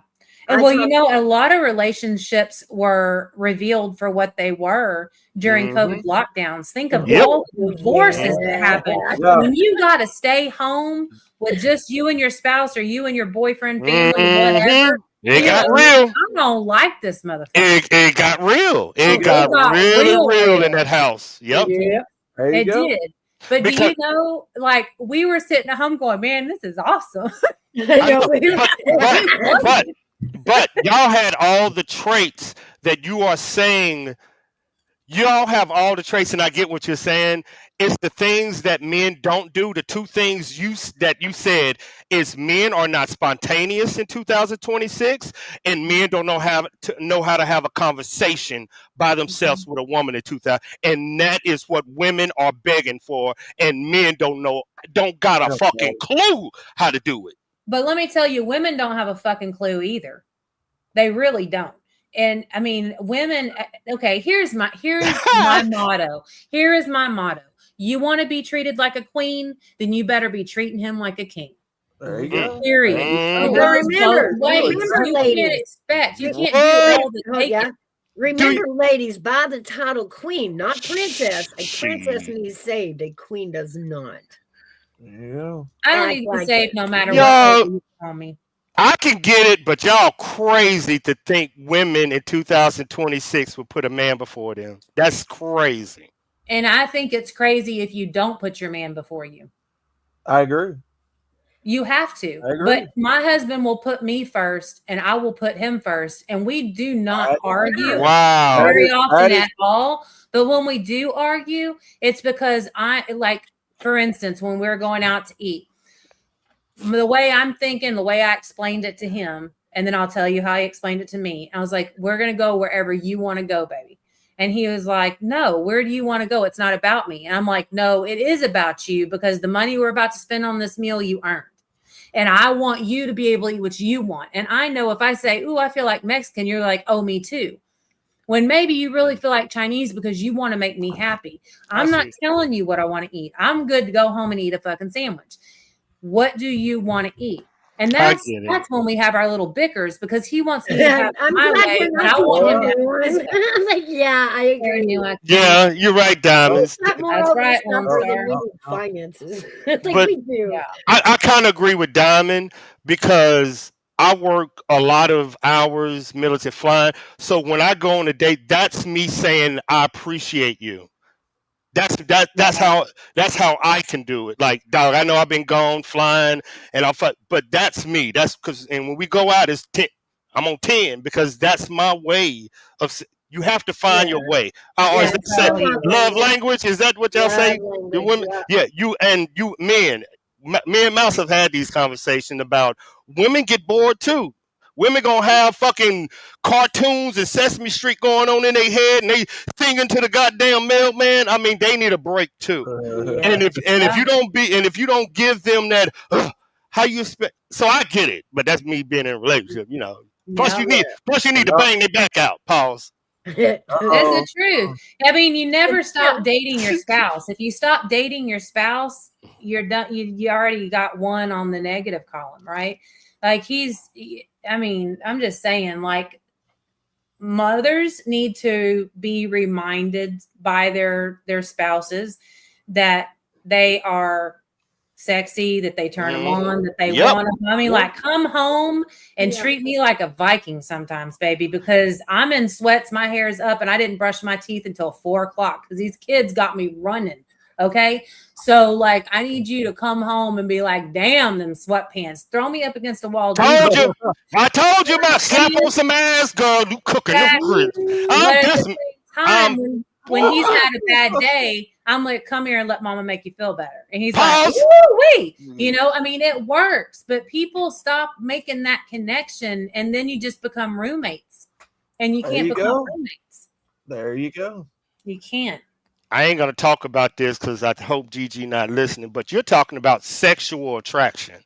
Yeah. Spice. But if you don't take care of your spouse, somebody else will. Isn't that on the woman? Is that on the woman or the man? Both. To keep both. Give me the percentage. Give me the percentage. If the man is working, like you said, give me the percentage of him after he working, he got to become a porn star in bed, a porn star. Tell me who controls the sexual. There is no percentage. It changes. Are women more experienced in sex than men? That's a hard question, man. I think it depends on the people. Are women more? Is the average woman more experienced in sex than a man? Name something that you are more experienced in that, and you give it to somebody that's not experienced. There went a mousy mouse, scurry away. She probably had a technical issue. Her computer got hot. Yeah, but that goes back to what I was saying a while ago. We shouldn't be allowing this society to be sexually liberated like that so freely and loosely. That's the problem. What are you saying? Women are more? Well, I know what you're saying. Right. I'm not saying anything yet. I'm trying to figure it out. It takes two to tango. Are you saying women are more sexual active than males? You saying women? No. What I'm saying is we should not be teaching sexual education to the point to where co-signing off and letting all of these young people have sex so much in this culture. And by the time they get to college, they've got 20 and 30 body counts under them. How would you slow it down? I mean, you got the problem. You said kids are having too much sex. How do you fix women and men having sex? How would you do it? Okay. So this is what I told the guys over on my channel. This is what I believe partly would help. Probably wouldn't solve it, but it would help. If you go to school and you have guys-only classrooms with male teachers and women-only classrooms with female teachers, that would start to help some of it, I think. I got a good answer. Hey, I mean, look, there's a reason why we have boys' gyms only and girls' gyms, is it not? I think what would help a lot is if you put God back in the home, society, and school. Yeah. That's what I think. That's part of it, yeah. Remember, y'all just started out this was not going to church and religion is a scam. Now y'all think that the kids gonna believe it when y'all as adults don't even believe it. I didn't say I didn't believe it. I don't have a problem with God or the Bible or any of that stuff. I have a problem with the corruption that human beings have brought into the churches. There you go. So you're going to bring the same corruption back into your schools? That's not what I'm saying. I'm not talking about a specific church in the school. Somebody got to teach it. Somebody got to teach it. It's our responsibilities as parents to instill things in our children. So why are you trying to tell the government to do it? You basically I'm saying not you telling want the government to do anything. I'm saying it is our responsibility as parents to guide our children. Should religion be put back into the schools? I think the Bible and what I said is God needs to be back in the schools. I didn't say anything about religion. Just God like you speak of God. I'm not saying you personally. I'm saying you generally. When people speak about God, generally people are side-eyeing them like they're a little on the crazy side. Why as a society have we gotten to the point where God is taboo, conspiracy, and you might be a little nutty? I know why, but it's brutal. It's very brutal. You know I'm brutal. Give it to me. Okay. During C-19, the study was this was the biggest time that kids went through divorce with their parents and religion. Kids came out of C-19 and this is why they're wild. They said that you want me to believe in God when you didn't even go to God to save our marriage and our family. Why should I believe? And this is what the little kids aren't saying to y'all and why they're leaving Christianity at a high rate, because y'all don't go to church. Y'all don't tell them it's fake, but y'all want them to believe in God when at the worst time of their lives, marriage, divorce, religion, it wasn't there. And now them 12-year-olds, the 10-year-olds and the 6-year-olds are now 22, 23, and you wonder why we have this problem. You're talking about lockdowns in 2020? That's when our children went through our boys went through the worst deletion rate of our history. Yeah. It was the worst thing that ever hit, and they swept it under. They just swept it under. But them are the kids that are now 21 and 20 that you see out in the streets that are confused, don't believe in God. How? I think that started long before COVID. Long before COVID. I'm not saying COVID didn't complicate and make things worse, but I mean I think the whole absence of God in everyone's life, and everyone, again, generally, not, saying literally everyone. I think that was going on before. If you honestly, I think where a lot of this shit came from is social media. Yeah. I really think social media, it played a huge role in the downfall of us, period. Social media is a two-edged sword. Yeah, but you're gonna go right back to, because I counsel the kids. You're gonna go right. Your parents was there. Your parents let your children in the back and did what you had to do. That's why I was saying the kids suffered from this. Yeah, I agree with that. I'm waiting for the brutal part. The way this country is, the kids blame us.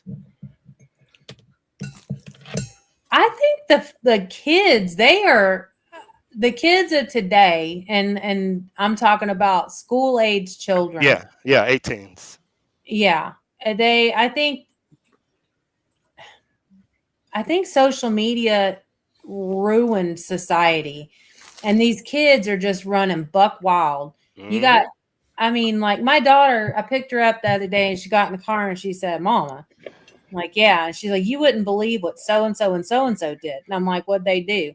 And they said they've been taking their mom's liquor and her keys and taking her car as soon as she goes to sleep to get in the car. And she's going and picking up her boyfriend and her friend and her friend's boyfriend. And they're going out to the island and going and drinking on the beach. And then they come home around 4:00 in the morning and they're drunk and they finally got busted. And I'm like, oh God, how'd they get busted? because she came home drunk and hit the gas instead of the brake and put her car through the damn house. This sounds like a Gen X story so hard. Yeah, no shit. And I'm like, dude, what? And my daughter is in the 8th grade. No, yes, 8th grade.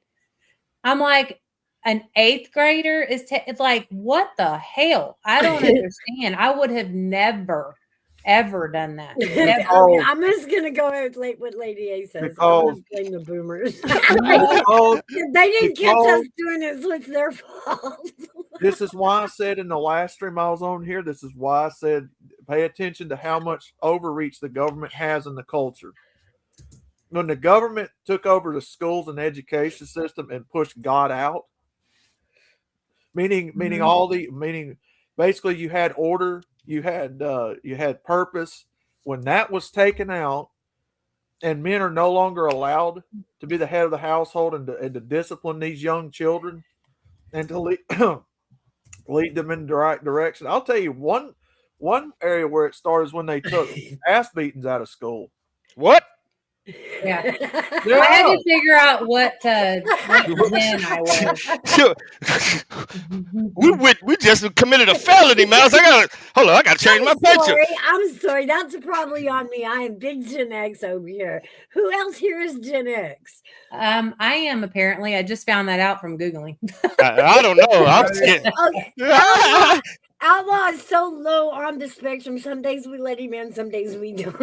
I am a middle of the road millennial. I'm in the 80s. He's a swinger back. Oh, look, what does this say? Let me But see. no. Okay, so oh God, millennials are 81 to 96. Yeah. Gen Z is 97 to 2012. Mm-hmm. That's crazy. So I'm an X. What are y'all? I'm X. Middle of the road millennial. I'm right at the edge. I'm right at the edge, X. Don't lie. Don't lie, but we're 30. Are you 81, I guess? I'm just tripping. What are you, AV? Mouse, no, I don't know this shit. What am I, Mouse? He's Gen X. Yeah, I'm wondering. Dude, I can't keep up with all this. You gonna ask me about colors and zodiacs? I can't keep up with all this. No, I ain't getting into all that shit. So Yeah. Gen X is 1965 to 1980. Yes. Okay, me too. All right. So I was just curious because I was like, hell, y'all talking about boomers and Gen X and Z and all this Anything shit. that I'm came like, I don't before know. anything that came before the cell phone, that's us. Dude, do y'all remember Primeco phones? I'm down south. Yeah, I remember Primeco phones.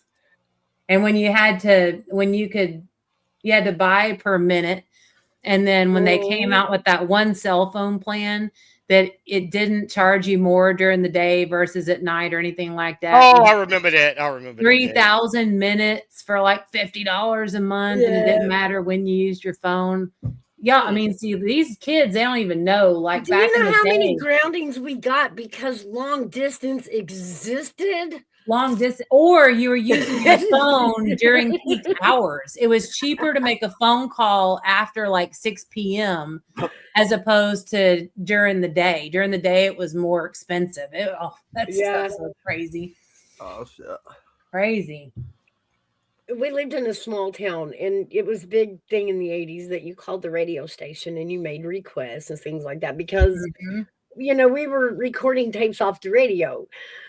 And that alone would get us grounded because it was long distance. Yes. And every month that bill would come with itemized the phone number that that was called, how long you talked, and you had to answer for that every time the phone bill came. Y'all, we came from an 8-track tape to an iPad. Yep. Yeah. That's crazy. Yeah. You remember LimeWire? Yeah. Oh God. How many computers did we fuck up with that? Dude. And what was the other one? It was started with an N. Napster. Yeah. Yes. Remember, I'm a computer. That's how we got our music overseas, y'all. When we were stuck over there in Afghanistan. Hey, that's how we got our music. That's freaking crazy. And I remember the mixtapes, and then like I remember calling the radio station and saying, "Can you play blah blah blah?" And they're like, "Yeah, it's coming up." And so you'd be sitting there with your tape recorder and your finger on the record button, and you're just waiting for it to come on, so you can hit record. So our mixtapes were recorded over it. Yeah, our mixtapes were recording off of our radio, not attached. So you're just recording the music playing in a room. So if your little brother came in there like, you're like, damn it, you have to wait for the next time they played it. Miles, I do remember, y'all, this is it. I do remember telling my daughter the more money she make, it's gonna be really fucking hard for her to find a man. How old is your daughter? 22, make about 200,000 a year in cyber. Nice. But I told her, because I'm me, y'all, and I got two of them, and I was like, do you understand how hard is gonna be to find a dude? And it's gonna come down to money, because I think women, just women, just as how they are, the more money a woman makes, she don't want to date a dude underneath her.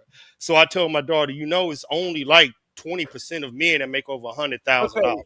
Okay, that brings up another interesting thing that I've heard about. Hey, why is it? Why how's everybody doing? Woo, you scared the shit out of me. Why is it that both men and women in these modern times don't want to help build each other and sacrifice to get to the top together? Because women want men already made. That's what I'm saying. Where does that come from? Hypergamy. Type in women, hypergamy, and money, and you'll get your answer. Women have hypergamy. Hypergamy is hypergamy. How are you doing? Hypergamy. Hey, Pop, how are you? Because really, if you go women back, hypergamy. What was that word again, Avery? Hypergamy. Women dating anything when it comes to a man. Okay, there it is. There you go. Women's hypergamy, which I have never heard that word before right now. Okay, women's hypergamy in dating refers to the tendency to seek partners of higher social, financial, or status standing, often termed marrying up, rooted in historical needs for security, but evolving in modern times to also mean partners with high ambition or who support personal growth, though it can create relationship tension if purely status-based. This is what's going on in 2026, hypergamy. More women have everything, and they want your man to have everything too. They don't want a fix-it project. They'll fuck a fix-it project, but they ain't gonna give you no baby, and they don't want to marry your ass. And see, that's the problem. And then maybe that's why why relationships are not successful, because you are looking at what they can give you right now instead of looking at what you can give each other long term. My husband and I were broke as a damn joke in the beginning of our marriage. And so I was with him when we were living on $350 a week and had to rob Peter and pay Paul and decide if we're paying electric this time or if we're paying water. So we ate beans and cornbread days on end, ramen noodles, the whole damn 9 yards. Now he's got a good job, making good money. And do you think we live extravagantly? Because we don't. We still have our budget set up to where if he loses his job tomorrow, we'll be good. But remember, most women, like y'all just said, has chose the CEO route. So now they have accumulated their wealth. So now they're at 35 and 40. Why would they date a dude underneath their wealth? They don't. You're looking at character. You should be looking at character and quality of human being. I know that's financial. I know you're saying it as a woman. I'm saying this is right here is what women natural DNA does. Why do you think women ask the first thing? What do you do? Do you want this is what women naturally do this. Where do you think the words come from? I don't date a broke dude. We just don't want to do it for you. I don't think about that. Do it. You read it right there. This is what women do. But so that's so stupid. This is why most of my friends are men. because I do not get along with women. I promise you, I will call a bitch out. I know. Like, who are you? Who are you? And why do you? We call them gold diggers, don't we, Juju? Yeah. No, but that's what I'm saying. It's a surefire telltale sign of not only his character but her character at the same time when both of you are willing to accept each other as you are and struggle together to get to the tops. Exactly, and that's how you should do That it. should I be mean, the only way it is, though. Even if I had a shouldn't be job this- where I was making $200,000 a year and I meet somebody, I'm not in my head going, "Ooh, I wonder how much money he makes." I'm wondering if he's an asshole. Because again, look, I mean, everybody knows that women wants the safety and security. That's a given. But men also want that to a degree too. And you know, yes. Like I said, we just don't want to do it all for you. Okay, I'll give you a question.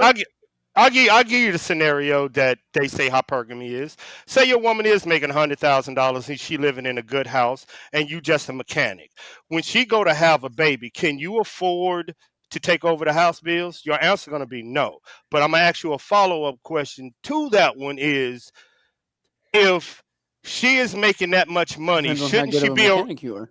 shouldn't she be around men that make that much money? Wouldn't that be her circle? No. See, I'm answering from my point of view. And even when I was making a shit ton of money, I was hanging out with good old boys. Yeah. Most of them were shade tree mechanics, construction workers, stuff like that. I don't know. I didn't surround myself with money. Hold up. Here's the income that they say. They said that for how much money you make, people, like give your overall gross income. For every person in your household, take $35,000 away, and that's how much you really make. Okay. That means after you take out at the end, if that one kid is 35 or 15, then then that's your. So you're gonna hang out with the same income. So you might think you was up there at 100,000, but you start deducting kids, and then your real income is that. And them are I bet if you do your math, your income matches that situation. I don't know about that. That's a common cord twist, ain't it? No, because a lot. I tell this to a lot of men: if you make $100,000, and then you take in two kids, you better subtract $35,000 from your income because you're taking care of two children in your fucking house. That's money out of your kids. Yeah, that's money out of your pockets.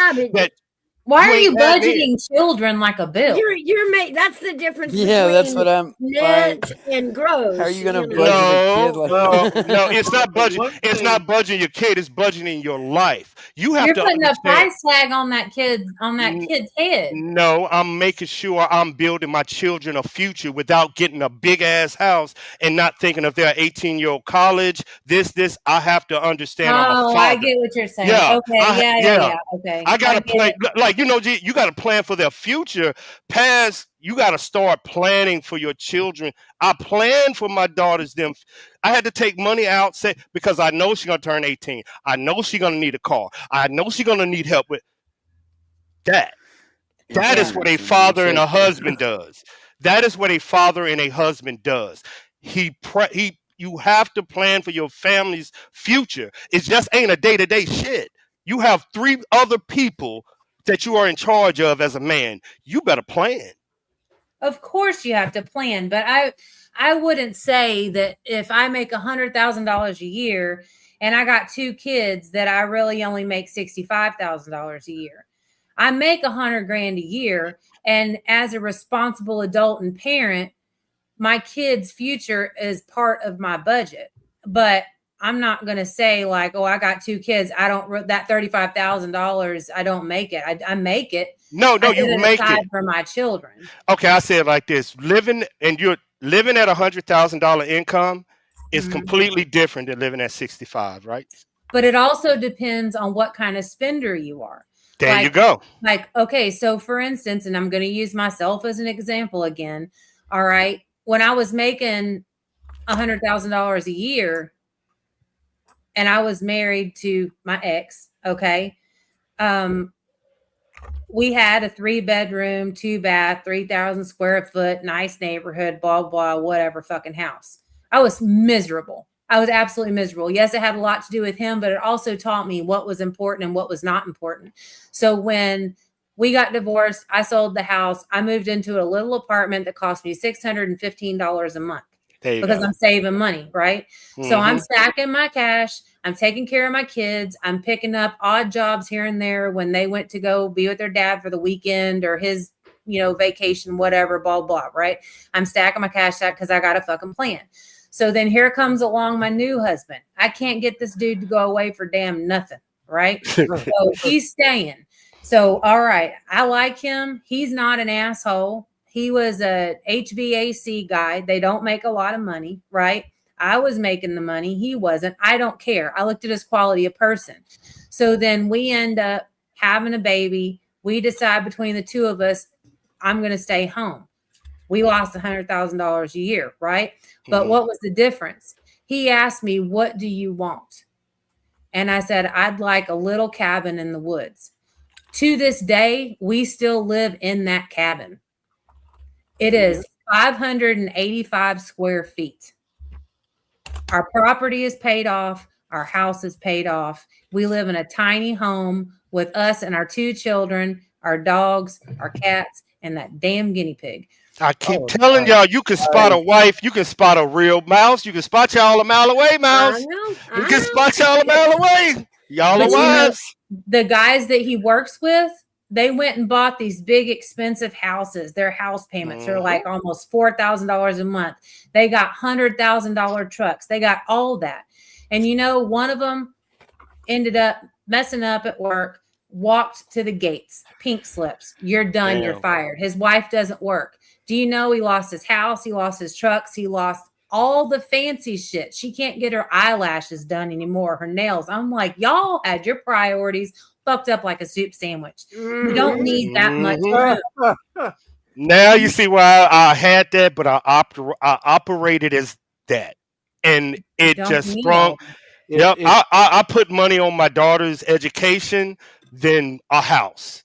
It's almost like the small things in life is what really matters. It is exactly what matters. It does. It really does. Greeting your husband when he gets home from work with a smile, giving him time to breathe and not berate him with all the shit that you dealt with the whiny ass kids that day. Not telling them, so-and-so did this or just let the man breathe. All he needs from you is a glass of iced tea and a hug. And I'm so glad to see you, baby. And then let him decompress. Well, that's why I asked the question a while ago. And I'll tell you why I asked that. Because I seen my nephew and his wife. He got married at 18 or 19. I think it was 19. He got married very young. Neither one of those two wanted to struggle. So he went and got into debt, signed on a big old house, doing his own work and all that, and right now those two spend money like crazy. It's going to catch up with them. Neither one of them wanted to sacrifice starting off at the bottom because they want to keep up with the Joneses and look fancy. There you go. And keeping up with the Joneses is going to fuck you, not the Joneses. Yep. That's what I said, but that is a true statement. Yep. My daughter don't care about her money. She care about mine. That's how she says she's going to get rich. She's right. She's right. Fuck, man. Yeah, Lone Star said you never know when your health will fail. And that's the truth, because I'm here to tell you that if we ever got a reality check, and thank God our life plan together was never keeping up with the Joneses, right? We came from nothing. We fed our kids and didn't eat because there wasn't enough to go around, but the kids are priority, right? We've already been there and done that, and we will never go back there again if we can help it. And on February 1st of 2020, my husband had a stroke. Now, when I tell you, my husband is the last person I would have ever expected to have a stroke. Because first off, he eats well. We don't eat a lot of fried foods or bad foods. Now, what he chooses to do on his lunch break is him. He loves his junk food. All right. But I do my best to take care of the family and keep them healthily fed. All right. He looks like he works out for a living. He's got a 6-pack. He's got guns. He's got the whole, my husband's hot as all right. He's hot. And all the tests came back saying he's healthy as a horse. There's no cholesterol. There's obviously no drug use. I mean, there's nothing. They could not figure out why he had a stroke. And when I'm telling you, you got to fight for your man. You got to fight for your fucking kids. And them doctors at that hospital knew me by sight, name, sound, the whole 9 yards. And I'm like, I'm telling you right now, I ain't ever been around a stroke victim. My husband had a fucking stroke, and I'm not leaving here until y'all find it. Do y'all know that I didn't know, because we're not a sickly family. We've never had any huge tragedy, right? To have to worry about this. There are different levels of scans that go deeper into your body to find something. They had to go through 4 scans, 3 doctors, and a specialist before they found his stroke. And come to find out, we're all born with the soft spot on top of our head and a hole in our heart. And over time, 90% of us, the soft spot clears up or heals up and closes, whatever. And so does the hole in your heart. His hole never closed. It took 40 something years for his hole in his heart to produce a blood clot. Nice. Scared the shit out of me. Will I make it if something happens to him? Yes. But when I say this, my life does not work without my husband. He is everything to me. And that scared the shit out of me. And at that point, like, I was so glad that we lived the life that we lived, because if I had lost him that day, I wouldn't have any regrets. But shit can come out of nowhere. So you need to always don't live in fear, but set yourself up to where if something happens, if he had died that day on the kitchen floor, we have it set up where me and the boys and my daughter will be good. Not emotionally, not mentally for a long time. He's going to leave a huge hole, but you've got to prepare for the unexpected. And my husband, as healthy as he is, had a stroke. I think that's how I move. Being in this combat, that it'll be days that I think I wasn't coming. So, you know what I'm saying? I had to prepare. Yeah. Because especially now, these last war, I had to prepare. So it looked like math, y'all, but think about if you over there, you're doing so much math, man, in your head, because you got your baby's got to be taken care of. Because you might not come home. Yep. Yeah. And that's the scariest thing. And I'll tell you this right now, Army Vet, when I was a single mom, I went on they called me 2 date for the longest fucking time. That's so embarrassing, because nobody could make it to the second date with me. Because I was like, no, I ain't dating no bitch. That's me. And I'm looking for a quality man, because I know I'm a quality woman. So where are these quality men at? And I pick up on bullshit real easy, right?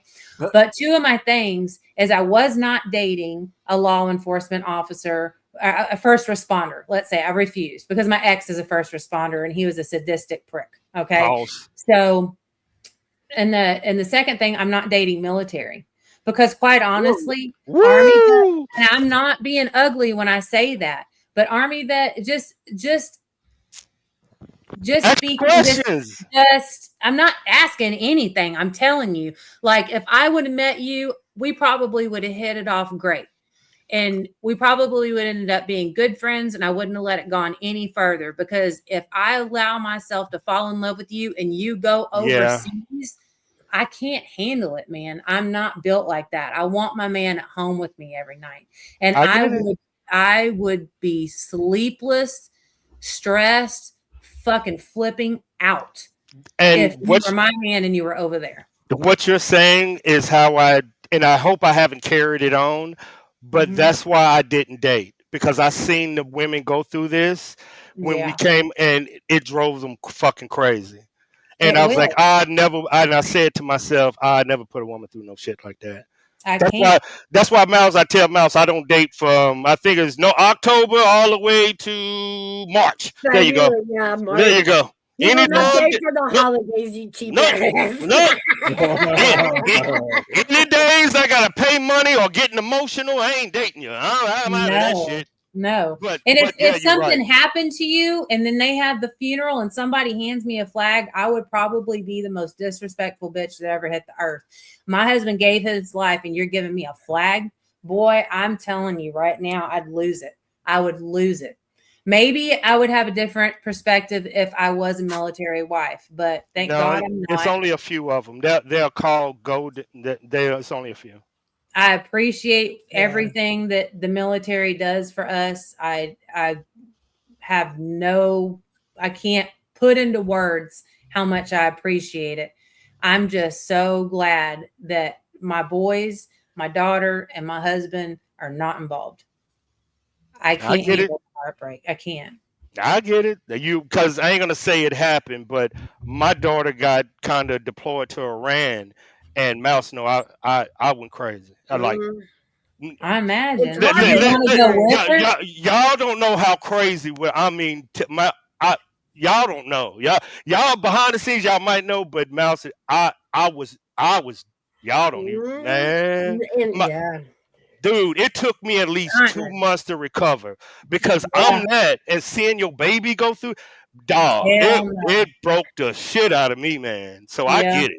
Yeah. Diamonds just said, she said, it's tough when hubby was deployed. I would never wish that on anyone. I hate bitches that end up cheating on a deployed soldier, but will stay loyal to a dude on jail. There you go. You ain't lying. Your man is overseas fighting for you and everybody in this nation, and you're going to cheat on him. I've seen it so many times.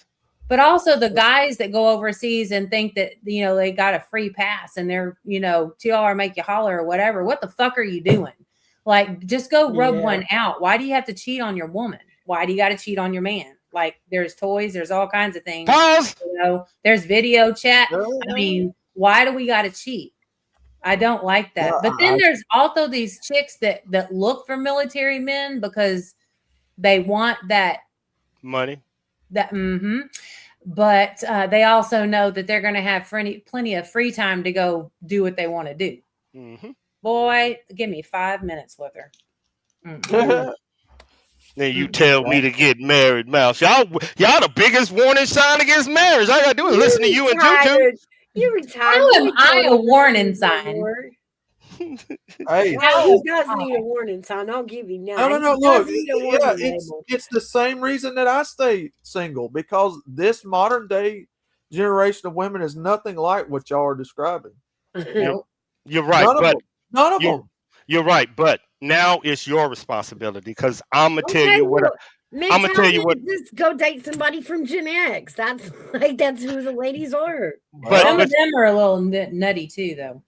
But when you are a dad, it becomes this, because now me and my daughter are having these conversations about marriage. And as a man, if I want to tell her to be married, don't I need to be the reflection of that? Yep. If she wants to be married, maybe that's on her, but you can't push your kids to do. I'm not saying push, but if I'm a father and I want my daughter to be married, shouldn't I have the responsibility to show her what it looks like?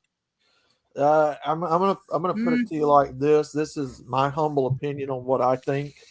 Take it or leave it with a grain of salt. I think that in this society, a parent's job is to make their children's lives better than what they had it. And so if you're telling her what you think is best for her, if you're married or not, wouldn't it, Isn't the best, you just said it yourself when you read the Bible, isn't the best outcome for a woman and a man that have a child is marriage? You said it yourself. Be fruitful and multiply, yes. So yes. Why would I tell her? You see what you just said? You said, no, don't get married, but you said the best outcome for a woman and a man having a child is marriage. So where are you lying in that? Can't have both. Well, if you want her to have a better life than you had, well, I mean, wouldn't part of that be okay? Whether I agree with marriage or not, if she gets married, can I be okay with that? No, what is the best outcome for the child? Isn't it marriage? Uh, if the goal is, in my opinion, if the goal is to raise children, to be fruitful and multiply, yes, but biblically. Let me read this to you real quick. Mhm. Something he said, now I can't remember, it made me Google this.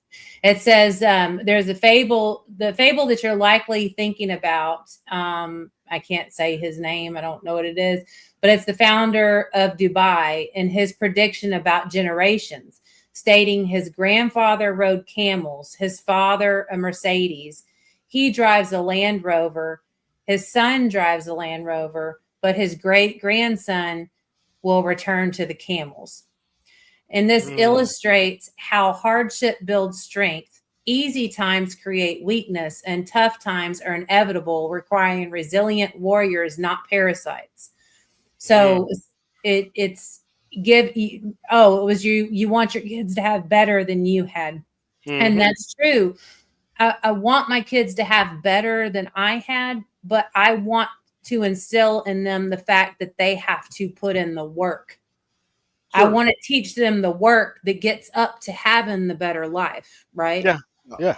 That's my whole thing. And that's right. Big Dog said weak men make tough times. And it's the truth. And it's not just men though. It's weak humans make tough times. And I think that we are in the last Land Rover generation. Okay. And I would not dissing anybody that drives Land Rover, but I will never, ever in my life pay that much for a fucking vehicle. I drive a Ford F-150 and it ain't even the dolled up version, okay? People just call me outlaw, Judy. What? Yeah, people just call me outlaw. It's easier to remember. What did I call you? MG, I think. MG. Okay, I'm sorry. No. You're fine. Gutter said I would agree, except AI has stepped. That is true. Changed that cycle, I think. Yes, it has. Big Dog Ma, that is true. We are in perilous times. We are in the biblical last days. I feel like we are. And do any of y'all, because nobody ever seems to remember like the year of the worst. The year of the worst, like before everything comes to an end, right? And we have the horses and the whole and all the things. And it says that the last year before all that happens will be the year of the worst, just like complete chaos, brother against brother, father against son, all the things. And there will be like the earth itself is going to lose its mind. We're going to have tsunamis and volcanoes everywhere and war. And basically, he's going to come back and stop it right before we completely destroy ourselves, and for the last few years, I'm like, this has got to be the year of the worst. It's got to be the year of the worst. And then here we are in 2026, 15 days in. And I'm like, okay, here's the year of the worst. I mean, like, how much worse can it possibly get? We've been saying hold my beer since 2002. Forever. Well, the way that, and I'll give you a hint. Remember how, Mouse, you said we was going to attack the Nostradamus theory of the big reset might be AI, how it's going to make people lose jobs, and how it's going to reset the world, how we think, how we process. And just because we went through the Great Flood and the meteorites, maybe the Great Reset is AI, because Juju, if I tell you what happened in Venezuela, you wouldn't fucking believe it. I bet you I would. Tell me, please. I saw it, Diamonds, and it is cool. It's unbelievable. Tell me what happened in Venezuela. Because I've been going down that rabbit hole. I want to hear it. The zappy. Men would be lovers of themselves, lovers of pleasure. That's in the Bible. And the legion will identify themselves as they, them. Yep. Ratopia. I'm telling you, it still follows the lines of Ratopia. Now, when it says men will be lovers of themselves, that's talking about both male and female, men in general, like like mankind, humans. right? What is this topia you're talking about? Ratopia. It is an experiment that was done in the 70s, and it was the experiment was about overcrowding. And if you give a population everything it needs, food, water, space, housing, if you give it everything they need, how does society play out? And it played out just like society is playing out today. Just, I mean, a mouse generation goes faster than a human generation. Yeah. But what happened in the end was basically, instead of it turning violent, the men became less aggressive because they didn't have to be. They didn't have to fight for food. They didn't have to fight for space. So the men become less aggressive, which pushes the women population to become more aggressive. There you And go. the more you push this situation apart, then you, at the end, they had men living with only men, staying away from the aggressive women. The aggressive women could only deal with aggressive women. So in that, the population stopped because women are living with women, men are living with men, and they're not regenerating. But here's where I think one drastic difference I think in modern times is going to happen. I still say, and I believe it wholeheartedly, sperm banks are going to be the future. I know. I do. But basically, you are saying to everybody that women aren't attracted to men anymore when they are. No. What I'm saying is, if this system is going to keep using us like disposable resources, they're going to want the population to be at replacement rate. So they're going to keep wanting people to reproduce, but you can't force men and women together en masse. It's just not going to happen. So they're going to do it the next logical way, which is to come through your sperm. I'm telling you. So the single craziest thing that I have ever heard what I call a rabid feminist say was men need to mind their place and do as they are told because we have been oppressed by them long enough. And then they said they need to understand that we can take their sperm, kill them all, and live forever. But we're still going to make more men. Like, duh. Is that not the most ignorant thing you've ever heard? They will incentivize the men to donate. They'll incentivize the women. I mean, what do they do now? Tax breaks, lump sums of cash, paying off mortgages, whatever, paying off student loans. Hint, hint. Mm-hmm. They're going to cut all kinds of shit. Big on Moss says Muslims are having babies 9 to our 1. Mm-hmm. Well, and it could come through that way, yeah, because they are flooding this country like water. China is struggling, but I think women. If a woman find a dude, only a woman can make it. Only a woman can make a dude a father. That's it. Not the government. Only a woman can make a dude. Meaning she pick who she wants.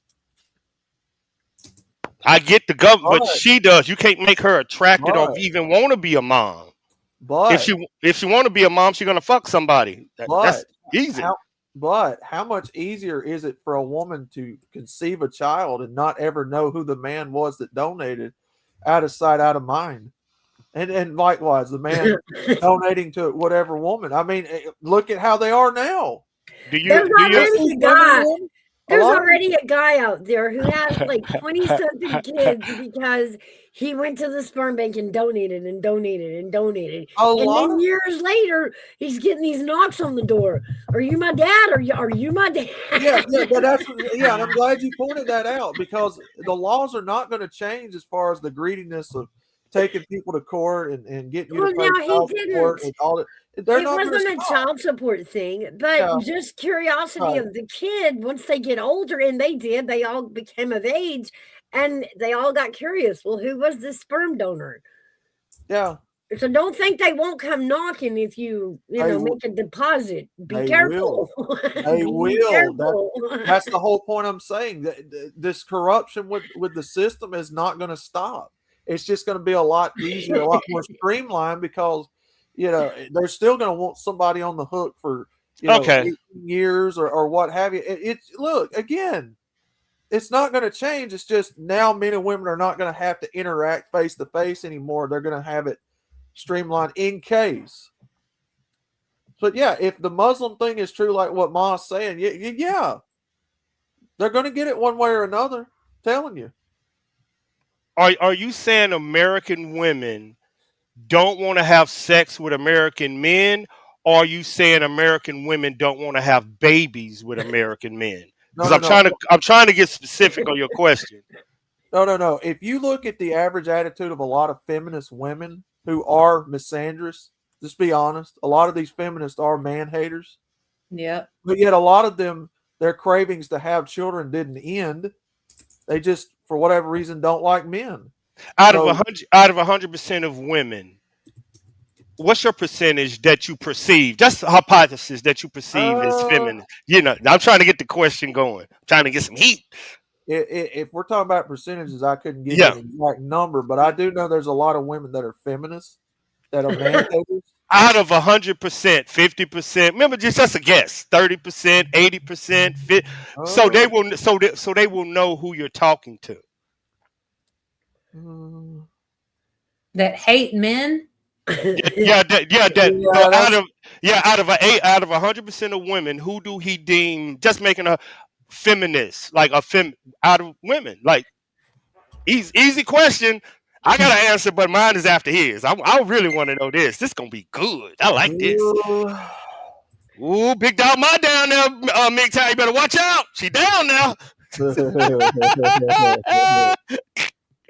If you're asking for a specific percentage, I couldn't really give you one. I just know there's a lot of them that do hate men. Give me a guess.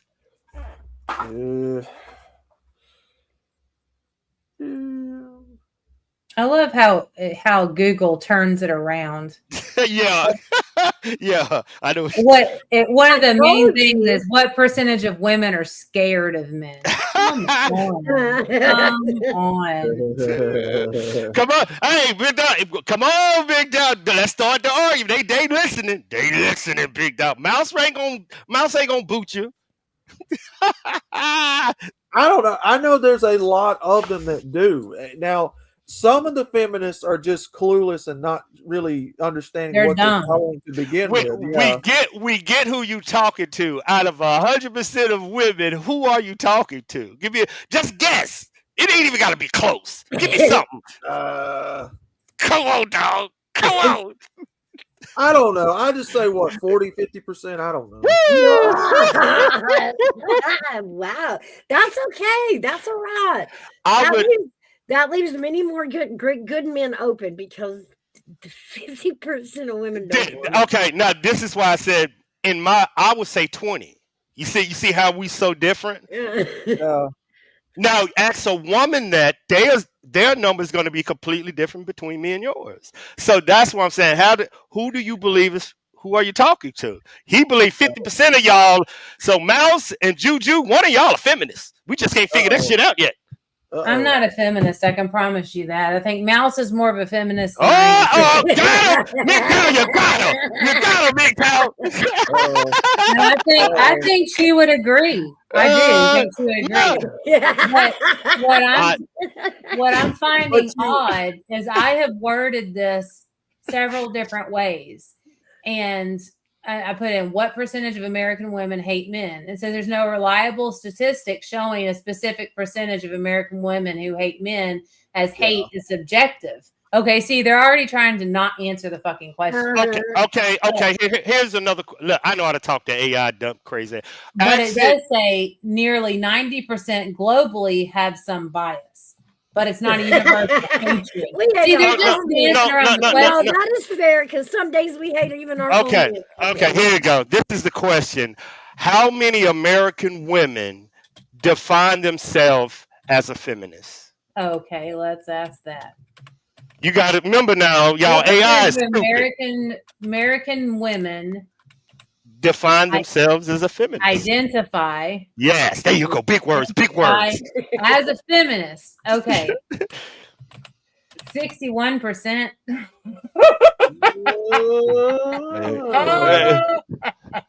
Now you see but now do you see what I'm saying about?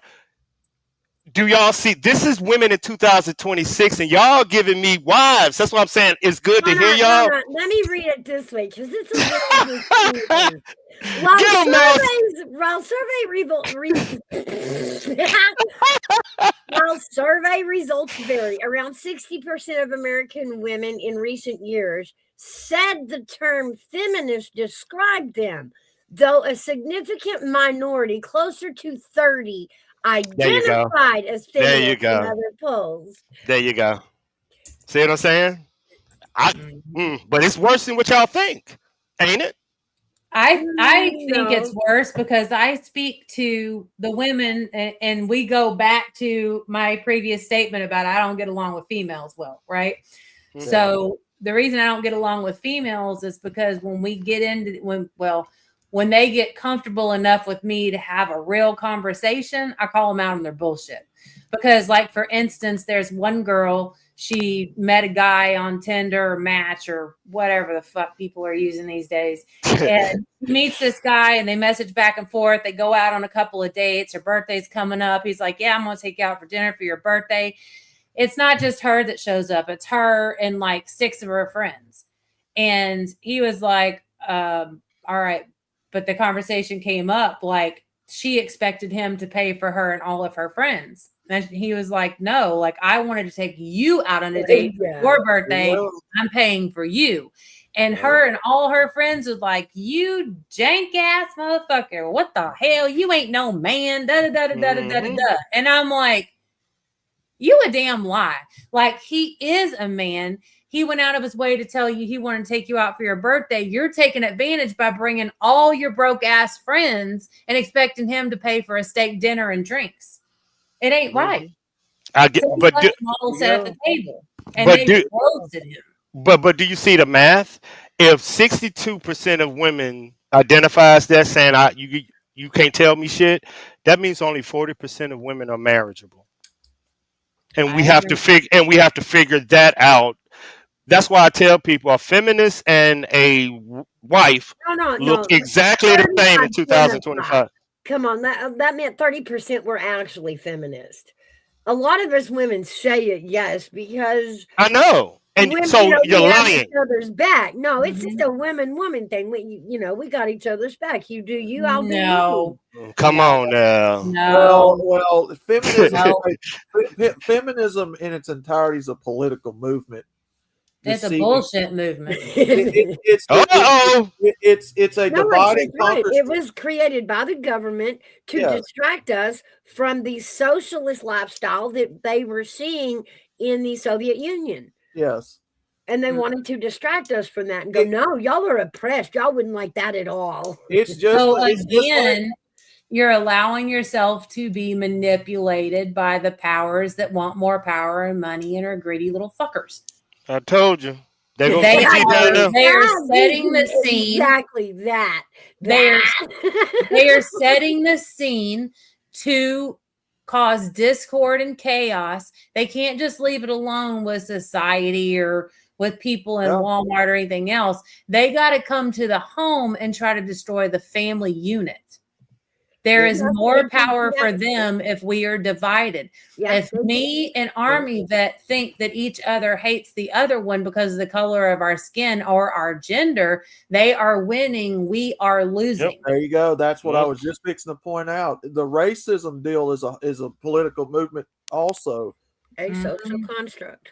Yep, I don't even believe in race. Like, I mean, our young kids don't even believe in it. Our young kids are of this thing now. You don't think so? You think they look at color? No, I agree with you. Oh, yeah. So you preaching to the choir. Our young generation don't even see this. So when they see us talking, they like, what the fuck are you talking about? They don't even want to have this conversation. They don't believe it. No. And do you know what my biggest, not my biggest problem, but one of my, woo boy, I get sideways, hot, heavy, wired for 220, and I'm ready to rumble. I'm not I playing. know. I know. These kids that of all races using the hard R, talking to all their friends or their ops, as they call them now. Like, you're in grade school, you don't have a damn op. Shut the fuck up. You know, like, oh, N-word this and N-word that, and you're just an N-word. No, no, no. I mean, they throw the N-word around like they're reciting their vowels. I mean, like, it's just natural. And boy, I tell you what, nope. I will get in the middle of anybody that's pulling that shit. I don't like it. Well, when Matthew uses the N-word, I mean, he will tell you, I cringe. And I'm like, Matthew, shut the fuck up. Matthew, you know. And I don't it like was it. hard. It was hard for me. It was hard. I know. I'll talk to you about it. I'll get. Well, I take it a step further. I do that with anybody going against whites or Hispanics or anything using slurs like that. Well, the end's the most obvious, but yeah, I get cringed up when I hear them, you know, talking about the whites or anybody else racially. It's a like coming from Louisiana. I have friends, like you said, that do it. But when I cross into the private sector area, you know what I'm saying, you have to conduct yourself a different way. So you're torn in between them two worlds, because once I go back home, you see what I'm saying? It's something. It's called code switching, but it's mentally and physically draining for an African American. It's draining. I did it because I have two daughters, and ain't no damn way I want her to marry him. You know what I'm saying? So I took upon myself. You think it's draining for you, not to take away from your drain, but it is draining as fuck for me as someone who people look at and see as a white woman. Okay. They automatically label me with all kinds of things. And when I tell, like, Matthew has told me, don't tell people that, dude, don't tell people that. I'm going to tell y'all. I can't even defend myself by saying I'm not racist. Like, I was partially raised by a black family that lived down the road from us. I went to a Black Baptist church where they were doing the dancing and the singing and, oh, Jesus, and, you know, like falling out in the aisles. Like, I was raised around black people my whole life. I was taught you do not see color. I mean, I had the teeth slapped out my fucking mouth by describing a woman in church as the black lady. And the reason I said the black lady was because I described her every which way I could. I was just talking about how beautifully she sang the hymns in church. And I was like, the one in the red dress, the one that was a couple of aisles over to our right, that tall one, she had the hat, da, da, da. And then my mom's like, I don't know which one you're talking about. I was like, the black one. Bam!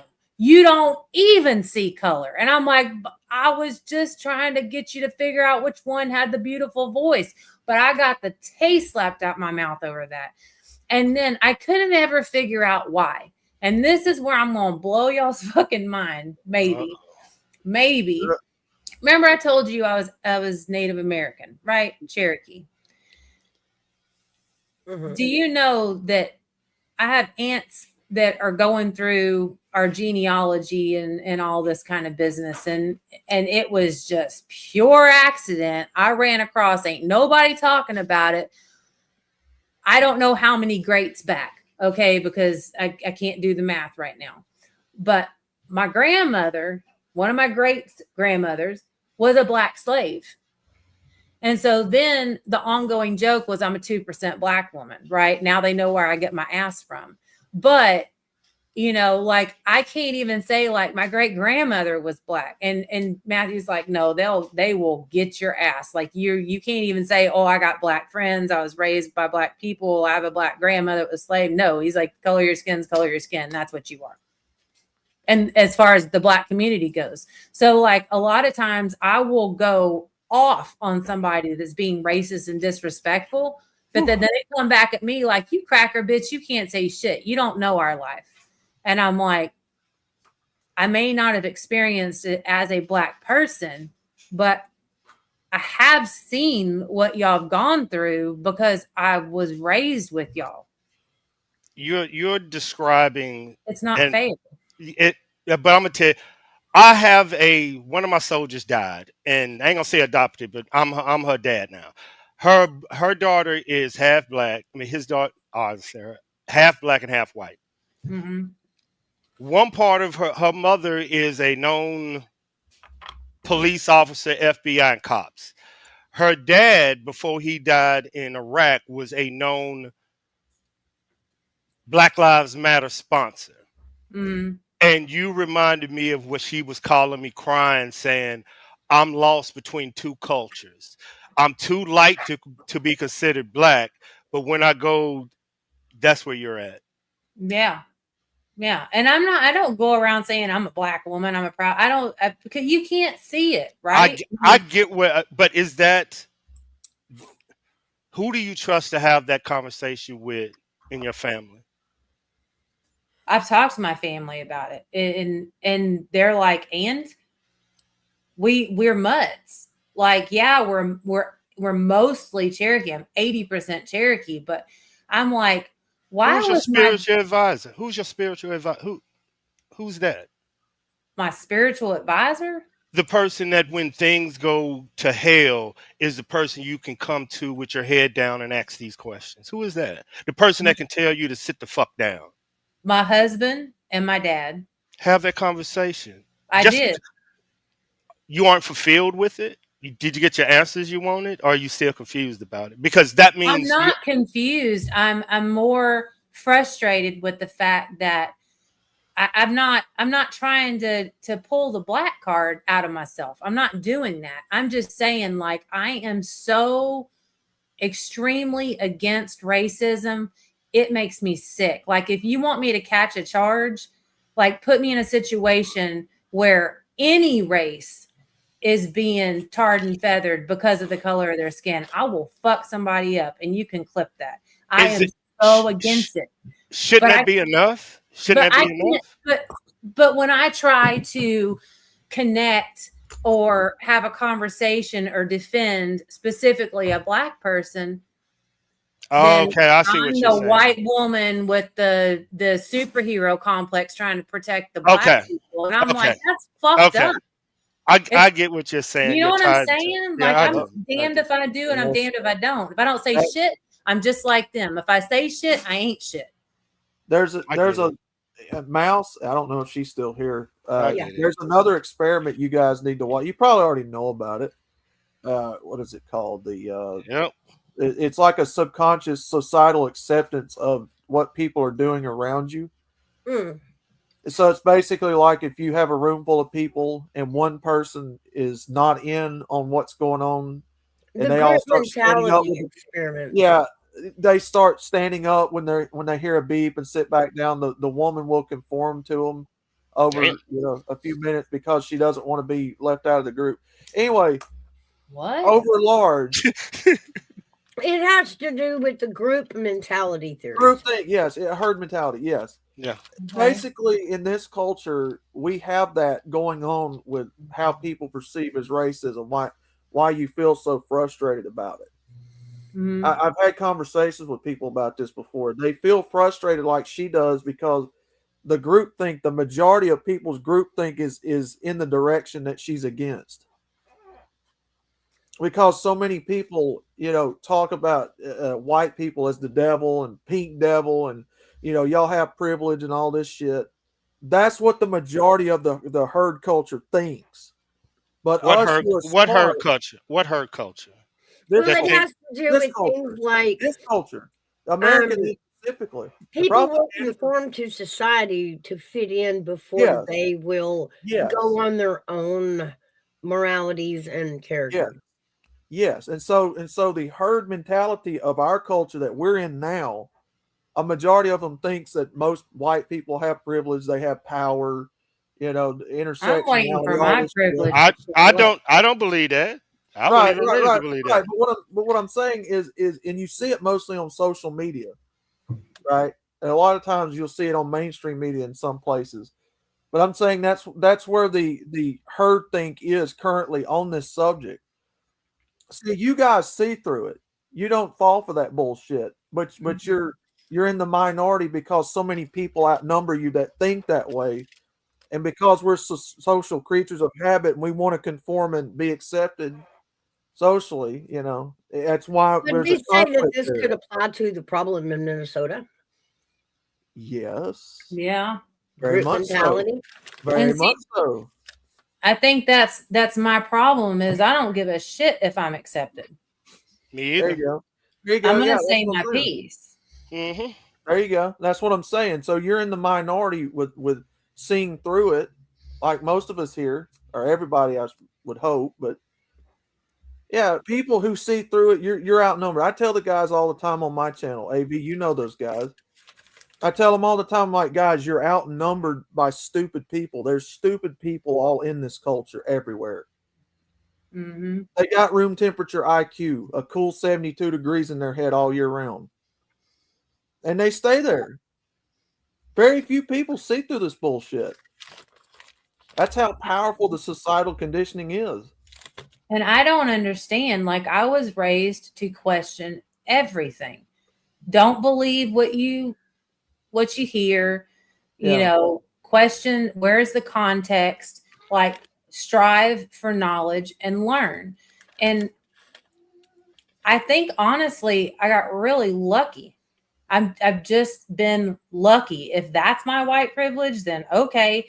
But I want to know the truth. I want to know more. You're not going to come to me and say, this is the way it is. I'm going to be like, who, where, when, why, and what? Right. Where are the receipts? I want to see it. Okay, thank you for showing them. Now I'm going to go do my own shit. And it's like there is a clip that was taken of Obama, and it was taken completely out of context. And I don't remember what exactly he said, but it was something really bad. I mean, really, really bad. And my jaw hit the floor and like, can you believe this motherfucker? Blah, blah, blah, blah.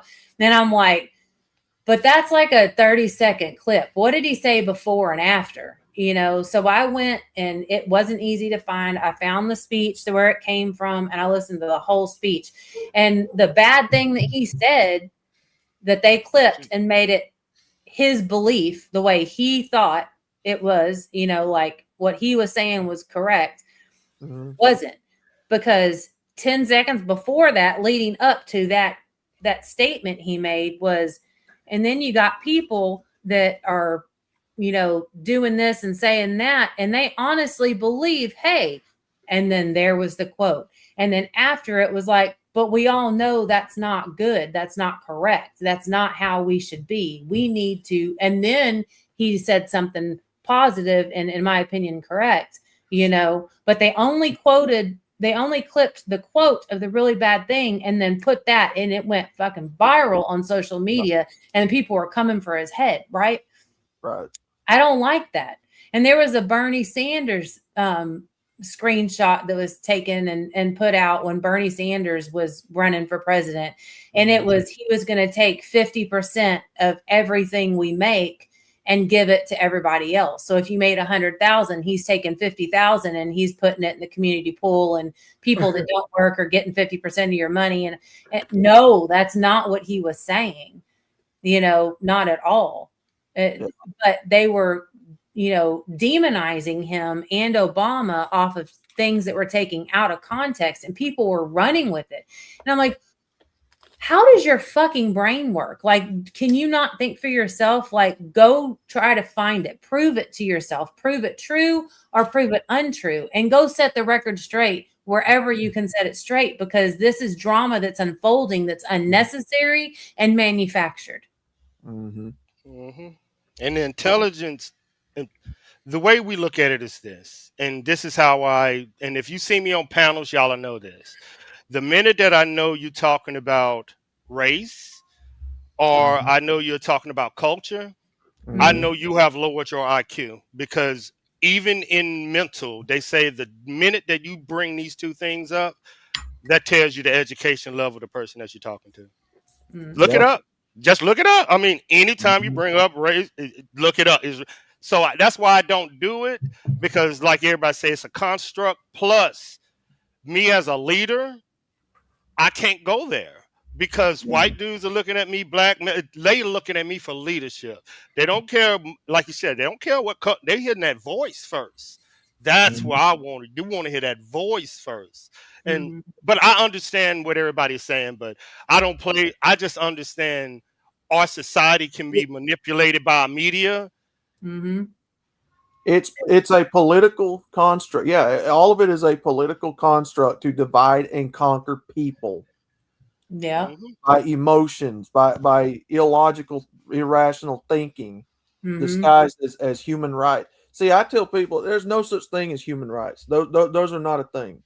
If a person in the government can give them to you and take them away, that's not. They're not right. yours to begin with. That's exactly right. So I don't consider voting a right. I don't consider any of these things that we do here in America a right. I consider it a privilege.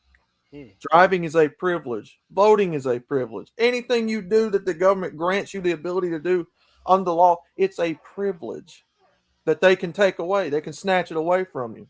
Yeah. Even living is not a right. Now that may be a little controversial, but hear what I'm saying. If you have people out here that have murdered, if you have people that have, God forbid, raped someone, the P word, don't know if I can say that on Mouse's stream, but you know what I'm talking about. Red dot people. The people that abuse animals, small children, anything. Do we suddenly think they have the right to live now? I promise you, if I walk in on somebody hurting my children, they have agreed that they are willing to lose their life. Okay. This is the perfect tilt. Then let's go here. Then one of the human rights is freedom of torture and all that slavery and cruel and degrading treatment. If y'all don't believe in it, should we bother with what's going on in Iran? If you believe this, I am torn because I think America has. You just say there's no human rights. No, I didn't say there was no human rights. I said if I walk in on somebody raping my daughter, they are pause. There you go. But there you go. That's what I'm talking about. Yeah, her and Mon, everybody. Yeah, that's what I'm talking about. Do people like that now have the right to live? No. Now turn it all the way up. Should a country have the right to rape women under 12 under human rights? No. But what human? But why? You just said you don't believe it. That's part of human rights. But then you have to go back through history, right? Because in the 1800s, 1700s, early 1900s, everybody had arranged marriages. Depending on your religion and where you're from, right? You could be betrothed. So they could betroth a 6-year-old to some king or whatever, right? To join their families. All the arranged marriages were for political gain. Okay. And so they would do that. The culture back then, it was accepted. But I think it changed because majority of people in there probably were men that believed it was wrong, but the vast majority of females believed it was wrong. They didn't want to marry their daughter off to some old dude to bear him heirs. And then if she didn't have men or male babies, it was her fault. And then he went out and got a mistress and had a bastard, right? So it's fucked up. And then if they had the science now, back then, they would know that it wasn't really the woman that was the fault because the man's sperm depends on if you have a boy or girl. The man is the one that decides if it's a boy or a girl. Hey. Yeah. You know what I'm saying? I mean, where do you think the whole term "knock the balls off" came on? Having a girl. Yeah. Okay, so things were not always okay, and I think humanity evolved in a good direction over time, and now we just took a hard left turn, and we're all fucking screwed. Right. Yeah, yeah. So that's what I'm saying. So it's basically a changing of the way you see and think about all of this around you is what I try to get through to people. It's all you've been taught is through somebody else's bias, like history. History Right. is biased because if it's in a book, it's biased because somebody wrote it. And then speaking of books, let's talk about the Bible just for a second. Okay. There are people that say, they accept that, God told these men to write these books that eventually became the Bible, right? And then there's people that say, but humans throughout history, namely the Catholic Church, took books out of the Bible because it didn't fit their narrative that their end goal that they wanted to get to. Now, this is where I struggle because I don't trust humans generally to tell the truth, right? Because humans do things to get things to go their way for whatever reason, whether it be money, power, greed, control, whatever. So were there books in the Bible that they took out? Well, I don't know. I don't know.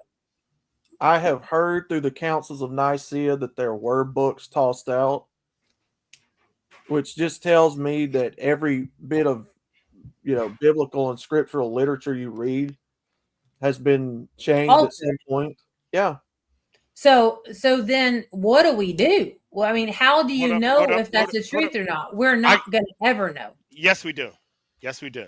How I'm do we know? gonna have you look up something, and this verified everything in the new. This verified what I'm going to tell you, that everything is real. All right, tell me what to Google. Look up, what did the Dead Sea Scrolls reveal about the Bible? Okay. Yeah, this is why I clearly separate religion from faith in Christ Jesus. This verified, like, for some reason they said this verified everything because it went way back. Okay, so it says the Dead Sea Scrolls revealed the Old Testament texts were remarkably consistent with later manuscripts, validating the accurate transmission over millennium, while also showing the multiple versions of biblical books existed in the 1st century BC, indicating the fluid text before canonization and providing Hebrew roots for some Greek something readings, revealing ancient scribal practices and textual diversity. They confirm the antiquity of Jewish scripture, illuminate ancient Judaism, and offer insights into early Christian interpretations, even showing parallels in Messianic ideas and biblical interpretation, though not directly about Jesus. Yep, studied it already. And it's confirmed that Jesus is real, what the Bible is saying is real, because it confirmed everything. So are they saying that books were not removed from the Bible? No, they're saying that it's so close that you can't tell. I had somebody once ask me, they're like, why do you believe in the Bible? And I said, because, I guess at the root, I was raised with it and taught to believe it. Believe and what? They were like, hold up, believe what? You believe the Bible is real, or what? Believe the Bible, believe in the Bible. Like, I believe the Bible's real. And what is I believe that. What is the Bible to you? The Bible is the book that I have in my house that I read from time to time. Gutters, what's up? No, I was just going to say, Gutters, I'm right there with you. There's everything about this I question. Everything. But I do question all of it because, Aramaic is a dead language, right? People still speak Hebrew and all that kind of stuff. But one thing I know, I do have the New King James Version. And the reason for that is I feel like I'm a fairly intelligent person. But when you start saying thou shalt, all this old way of speaking, it confuses me. Okay. So I try to read one that's in that, easier for me to understand. Right. Without getting too far away from the actual truth of what it says. But I think if it was translated throughout history, some things have been lost in translation. And the reason I say that is because my father is married to a Russian woman. She's the best thing that ever happened to her. I love her to death. She is an amazing human being.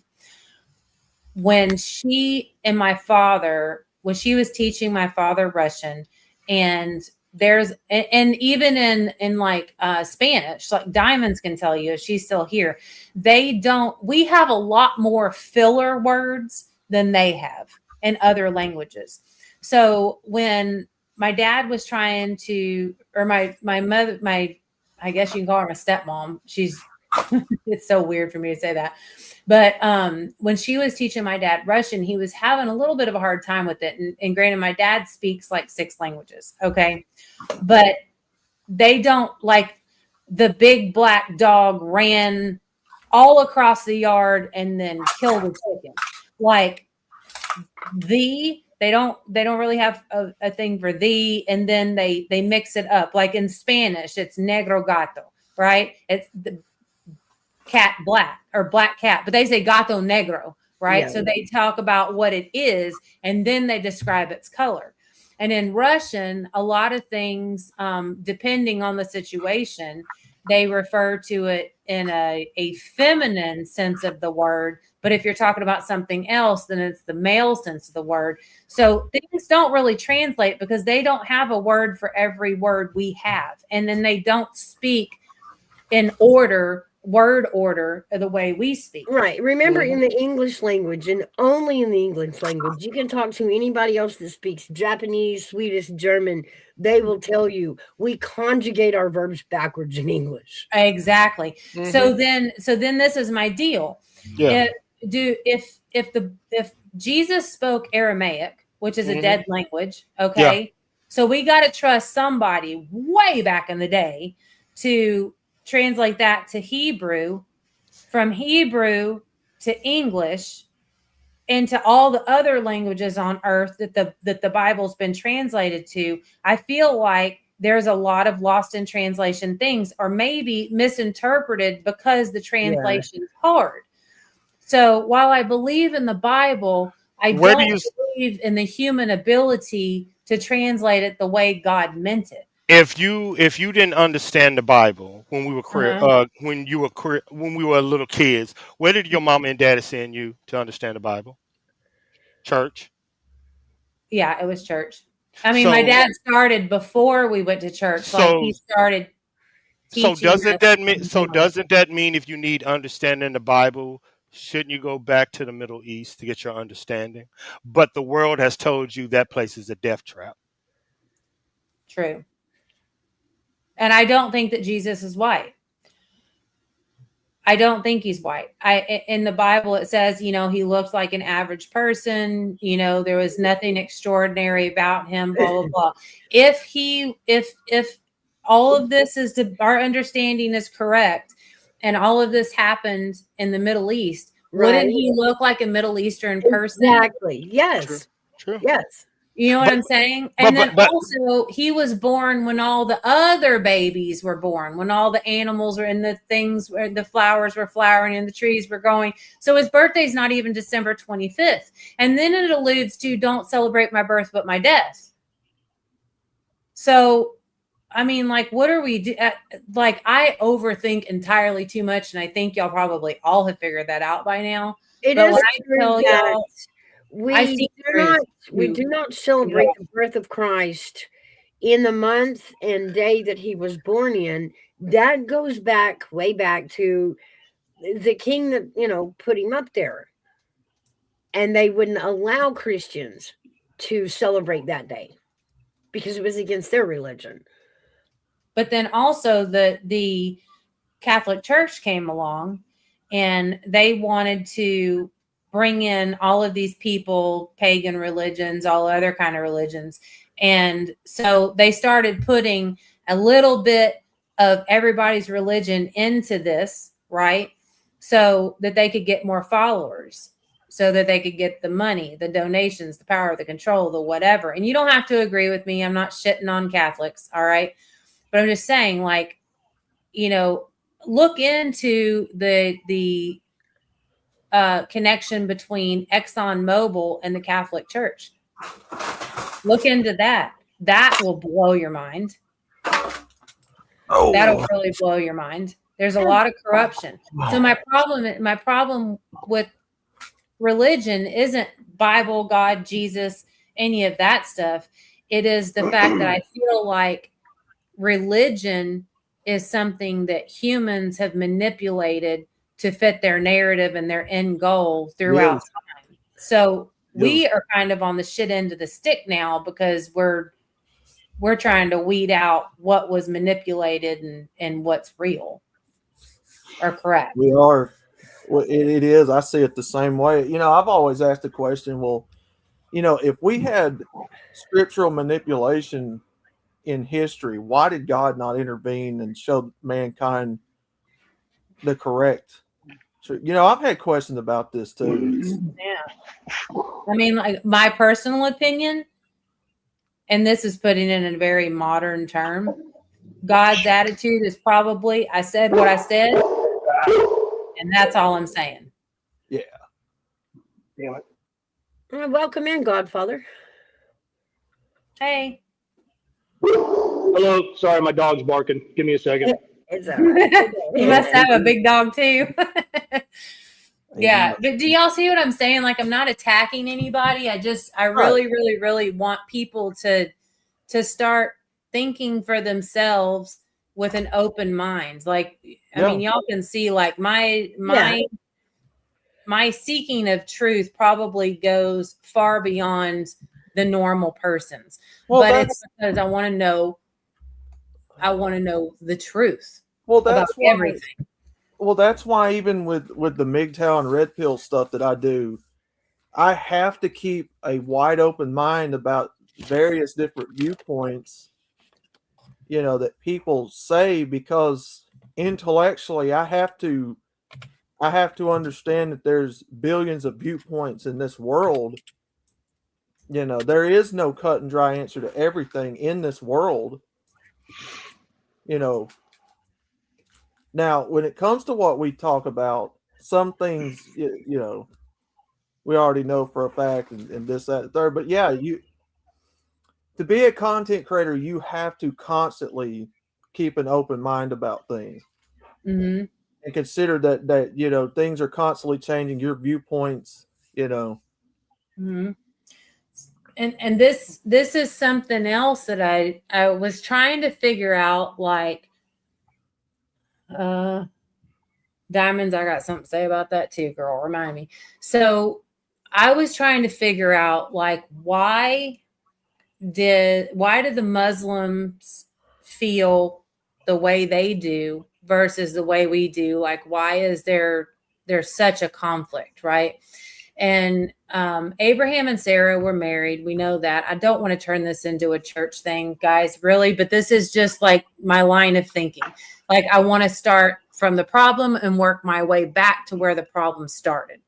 So the Muslim religion, we all agree that Abraham and Sarah, they thought Sarah was barren at one point, and God kept saying, you'll have a kid, you'll have a kid, you'll have a kid, you'll have a kid. Well, people lived a lot longer back then. And by this time, I don't know, I'm going to say 80. I don't know how old she was. And she still hadn't had any kids. So she tells Abraham, go lay down with my maid, Hagar, and have a baby because I can't give you one. And God said, you're going to have a baby. So go have a baby. So they did. And his name was Ishmael. And God said that your firstborn will inherit the earth, yada, yada, yada, all this kind of business, right? Like, he's going to be the man. The Muslim religion feels like Ishmael was the firstborn son. And that's where they're staking their whole thing on, is that Christianity basically stole their birthright by naming Sarah and Abraham's firstborn son that came later after Ishmael, that basically they stole his birthright, Ishmael's. So, and that's where this whole split came from. I worked my way back, and it took me a long time. And this is where it originates. This is where the Muslim religion kind of went, Ishmael was the one that was promised.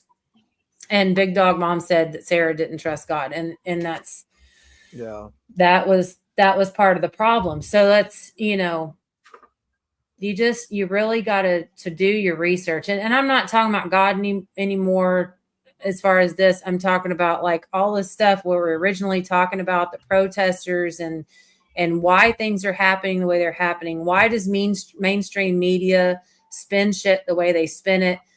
You know, why is the government doing what they're doing? You know, they show this video of these protesters taking that gun and the ammo out of the back of that ICE agent's deal. What if that guy that did that wasn't actually a protester, but a plant, because their end goal is to lock us all down and do martial law or the resurrect or insurrection thing? You know, just think about it. It's not always what it seems, because they're trying to prevent a they're trying to prevent they're trying to prevent the people turning on them and calling for their heads, of course, because they've gotten too greedy. And so what they do, because they study this culture and they use this culture like lab rats, like what Mouse was saying, they experiment on you and they lie to you. They've studied you psychologically and me psychologically. Like, they know how to manipulate your way of thinking. They know exactly what to use, who to use, how to use it. That's why they use social media and mainstream media influencers to coax. But you know, people always wonder, well, why does Jim Carrey or why does this, you know, celebrity, all of them believe left and believe that? That's because they're paid propaganda mouthpieces. Exactly. And that's why we got to wake up and we got to figure it out. We really got to figure it out and stop letting ourselves be manipulated. Search for your truth, do your research. And exactly, Army, that you word it better than I do. But I didn't realize how long I had been on this panel. Oh my Atlanta. Good conversations, right? We always do this. We usually go for about this long, if not a little longer. I love it. I really do. But now I'm putting on my mama hat because it's time for me to leave and go pick up my offspring from school. So if you know, y'all are, I'll be listening. I'll definitely be listening, and I might be typing in the comments when I get to where I'm not driving. But thank y'all so much for having me up here. And it's so refreshing to see people from all walks of life come together and have a healthy, well-rounded conversation that doesn't end up in screaming and everything just exactly. And this is Coffee Club. I'm so glad you come up and checked Coffee Club out finally. This is what we do. This is what we've been doing. Juju, I tell people all the time, I'm like, look, on social media, especially being a content creator, you have got to accept, you've got to be okay with the fact people are not going to agree with you. You've got to make peace with that. And that doesn't mean they hate you. Exactly. Right. Yeah. Yeah. And so how often do you go live, Mouse? I go live on Thursdays. Gigi used to do Fridays. We are hoping that you and Matthew will pick a date. I got him to say yes. So we were wondering what day y'all heard it here. We're going to add one more to Coffee Club, and that's going to be Matthew and Juju. So we'll get that all lined up and the links and all that. Yeah. If I could get my crowd on board with that, I would do it. But the guys are so adamant about how they believe. So. Well, and you know what we're doing right now today during this live, you never know who it's going to reach. So as long as we present it in a non-confrontational way, if this catches one person's attention and opens their mind and they start researching and then find the truth and stop participating in the bullshit, this is all worth it. It's all worth it. I have a channel also. Me and Matthew have kind of become the Bopsy twins, you know, we're doing everything on his channel and all that kind of stuff. And he's got a really busy life with 7 babies and, you know, he's a single dad. So if he's not able to commit to a time in a day, we can always do it on my channel. That'll be great. That'll be So wonderful. Let me grab our link for everybody here. Yeah. And I saw that you subscribed, Mouse. Thank you so much. I'm getting notifications that people are, as we've been up here, that people are subscribing to my channel, and y'all don't know how much that means to me. That is the second wonderful part about Coffee Club. If you've read in any of my junk from the past, this was created for us creators and our followers to network. One day a week, one day a week we're here, one day a week we're there, but we get to travel to other channels and see the differences and what you do different, because we all kind of put out different content. Yeah. So it highlights the content you do put out normally.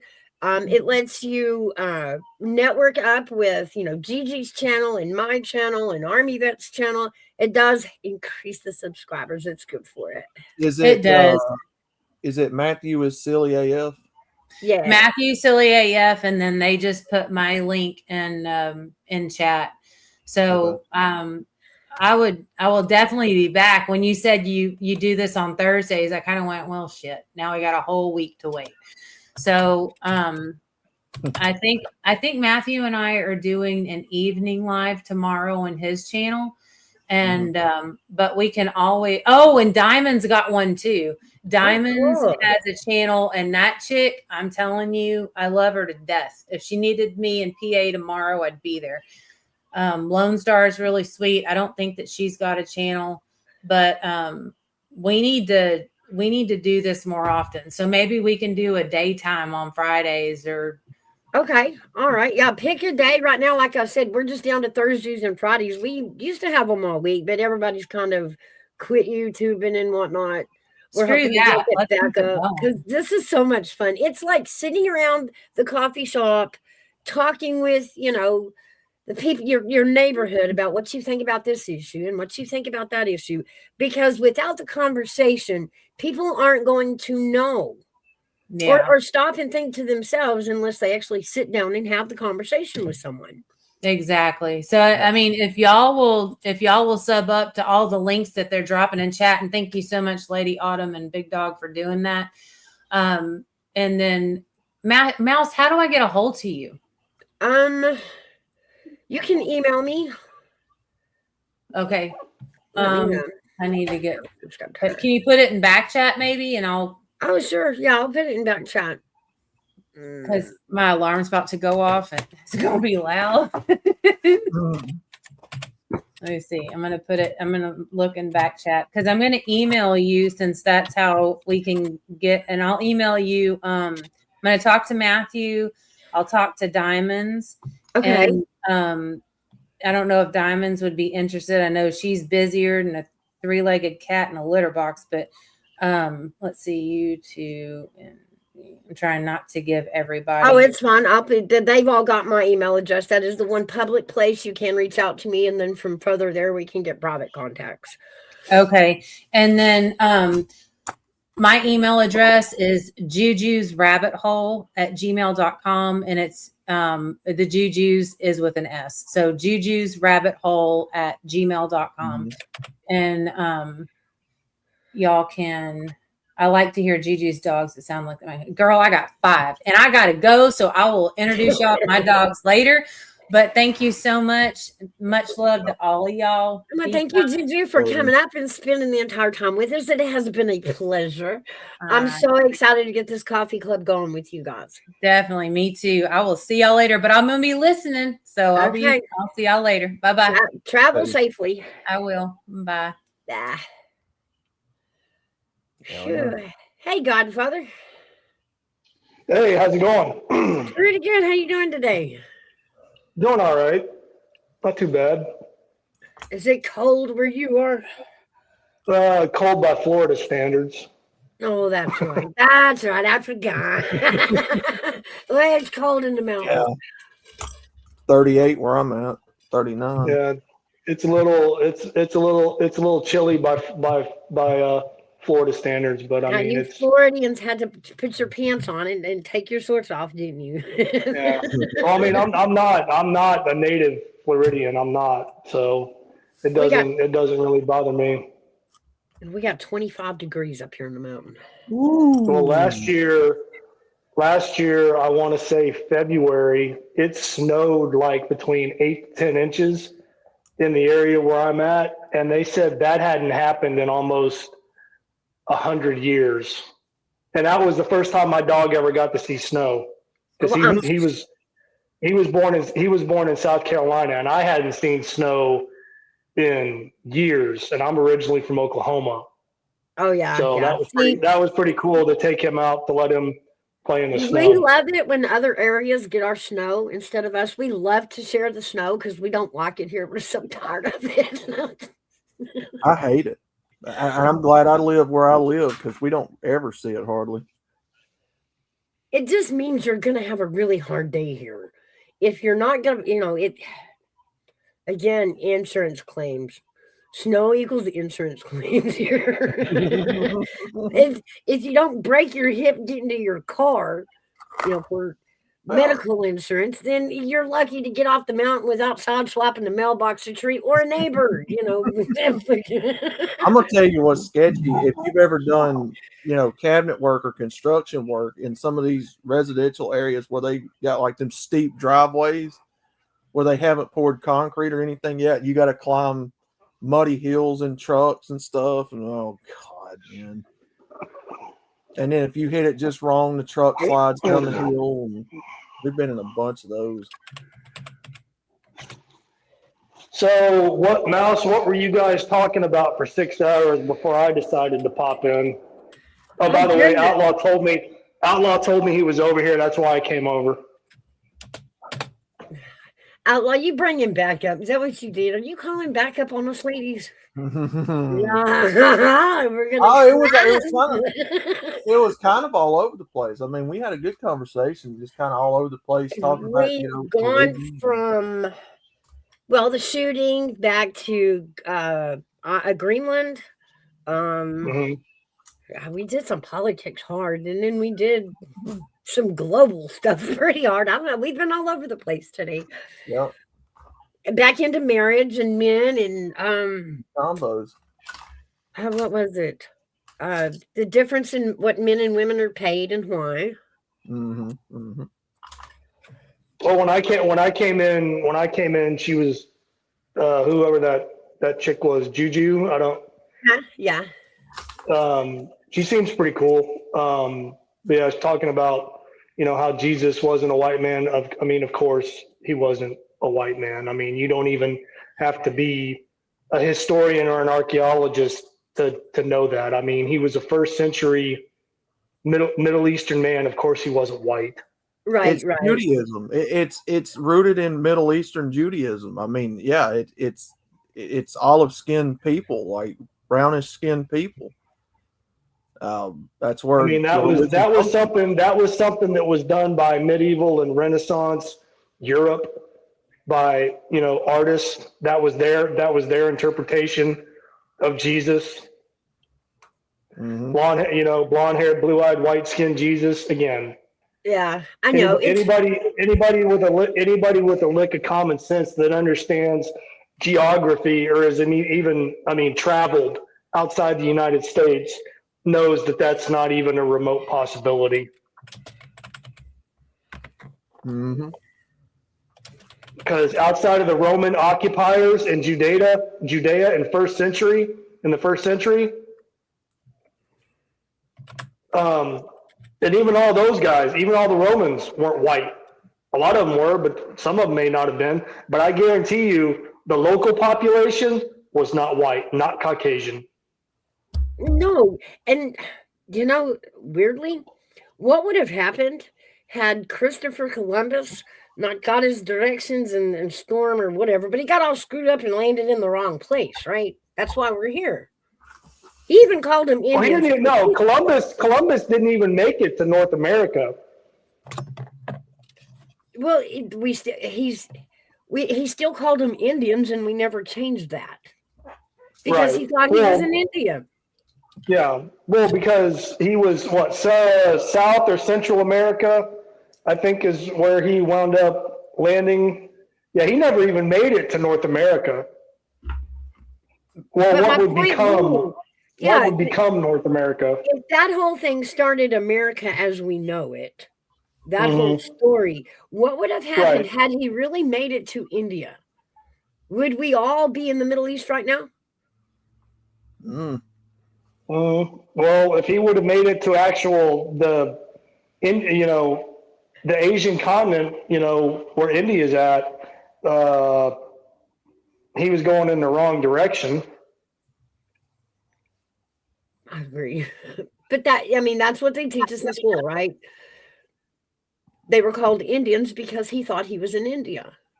Right. But in time, we never changed that. Right, but they were probably what, Mayans or some sort of South American, Central American tribe. Yeah, the Aztec. Lady Autumn. That's exactly why I said a while ago that the history books are all biased. They are. Any textbook that you get down on history and you study it like we used to in school, it's all biased. I've had to go back and try to show people the ignorance that the Civil War was taught about. Well, I mean, even Christopher Columbus, he wasn't white. He was Italian. He probably had olive skin too. He may not have been very, very dark, but he was not a white man. He was not Caucasian. Right. White European, right. Yeah, he wasn't even European. Well, no, he was European. He was Italian. Italy's considered part of Europe, but he wasn't white. I mean, because most Italians aren't light skinned. Right, They're not dark. They're not what's considered Caucasian. They're a little darker. They have darker hair, darker eyes. Now, I mean, the portraits that you've seen of him, that's how he was painted, but that's probably not how he really looked in real life. Right. Because again, I mean, the artists can depict him however they want to depict him. It's not historically, I'm sure it's not historically accurate. Same thing with Jesus. There's an old saying when it comes to history that victors write the history books. Yeah. Now, victors aren't always correct, even just because they win a war. Sometimes people win wars for different reasons, but if you have people writing your books, and they're the victors, they're giving you information they want you to write down, meaning they have room to change it. Knowledge is power. If you had the absolute knowledge to every bit of this, they couldn't confuse you and control you and do what they do now. You'd be well informed. You'd be on the same level they are. Oh yeah. You wouldn't have the resources they do, but you'd be on the same level intellectually they are. They can't have that. Everything in them history books are biased. Someone's viewpoint, someone's scripted viewpoint. That is true. I mean, companies publish our freaking history books that teach our children. And who's in control of the education system? Well, as far as I know now, it's no longer the Department of Education. So I don't know who's telling who what to put in textbooks that are being distributed in schools. But for all them years, it goes back down to the state level. The state now dictate. There you go. But for all them years, your local, state, federal government was telling you what to put in these books. They're funding the schools. They're giving the grants to build these schools, and they're giving the criteria and credentials on what to pass, how to pass, what to teach, who they can hire, the hiring practices. The whole thing's controlled from the top down by. Well, not only that, Outlaw. I mean, the school districts, are they say that's where your income tax and your property tax goes to, is to pay for these school districts. Well, what if you don't have kids in school? they still make Or what if you have kids that are no longer in school and they're grown adults? Why should you still have to continue to pay for that? Right. Taxation without representation. Right. Exactly. Yeah. Because your children are not representing the tax money you're paying for it. Right. Because I mean, if I don't have children or grandchildren that are going to school, why the fuck am I being taxed? Because as a whole, it was the community supporting the children. And I mean, to be fair, yours ain't the only ones going through schools. Everybody else's is too. That was the mentality. I understand that. No, Mouse, I understand that. And I'm not being argumentative on it. I'm just saying, if I no longer have a child in school, even though I still reside in said community, I don't feel that I should be on the hook for that. Well, used to schooling just required reading, writing, and arithmetic, which is really all you need anyway. You know, history will come later. You can study history from all different kinds of sources and pick up what. Oh, let's be honest. We didn't remember that shit the first time anyway. Yeah, well, we learned it as kids growing up, but you know, in science, we didn't care the first time. Science is not really necessarily something you need either, but yet a lot of people like it. Really, the only thing a human, in my opinion, right? In my science opinion, will keep you alive in a sense. It'll teach you not to mix bleach with, ammonia or these kind of things. It does help the common sense in terms of problem solving to have a little science. Right. Well, I mean, I'll give you an example, a personal example. Where the town that I grew up in Oklahoma, at the time when I started going to school, they were a 4A school. Then by the time I graduated, they were a 5A school. Now they're a 6A school. Okay. And when I was growing up, playing football, the stadium looked the way that it had always looked. Well, after several years after I graduated, they moved up. And they started winning, and people started coming into the community. Well, now there's a great, big, beautiful, football complex, with all this crap. And again, because I graduated in a class of 176 people or 177. It's either one of those. But anyway, It was less than 200 people when I graduated. The last graduation that I attended was for my niece, and she graduated in 2015, and her class had 1,500. Wow, that's great.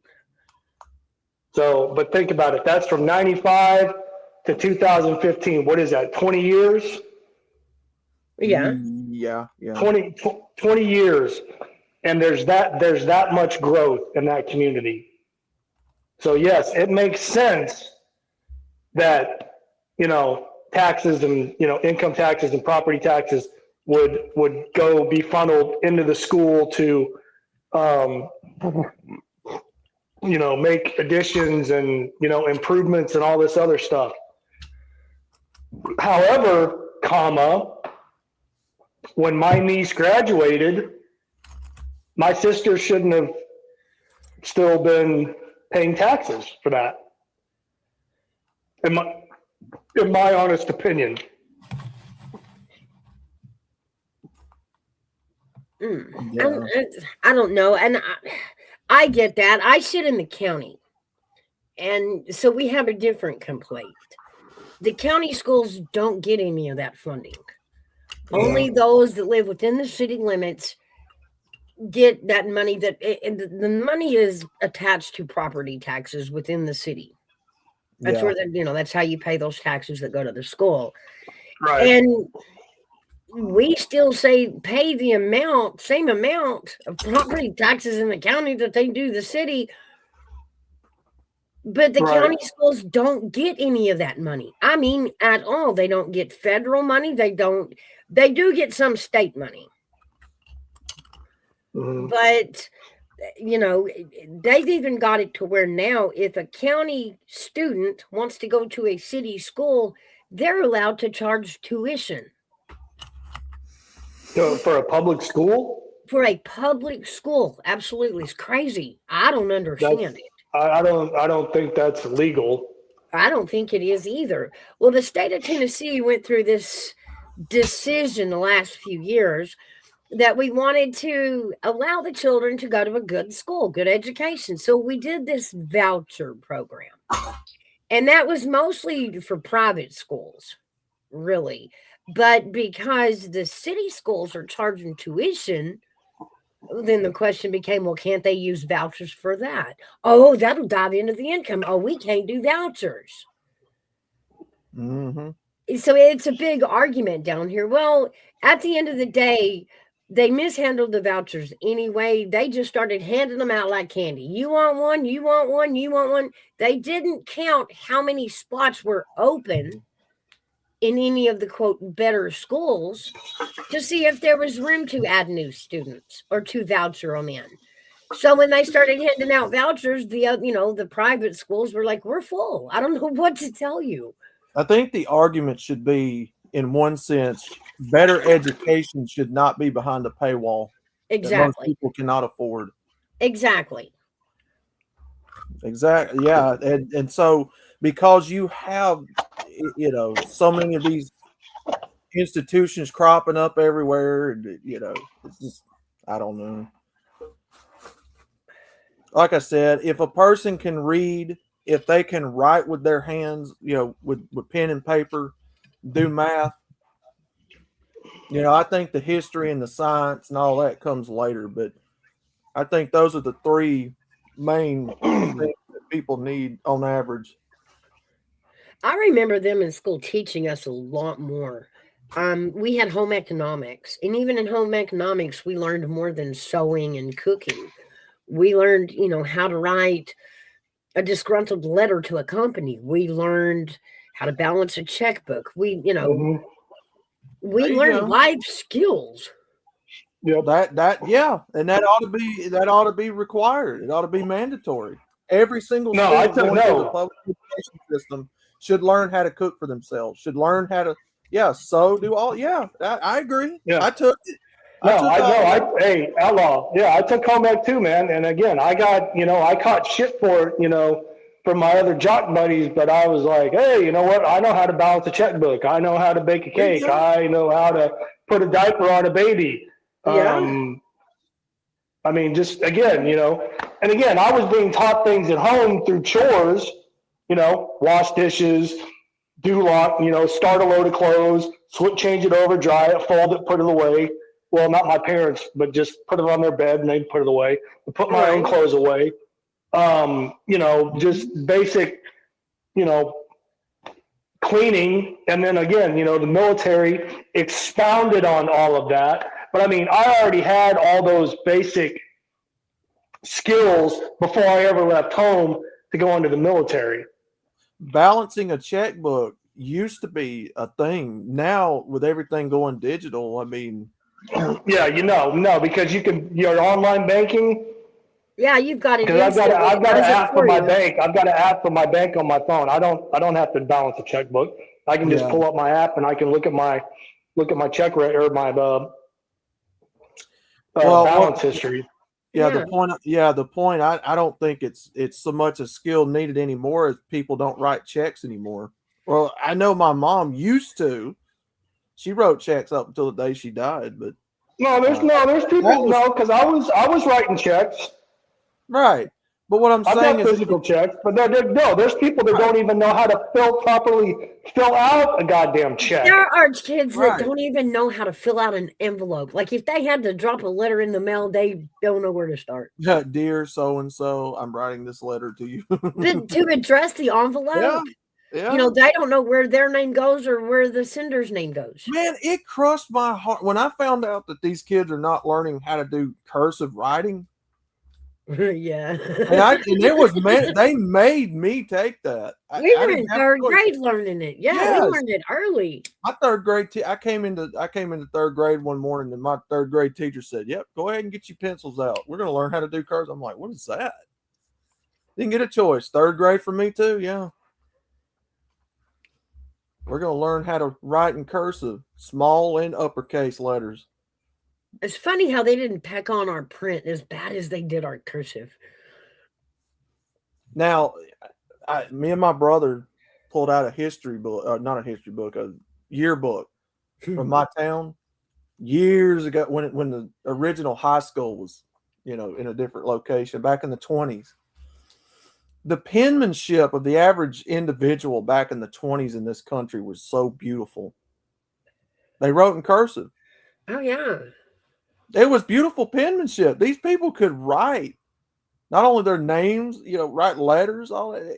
Maybe that is Gen X's fault because we kind of trashed cursive. We did. Cursive is it's beautiful. If you can do it, if it's done right, it's beautiful. We had this, I don't know, because we were Gen X and we pushed the limits because we didn't do stuff the old people did. And the old people they all had beautiful penmanship. Then we come in and we do this half print, half cursive thing and throw it out. Then again, when I was in school, they highly encouraged reading books. Oh, Not now. I don't know about now, but I know when I was in school, we were highly encouraged to read. They do, but we had a standard in the books in the library, and the problem these days, the parents have to read the book first. Like, what are they about to say to my kids? That's what I'm saying. When I said that earlier, I'm like, the average kid now going to college don't know how to read. They don't know how to write. They can't do math. What were you taught in school for 18 plus years where you can't read or write or do math? What were you guys doing for 18 years of school time? My mother told me, again, I don't remember this. I mean, I just remember reading a lot as a kid, but my mother told me that my school told her I was first or second grade. That I was reading at a college level.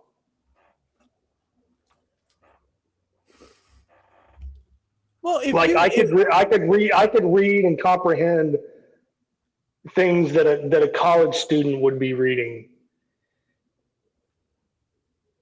But no, we loved to go to the library. We loved it when there was a book fair. Oh yeah. We get out of class and we get to go buy shit. I begged my mom for $20, man. Now they read, shorthand and text because they read more digital than they do books. Mm-hmm. But no, Mouse. No, I did the same thing. Cursive in third grade. I mean, I can still write somewhat in cursive. I can read cursive. Do you remember being taught calligraphy? Oh yeah. We did calligraphy. Yeah. I think that was like 4th or 5th grade, but yeah. We also have Spanish class in elementary school. We didn't have foreign languages until I got into junior high. Well, we called it junior high. Most people call it middle school, but it was like 7th, 8th, and 9th grade. Oh yeah, they did it again in high school, but I was raised in West Texas, and so the predominant culture was Spanish, Latino. Right. And so they come in elementary school because us kids wanted to know what our friends were saying. We wanted help learning what our friends were saying. Well, no, I went to school. I went to school with migrant workers' kids, but they didn't. When they were in a group setting, they didn't speak Spanish. They spoke English because they knew they'd get their ass beat. Yeah, I mean, in a classroom setting, yes, but on the playground, we were learning Spanish from our friends, and they would kind of just helped us out. They came in and they did the easy stuff like morning and evening, buenos dias, buenas noches, the easy greeting things, that you would teach a kindergartner actually learning Spanish. But because we told them was like, hey, you talk shit about it. You talk shit about us in Spanish, and we find out you talking shit. It's like, we're gonna kick your ass. It's like, you're no, like you're cool. You're cool as long as you speak English and don't talk shit about us. But if we find out you're talking shit about us in another language, so we're gonna kick your ass. Juju, if there's one thing a Southerner knows how to do, it's drive a manual. Even when I was going to high school back in the 2000s, if you couldn't drive a manual car, your buddies ragged on you. Oh, you drive an automatic? Oh, you're fucking gay. That's what I learned. I learned how to drive. I learned how to drive on a stick shift. My first truck was a Ford F-150 4-speed. You want to throw a monkey wrench into these kids' brains? Ask them what a 3 on the tree is, a column shift. Oh God, a column shifter. They'd have a goddamn stroke. They'll just put them in a phone booth and they're lost. A phone booth, yeah. Well, I kid you not. I have never in my life. I don't believe in hitting people in general. But my niece and my nephew and me were talking one day while I was at their house, babysitting them. She asked me what a VCR was. I never wanted to hit a kid so hard in my life. I was like, no, don't do it. They were like, what is not even outlaw? Not even a phone booth. Not even a phone booth. Just hand them a rotary phone. Yeah. And be like, make a phone call. Hand them a cassette. Just the fact that it has a dial tone before they did anything is like, what the fuck is that? Hand them Why a is it cassette doing that? tape. Hand them a cassette tape or a 8-track. Here's party one. lines. I do remember party lines. Here's one. Hand them a 4-way lug wrench and tell them to go change a tire. Oh, now my kids can do that, but that's. How do I take the wheel off? It won't come off. It's holding up the car. Why is there no air in the tire? And how do I get air back into the tire? Hand them a 4-way lug wrench. Speaking of that, have y'all noticed how much the price of air has gone up since we were younger? Yeah. It's not still 25 cents? No, it's like $2 or $3 now. At the gas station, yeah. Yeah, I'm like, it's air. It's freaking air, y'all. Oh my God, man. So I remember because we used to have one phone. We used to have one phone in the living room, and it was a landline, and it was a rotary phone. And then I remember when my parents came home with 2 cordless phones. There was one in the living room, and there was one in my parents' bedroom because my dad used to get calls in the middle of the night to have to come into work and do some troubleshooting. Oh yeah. Right? Mm-hmm. So there was a phone on his side of the bed, cordless phone. And I thought we were hot shit because we had 2 cordless phones. Yeah. But again, it was cordless, but you had to pull the metal antenna up after you took it off the phone jack. Don't break it on nothing, then it won't go back down or come back up. You brought up AutoZone a while ago. I was in there one day trying to get a part for a Ford Focus, and this guy was asking. It was what was it? What I go in there for? It was like a upper lower support hose or something on the radiator. I think it was. This guy was asking me, is this car a 4-wheel drive, a 2-wheel drive? Has it got the sport package on it? A sunroof? Yeah. What color was it? What year was it? A Ford Focus? Yeah. And I was like, dude, if you don't quit asking me these dumbass questions, I'm fixing to. The computer's asking, and he's just reading it. Yeah. I'm like, I need an upper radiator hose for a 2010 Ford Focus. And the dude was like, okay, what year is it? What is it? 2-wheel drive, 4-wheel drive? I'm like, no. What does any of this got to do with anything? I went in there for a battery one time for my Yukon, my 01 Yukon. He was asking me, is this thing a 2-wheel drive, a 4-wheel drive? Does this thing got a 5.3 Vortec or a? I'm like, dude, just need a fucking battery, Holmes. Yeah, 12 volt. What? 12 volt batteries, pretty standard in any vehicle. Isn't that? Hey! Hey, Big Dog Ma, how are you today? I'm good. Right now, the guys went out to get a new hose. Our washing machine hose broke, so Oh no. yeah. So it's quiet for the moment. But when Juju was talking about that earlier, I thought about when I was in high school. Hung around. All of us ran around in the pack, and the guys dared me to go in one day to a parts store, and they asked me to get chrome-plated muffler bearings. Okay.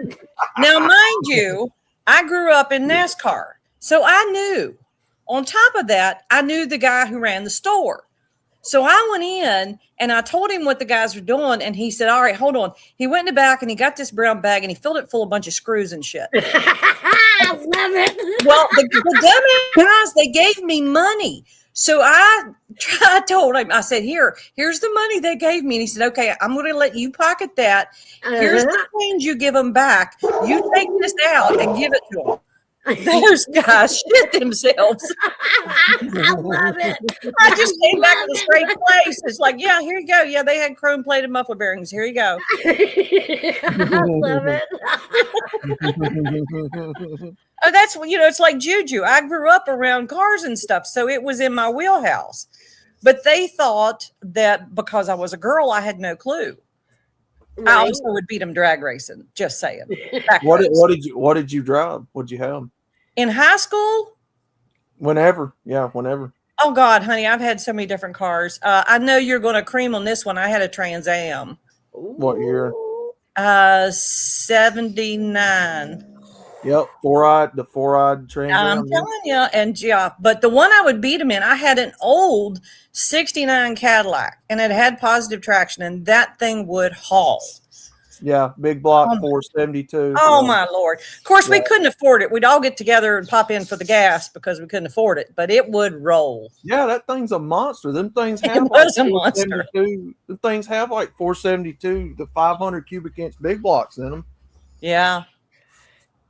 They're like what, 5,000-6,000 ton vehicles. It was a beast. I called it my Sherman tank. Ooh, 51 Ford Trot. Now that's a classic. Oh yeah, I had an old Camaro. Yeah, I had a 58 F100. I had a 69 Mustang. There you go. 69 GTO. 69 must have been the number. Shush, Gigi, don't say anything. You know it. The Pops had a 55 Ford F100 with I think it was a rebuilt 302 that they swapped in it. That was a good sounding truck with side pops, man. That thing was awesome. Yeah, they did. Yeah. You talk about NASCAR. He had a 65 Fairlane 4-door with a built 289 in it with a built cam, and it had what was it? It wasn't factory blueprinted and balanced. I think it was just they put a mild cam in it. Jesus, Jenny. 71 Nova. Oh, there you go. 454. Oh my God. See, yeah, we're getting outlaw all excited. Yeah, and I'm telling you, man, I'll be here all day and night talking about it. I had a friend who used to take a 71 Nova to the quarter. We had marked out at the old airport. On an old Studebakers. Everybody made fun of Studebakers, but they don't. 411 gears, 4-barrel. I'm to be like Tim the Outlaw he found a new love. See, there's women out here, Outlaw. There's women. I never said there wasn't. I'm just saying. Okay. I've never said there wasn't. I know. I'm just giving you shit. Calm the fuck down, Outlaw. No. You don't understand. 411 gears. Oh man, highway gears. Oh, it No. can drop highway I have gears. never seen you drill so much, Outlaw. Like Put- you're making a mess. Put your lady boner away, Outlaw, and calm the fuck down. Yeah, he's Lady definitely got boner. lady boner. My Lady- race car had a 411 quick change, Franklin quick change, rear end. And you talk about something that would fly, it would carry you through the turn. Yeah. And those things are just, the kids now miss out on all that. They're wearing bubble suits out here to live now. We didn't. I'm trying to think. My 58 F100 had a 292 Y block in it, and I'm trying to remember what transmission was in it. It was a fleet truck. It had a fleet side bed on it. It was old. It was a good looking truck, but it was old. And man, I miss that truck. You threw a Ford tranny in it, Diamonds? Did it last? A Ford transmission in a Chevrolet? Oh, that's sacrilege. Well, I'm just wondering if it lasted. But I will say this: I've seen a lot of people in recent modern times take those Fox body Mustangs and put a LS1 in them. Now that you want to talk about piss off the Ford guys, and my family is a bunch of Ford people. Like my granddad was dyed in the wool. He was a World War II veteran, but he was a dyed in the wool Ford guy. He said, I can't stand Chevrolets. Lady Autumn, I had a Cutlass Supreme also. Yeah, they were nice cars. They were more for, I mean, I raced in that too, a little street racing, but it was more for comfort, not speed. The Cutlass, let's see, the Oldsmobile, if I remember right, the Oldsmobile is a little bit higher end than the Chevrolets were. Yeah. And I think it was Chevrolet, then Pontiac was a step up, and then Buick, Oldsmobile, and then Cadillac was the cream of the crop. You had a Cadillac, man. I did. Money. You had some money. I've lived a life. Excuse me. No. I'm a guy that loves his land yachts. So if you're talking about anything from 60s to 70s to early 80s, the big square land yachts are big. I had a 69 Buick Skyhawk, and I thought I was just hot to try. Those things last forever. Those Buicks last forever. Yeah. That's what I had in high school. Yeah. A Buick Skyhawk. Godfather, I wanted to come up here mainly just to tell you, I was giving you shit the other day. When somebody new comes in, if I don't know them, I will ask questions, and your name threw me off. So I was glad that you just gave us some background. Oh no. Again, for anybody who might be curious or confused, the name Godfather Ramadi. I was deployed to Ramadi, Iraq, during 2008 and 2009, Operation Iraqi Freedom, as a United States Marine, and my call sign that my Marines gave me was Godfather. So that's where that comes from. Yeah. You got pregnant in the back of. Thank you for your service. Yes, that counts, Gigi. Got pregnant in a 69 Camaro. What color? No, only if you lost your virginity, Gigi. Kids don't count. I mean, because the 69 is a sacred car. I mean, we're talking engine package, the color options, wheels, tires. Gigi ain't looking at that. I mean, Gigi ain't. The 69 is all about the 69. But a lot of people now are moving away from those cars and are going like into the imports and the trucks. It's due to gas prices. Yeah. Yeah. I seen an 85 C10 square body on Mecum auction yesterday, I believe it was, for $60,000. Yeah. On it. I remember when them trucks were like $500 to $1,000. You think as much as they're charging for trucks now, because trucks are basically luxury vehicles now. You think they'd kind of like give you a break on the gas mileage, but nope. Everybody wants a goddamn 5.3 V8 in a pickup truck that they just drive around for shits and giggles. They don't even use it for anything. Yeah, and you never see them dirty, so they don't take them off road. Right. I'm a simple redneck. I see square body Chevrolet truck. I like. Right, but you would get like 8 to 12 miles to the gallon in one of those trucks. Yeah, the gas mileage was awful in them trucks. Yeah, Yeah. at least around. But again, gas was a hell of a lot cheaper back then. Mm-hmm. Yeah. Most of the trucks, And if you were late getting home, you didn't have a cell phone to call your parents, and you could always say, "I ran out of gas." It was a great excuse if you were late getting home. Yeah. Yeah, but $5 in the gas tank used to go a hell of a long way back then. Yes, it did. But I'm a mullet guy. I'm an IROC guy. I like the Camaros and the Trans Ams of that '80s generation. I like the mullets and cigarettes and AC/DC tapes and the cassette and all that. I will always look at you different now. Mullet, really? Okay.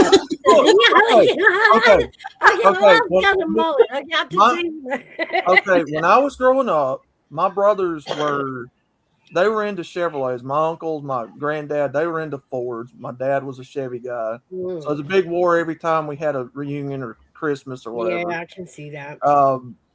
You know, my brothers always had either a C10 pickup or a Camaro. My uncle always had the Fox body Mustang, or you know, and my granddad, he was into it, so he always, you know, would get out there with us and watch them race and stuff. So it's just, we come from that world too.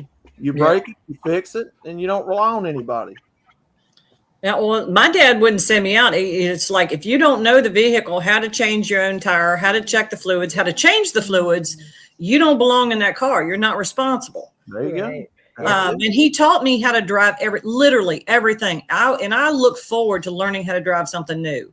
Some vehicles I'd have to put a pillow under me just to be able to reach the pedal. Yeah. Thank God they made the seats go up now. Whew, we can do that with a pillow. Yeah. They got me in a 73 C10 step side pickup. First year for that square body style. 1 year when my nephew got it. And they wanted to teach me how to drive that thing.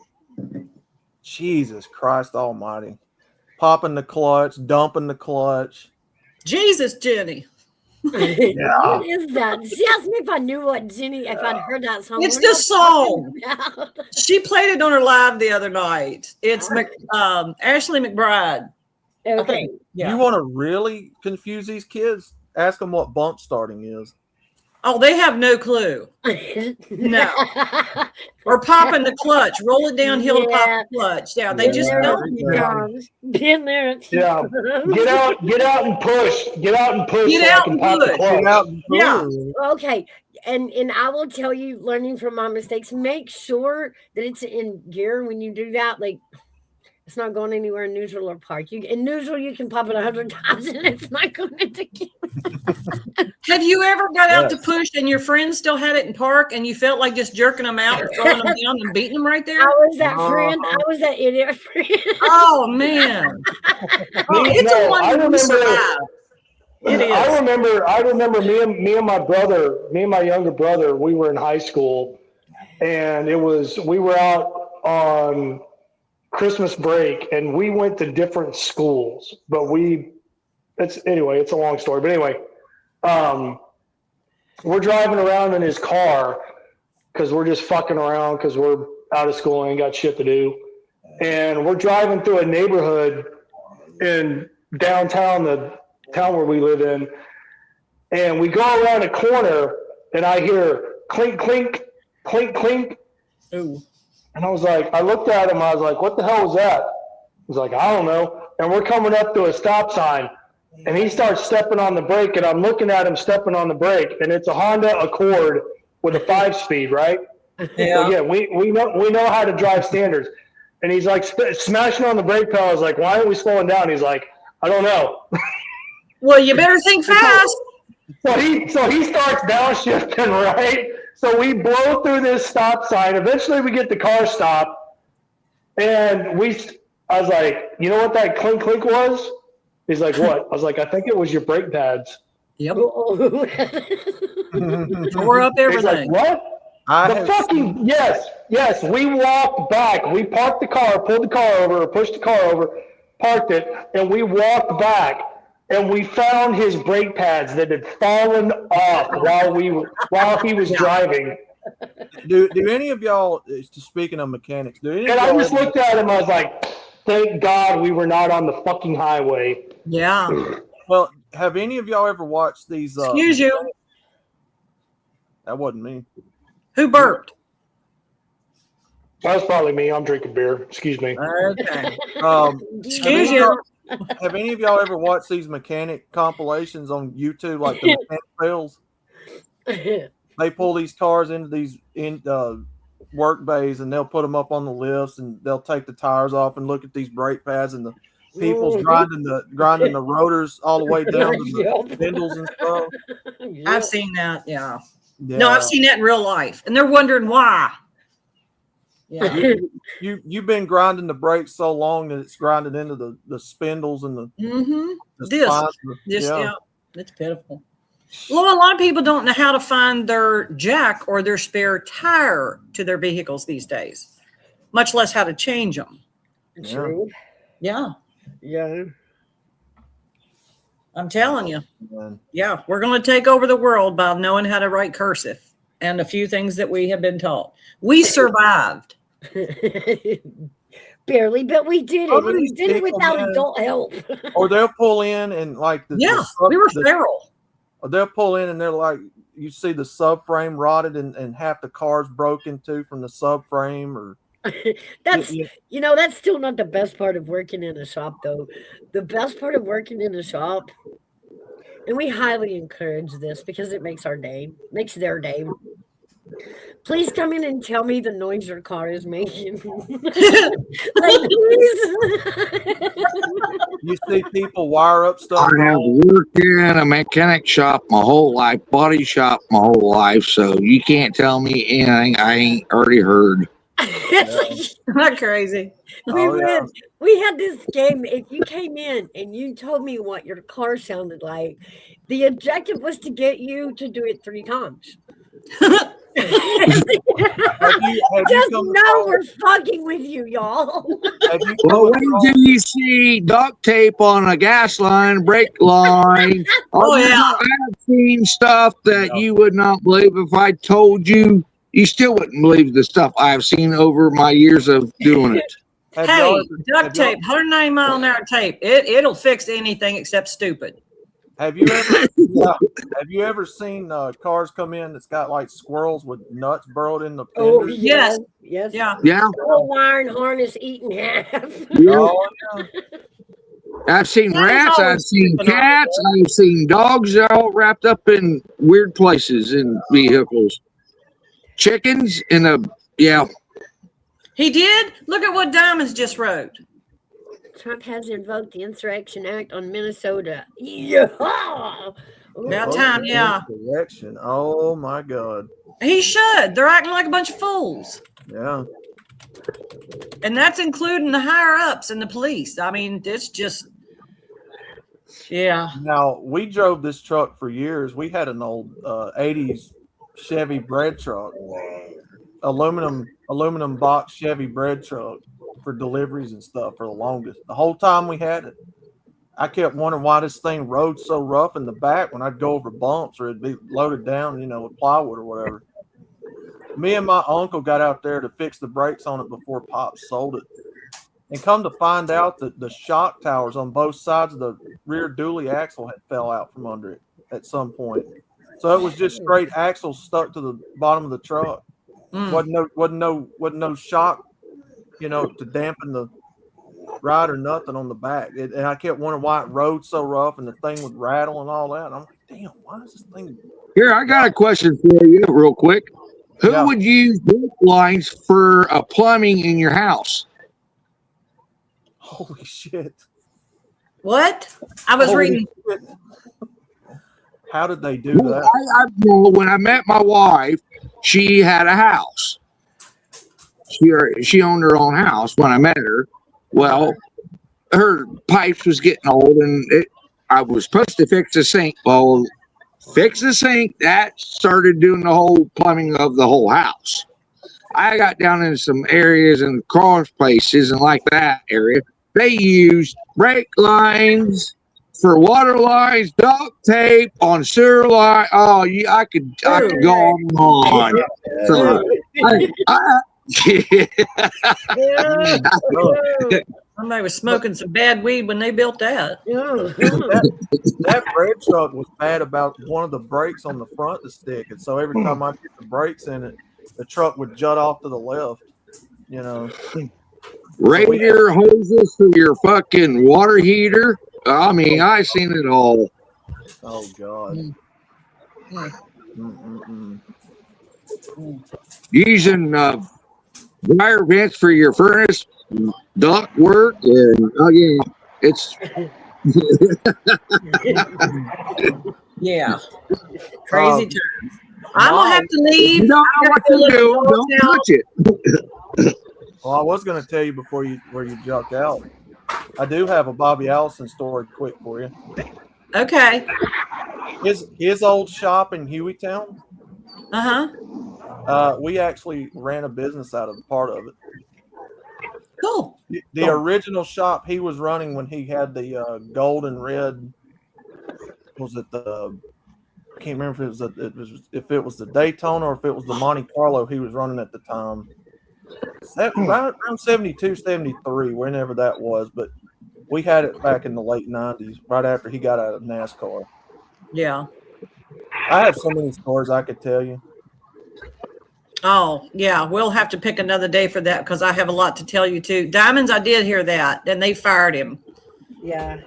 Yeah. That was a honeypot deal there, evidently. Yeah, he was trying to impress her. And yes, he was. Yeah. So what, AV, what does that entail? What is he going to do to Minnesota now that that's enacted?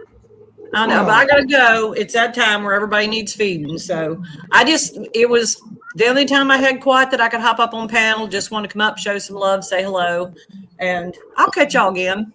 I appreciate it, Big Dog Ma. You know I love it when you come up. I love you bunches, and I've always got your back. You tell AV that.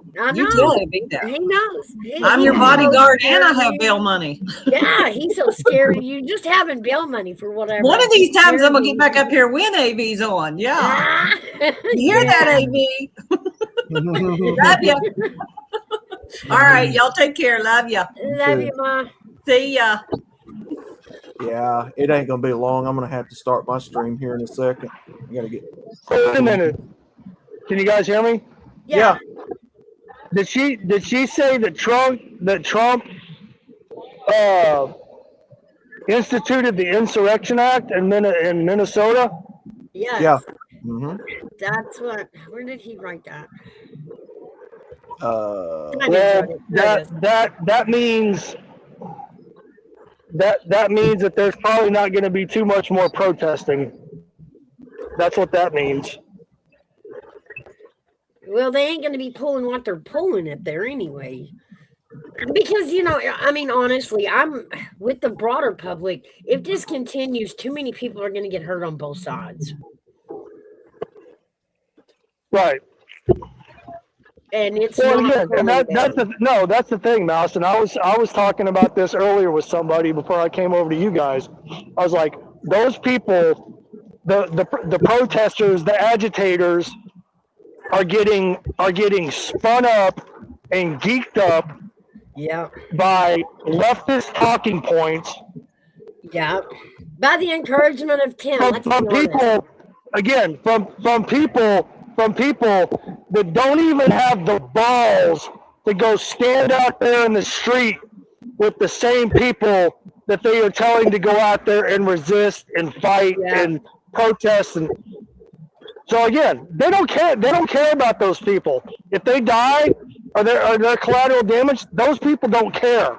The source don't give a crap, y'all. Y'all got to know he'll pay you, but he don't give a crap. If y'all get run over, hit, put in jail, he don't care. You're right. Again, it's what we in the MGTOW community like to call useful idiots.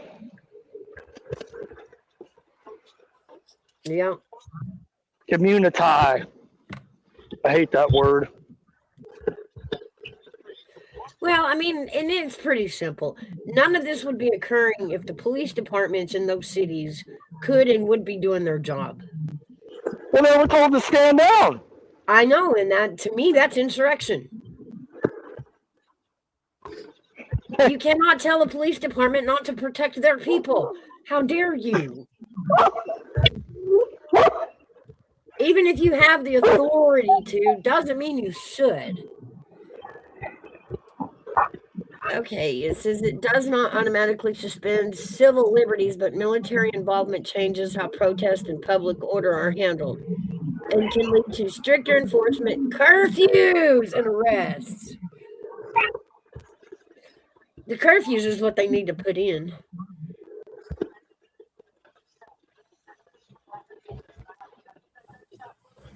Yeah, I hope so, because Minnesota, there's already more people been hurt. And now you put on top of that they raided a vehicle, an ICE vehicle, and have weapons. Now it's getting scary.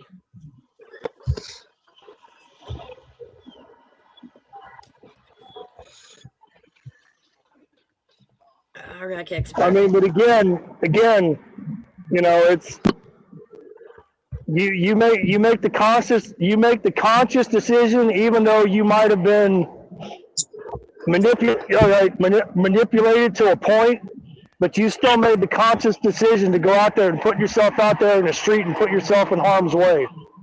Yep. Because a reasonable person wouldn't do that. A reasonable person wouldn't do that.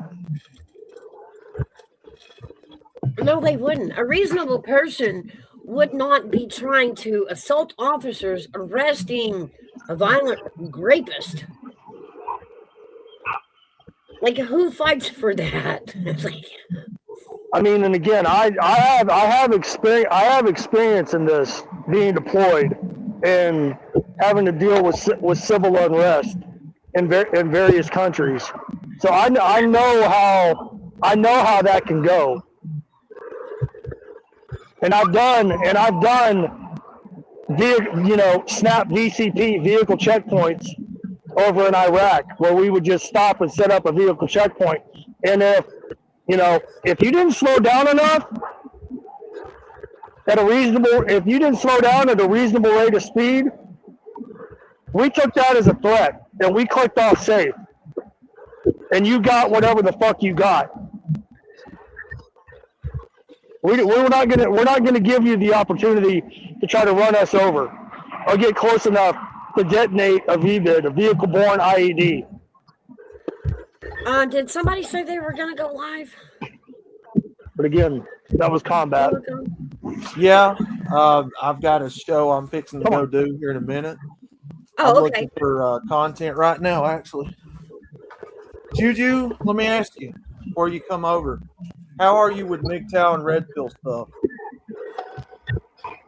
I don't, because these guys here, Mouse and Ramadi, especially AV, I don't hold back on people. I'll let you know that it is a MGTOW channel. Now, when he does it on Southern Fried Nostalgia, I can't talk today. That's a little, it's a little more diverse. But when he goes on his MGTOW channel, that is angry men. Like, that's, Well, the Southern Fried Nostalgia is for everybody. Usually the MGTOW channel is men only, but if you want to watch on Southern Fried Nostalgia, I'll drop you that link to that one. Yeah, sure. Right, but it's not. Hey, can I clarify something? Sure. It's not angry men. It's just honest men. Okay, I know, but at the same time, when I send women over there from my channel, I want them to understand that it's men's opinions. Right. What's wrong with that? Why should men have? No, I don't want to send my women into an environment that they're going to be shocked about. Because we don't want that either. We don't. No. We don't want that either. If they're walking into the wrong room, we don't want that either. I don't care. Me personally, and Mouse knows this. I don't care who watches me. I just want you to know I'm brutally honest about what I say. No. We're gonna say what we're gonna say, and we're gonna act how we're gonna act. And if you choose to walk through that door, then it is what it is. I mean, I hate that saying, but I don't know how else to phrase it. Well, you said it, not me. Thank you. So I'll give you guys the Southern Fried. No, Mouse. No, I got no ill will towards you or anybody else. And we know that. That is my point. I understand on this channel or in this chat, and I enjoy and appreciate you bringing me on and letting me talk and hang out with you guys. Absolutely. And hopefully I would like to come back. Absolutely, you're always welcome back. Because I mean, we can talk about other things. It doesn't always have to be about that. Well, that's what I do. When he's on his MGTOW channel, it is MGTOW. When he's on the Southern Fried Nostalgia, it's a bigger array and it's a lighter conversation. Well, no, I do. Again, I do have the capability and the capacity to talk about other things besides that. I don't have a one-track mind like that. Right. And now, as far as your channel, do you have a channel, Godfather? Oh no! I don't do content. Oh, okay. All right. I don't consider myself interesting enough to make content. Okay. Well, if not, I was going to drop your channel, but that's okay. Did you drop that one, Outlaw? I'm getting it right now. Okay. Just a second. Come on. Barking at some lady waiting at the bus stop. What's wrong with you, you dick? And I tell people constantly. I tell people all the time, constantly, what I do is not hatred of people. It's not hatred of one gender over the other. It's not any of that. People like Andrew Tate, Fresh and Fit, all the people, they have painted us negative. The political spectrum has painted us negative that do this type of content. No, Mouse, Juju, Bulldog. I will say this. I've said this on Outlaw's channel and other MGTOW channels. I don't know how many times, but I'll say it here. I don't hate women. I had a mother. My mother passed away in 2017. I have a sister. I have an aunt. I have a grandmother. I have a nieces. I have a daughter. I don't hate women. Okay, that's fair. Just through my journey and through my time and through my experience. I have 2 ex-wives. I don't hate them either. I just have a better understanding now. Gotcha. Okay.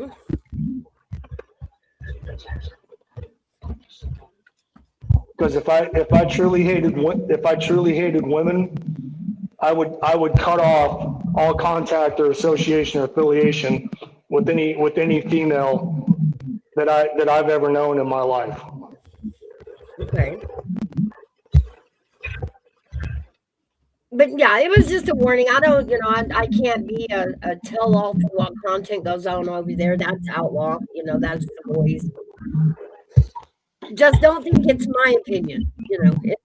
Well, I mean, if they come over, well, Outlaw, you can tell them. Yeah. It is a specialized channel for men first, which means we platform only men and give men wrenches over there. Well, how about hillbillies? Oh, yeah. Women. I'm glad to have anybody that'll watch. Honestly, I'm like Ramadi. I don't think I'm very interesting either, but people listen. So.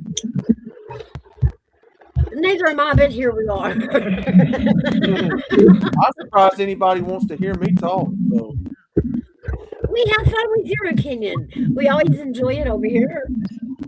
It's Outlaw. It's not that we want to hear you talk. It's that we have to listen. We have to suffer through hearing you talk in order to get on the panel. So it's a waiting game. I'm kidding, brother. He couldn't understand what he said when he asked me if I was cool with something. Who's she talking to me? Juju, I guess you, yeah. Oh, it's mainly we talk about men's issues. We take feminism to task, that sort of thing. Whose mic is going crazy? And on the surface, it's going to sound like woman bashing and woman hating, but you got to understand where we're coming from and what we're talking about in the spirit that we're presenting it. It is not something that we do to bash people, bash women. But you find that a majority of women do follow that nonsense, and so if it hits women between the eyeballs, then they must be guilty of it, huh? So I don't pick no bones about it. I just say what I say, and people can agree with me or they disagree. I don't. Well, Outlaw Mouse, I was just gonna say. I mean, I came in here a little over an hour ago, and like I said, I came in the Juju talking, and I was just listening, and I was really impressed and interested in what she had to say, and she sounds like somebody that would be really cool to have a conversation with about whatever. Like she said, as long as it could be civil, right. And not aggressive or confrontational. And I mean, right. I understand in, the current time that we're living in, sometimes that's not always the easiest thing to do, but I think it's possible if you have reasonable people. So yeah, I would be more than happy to come back next week and sit down and talk with Juju. Oh yeah, we do this. Like I said, Coffee Club I do it every Thursday. We are going to be Juju might be picking a day. Army that usually does one day a week. It's usually Saturday or Sunday. But yeah, come with us. We do these conversations everywhere. The fact that we go to other channels, it gives us a chance to network out, to meet new people, and to kind of see how other creators are doing things. Because another thing we do as creators is share tips and streaming ideas and information like that. Well, again, I think me and Outlaw, I'm 50. Outlaw's in his mid 30s. I'm 37. We can we can have conversations outside of MGTOW the Red Pill. I mean, if it comes up, it comes up. But that's not I don't believe that's why we come in here is try to insert that into your stream. Oh, believe me, if I thought for a second that y'all were over here, quote, MGTOWing my crowd, no, I would, I would put a stop to it. And y'all don't. Outlaw knows this. Outlaw's always been respectful to me and my panel in any discussion. Always. I look, if it comes up over here, I talk about it. That's the only way I know how to put it. If it comes up, I talk about it. But I'm just brutally honest about it. And we've had these conversations. There is his Southern Fried Nostalgia page, so y'all link up to that. So hint, more on this page, right, MGTOW? Yeah, women are perfectly fine over there. That channel's for everybody anyway. Yeah. You can watch me. You can watch the main channel too. Let me go grab it. Me personally, I don't take offense to women listening to me. I don't care. It don't bother me. But I do have women or men in my chat that you've got to understand where they're coming from. They've been done wrong. They're done. They want a male only space. I get that. I guess for whatever reason, I'm just people like me beyond the content and can't figure out why. I was like, look, watch it. I don't care. Comment, watch it. I don't care. I don't get upset when people watch me. Right. I'm just telling you, I have guys in my chat that, you know, they're done with it. They don't want anything else to do with them. They want a male space where they can say it. No, GG and Big Dog Mar. It's a long time joke harassment, so don't take any offense to it. No, every one of them's been married and divorced. They got kids. We just roll hard on that. We kid with him. We joke with him. Oh yeah. And Army vets stirring the shit. Oh yeah. Flat out stirring the shit. If you want to watch, please do. I'd love to have people watch. Well, how is the wrestling? Is that going to be a thing ever again? That's up to Ike. Ike's the one that dropped the ball on that one. Well, you go tell Ike, and Ike, if you're listening, I have a rematch that must be done to this tall, blonde, mouthy, home wrecking.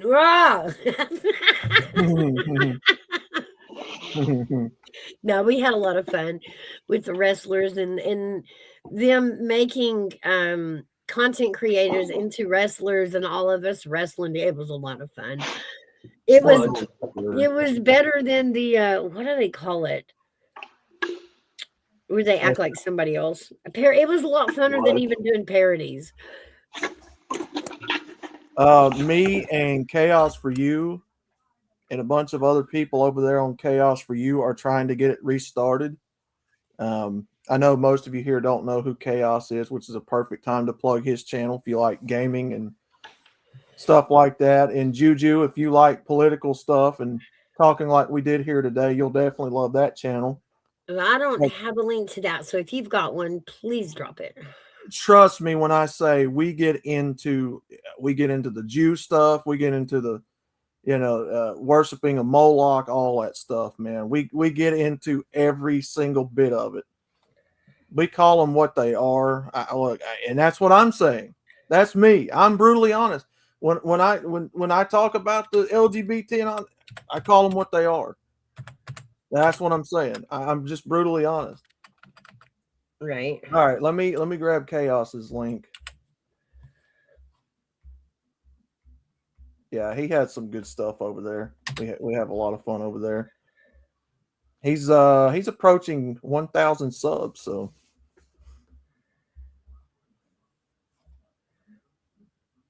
I think he streams every day. I think. Grab this. Shit, I'm not over on here. I can put it in the private chat if you want to copy it and put it in the. Okay, that'd be fun too. Okay. So yeah, you happen to find yourself over there, yeah, we'll be over there. Okay. Yeah, and Gutters, I think if Chaos takes it over, which he's talking about wanting to do, then we're definitely going to bring it back. And I don't know who he's going to get to do what, but yeah, he's talking about doing it. And we've got everybody over there. We got, Kitten, Callie, me, Ramadi, let's see, Johnny, all them people that goes over there. So hopefully we can get him back to doing it. See, stirring this shit. Hey,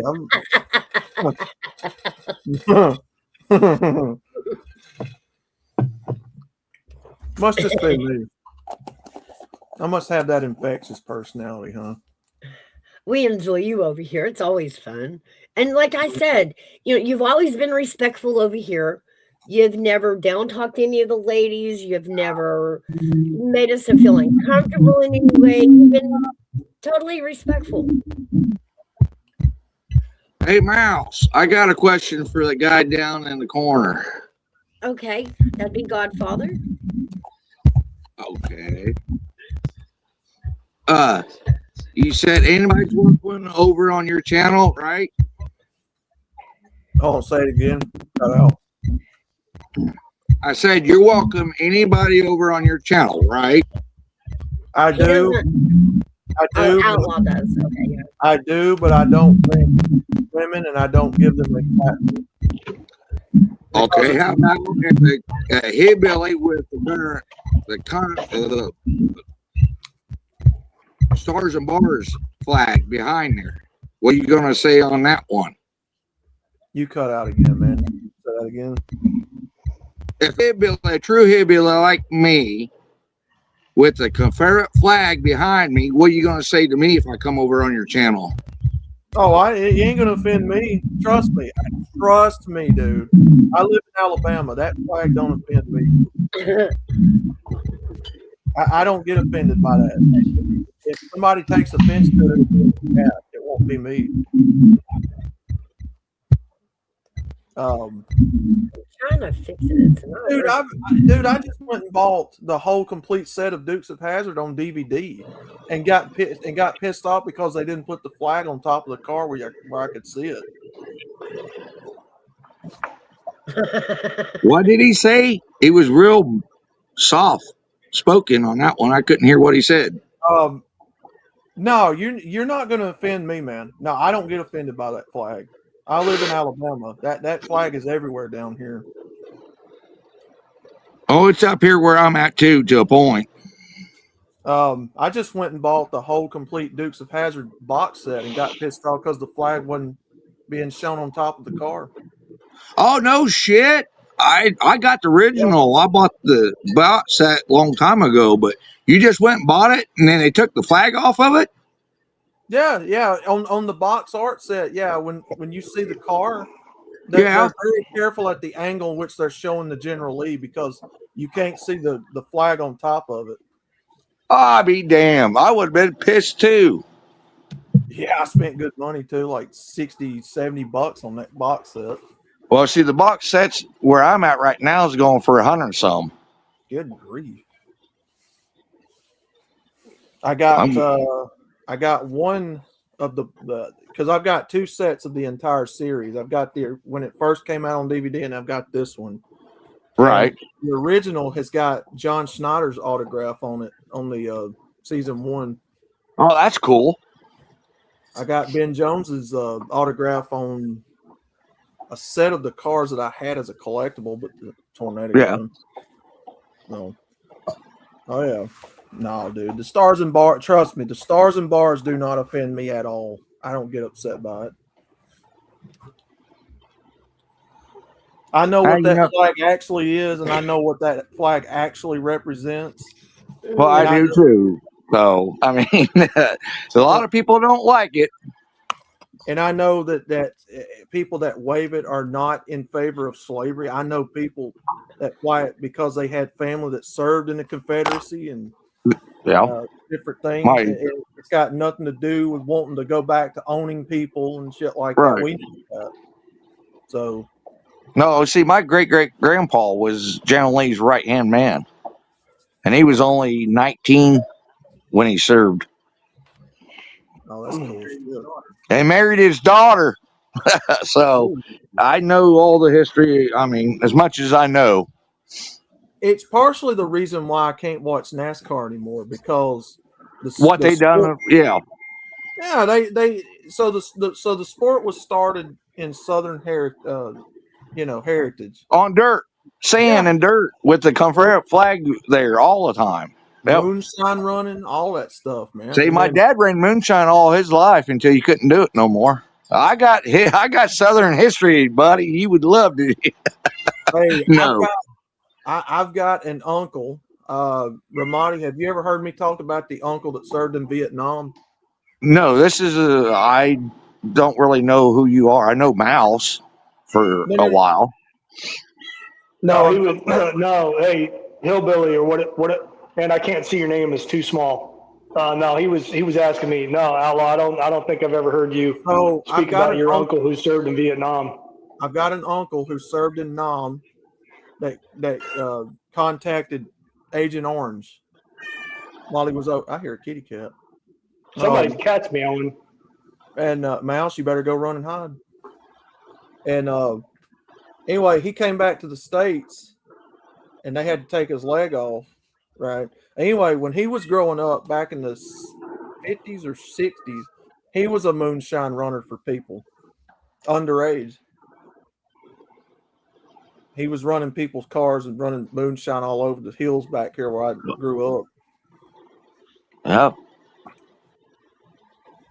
No, my dad built a still, made it, ran it, sold it.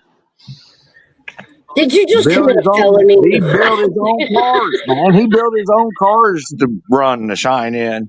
It wouldn't matter, Mouse. He's just admitted to a felony. No, he's Well, been yeah. dead. He's been dead and gone for over nearly 20 years. He's been gone a long time. There you go. But yeah, no, he served this country in Nam and contacted Agent Orange, came back, lost his leg. It was a terrible thing, man. Oh yeah, we've got those Southern stories, man. He ran shine for a long time. See, that's another reason y'all need to come down here for Hazard Fest. Y'all would love it. The moonshiners come in, the whole crew from Dukes of Hazzards, the car. Oh, Daisy's walking everywhere. She's all up in it. I didn't watch it for Daisy. I watched it for the car. Well, they have replaced a few of the characters with lookalikes. You know, the characters that Yeah. have passed away, like Boss Hog. They do. You know, they've got to replace them. But man, it's a lot of fun. Yeah, they got a big old thing over in Ohio too. They go every year. A bunch of them shows up over there. Hell yeah. I want to get to go down to Cooter's place. I've been wanting to go there for a long time. Well, they've got one, I believe, in the Pigeon Forge area. They've got a Cooters. It may be in Gatlinburg, but you started Well, you end up in it's- the mountains, so it's all one long town. It's like 4 or 5 hours from Paintsville, Kentucky, the one I'm closest to. Oh, okay. Let me see. I need to find some material to stream on here real quick. I hear a pussy kitten. Yep. Yeah, I got a few. Kitty. I got a few cats. Here, little pussy kitten. Well, when you live out in the boonies in the country, you got to have them to keep the mice and rats away. Early things, man. All right, guys. Well, if we're done dropping links and Yeah. getting links up, I'm gonna roll this one out. We've been up here, man. This is one of my longer ones. 7.5 hours. Not bad. It's been an awesome day. Thank you all so much for coming up. Remember, it's always open panel. It's open panel for the open conversation. We will get some more coffee club days hooked up. Nick, I'm gonna bug you till you put one on nostalgia. Whack with the elbow. I do actually, in all sincerity, I do need to start getting some more traffic on that channel because we're approaching 100 subs on that one. So I need to see if I can get some. Yeah. Well, we can get some activity going on over there. Because we do have some good conversations over here that sometimes we can't have, Oh yeah. We always keep it calm, rather calm. We can't handle Gigi. She done broke her leash. I don't know what to tell you about Gigi. Yeah, Gigi is Gigi. All right. I'm gonna get out of here. I got to get the stream put up together, guys. If you want to come out, please do. If not, I'll understand. I'll take it personal, and then I'll start cutting myself and Here comes the victim card. I won't do that no more. I won't do that. No, I'm just playing. All right, guys. I I will gotta go definitely here. look you up. I hope to see more activity over there. And remember, we have added Matthew and Juju. They're going to grab a day of the week. I'm not real sure. We're going to get together and figure it out. And, we just keep building and click right along. But I do appreciate Mouse, each one of you coming up here. Yeah, Mouse, just real quick, I just wanted to say thank you for, letting me back on again. It was good to talk to you and everybody else on the panel, so I appreciate it. Absolutely. Thank you for coming, Godfather. Thank you, You're Crazy welcome. Hillbilly. I hadn't seen you in a while. It's good to see you're still kicking out in the hills. Hey, I had to take a break from it. Yeah, it just got too crazy. Yeah, I know. You stay over here. You know right. what I'm talking. It's just I'm not going to put up with people trying to put me down. I ain't doing it. We don't do that here. We don't have nothing to do with that. It's just opinions and conversations. Exactly. But I'm still hunting you down. I got the cheese out. You can't find me. You think you from Kentucky? You hit these mountains, you gonna get lost, boy. If the bears don't get you.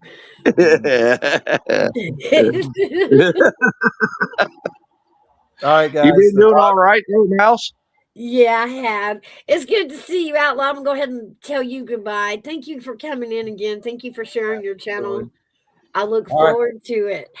All right, guys. I'm fixing to go live, so I'll catch you guys over there. Peace out, guys. Appreciate it, man. All right, y'all make sure y'all get subbed up there in chat, and he's gonna go live. I'm not sure if he's going live on MGTOW or if he's going live on Nostalgia.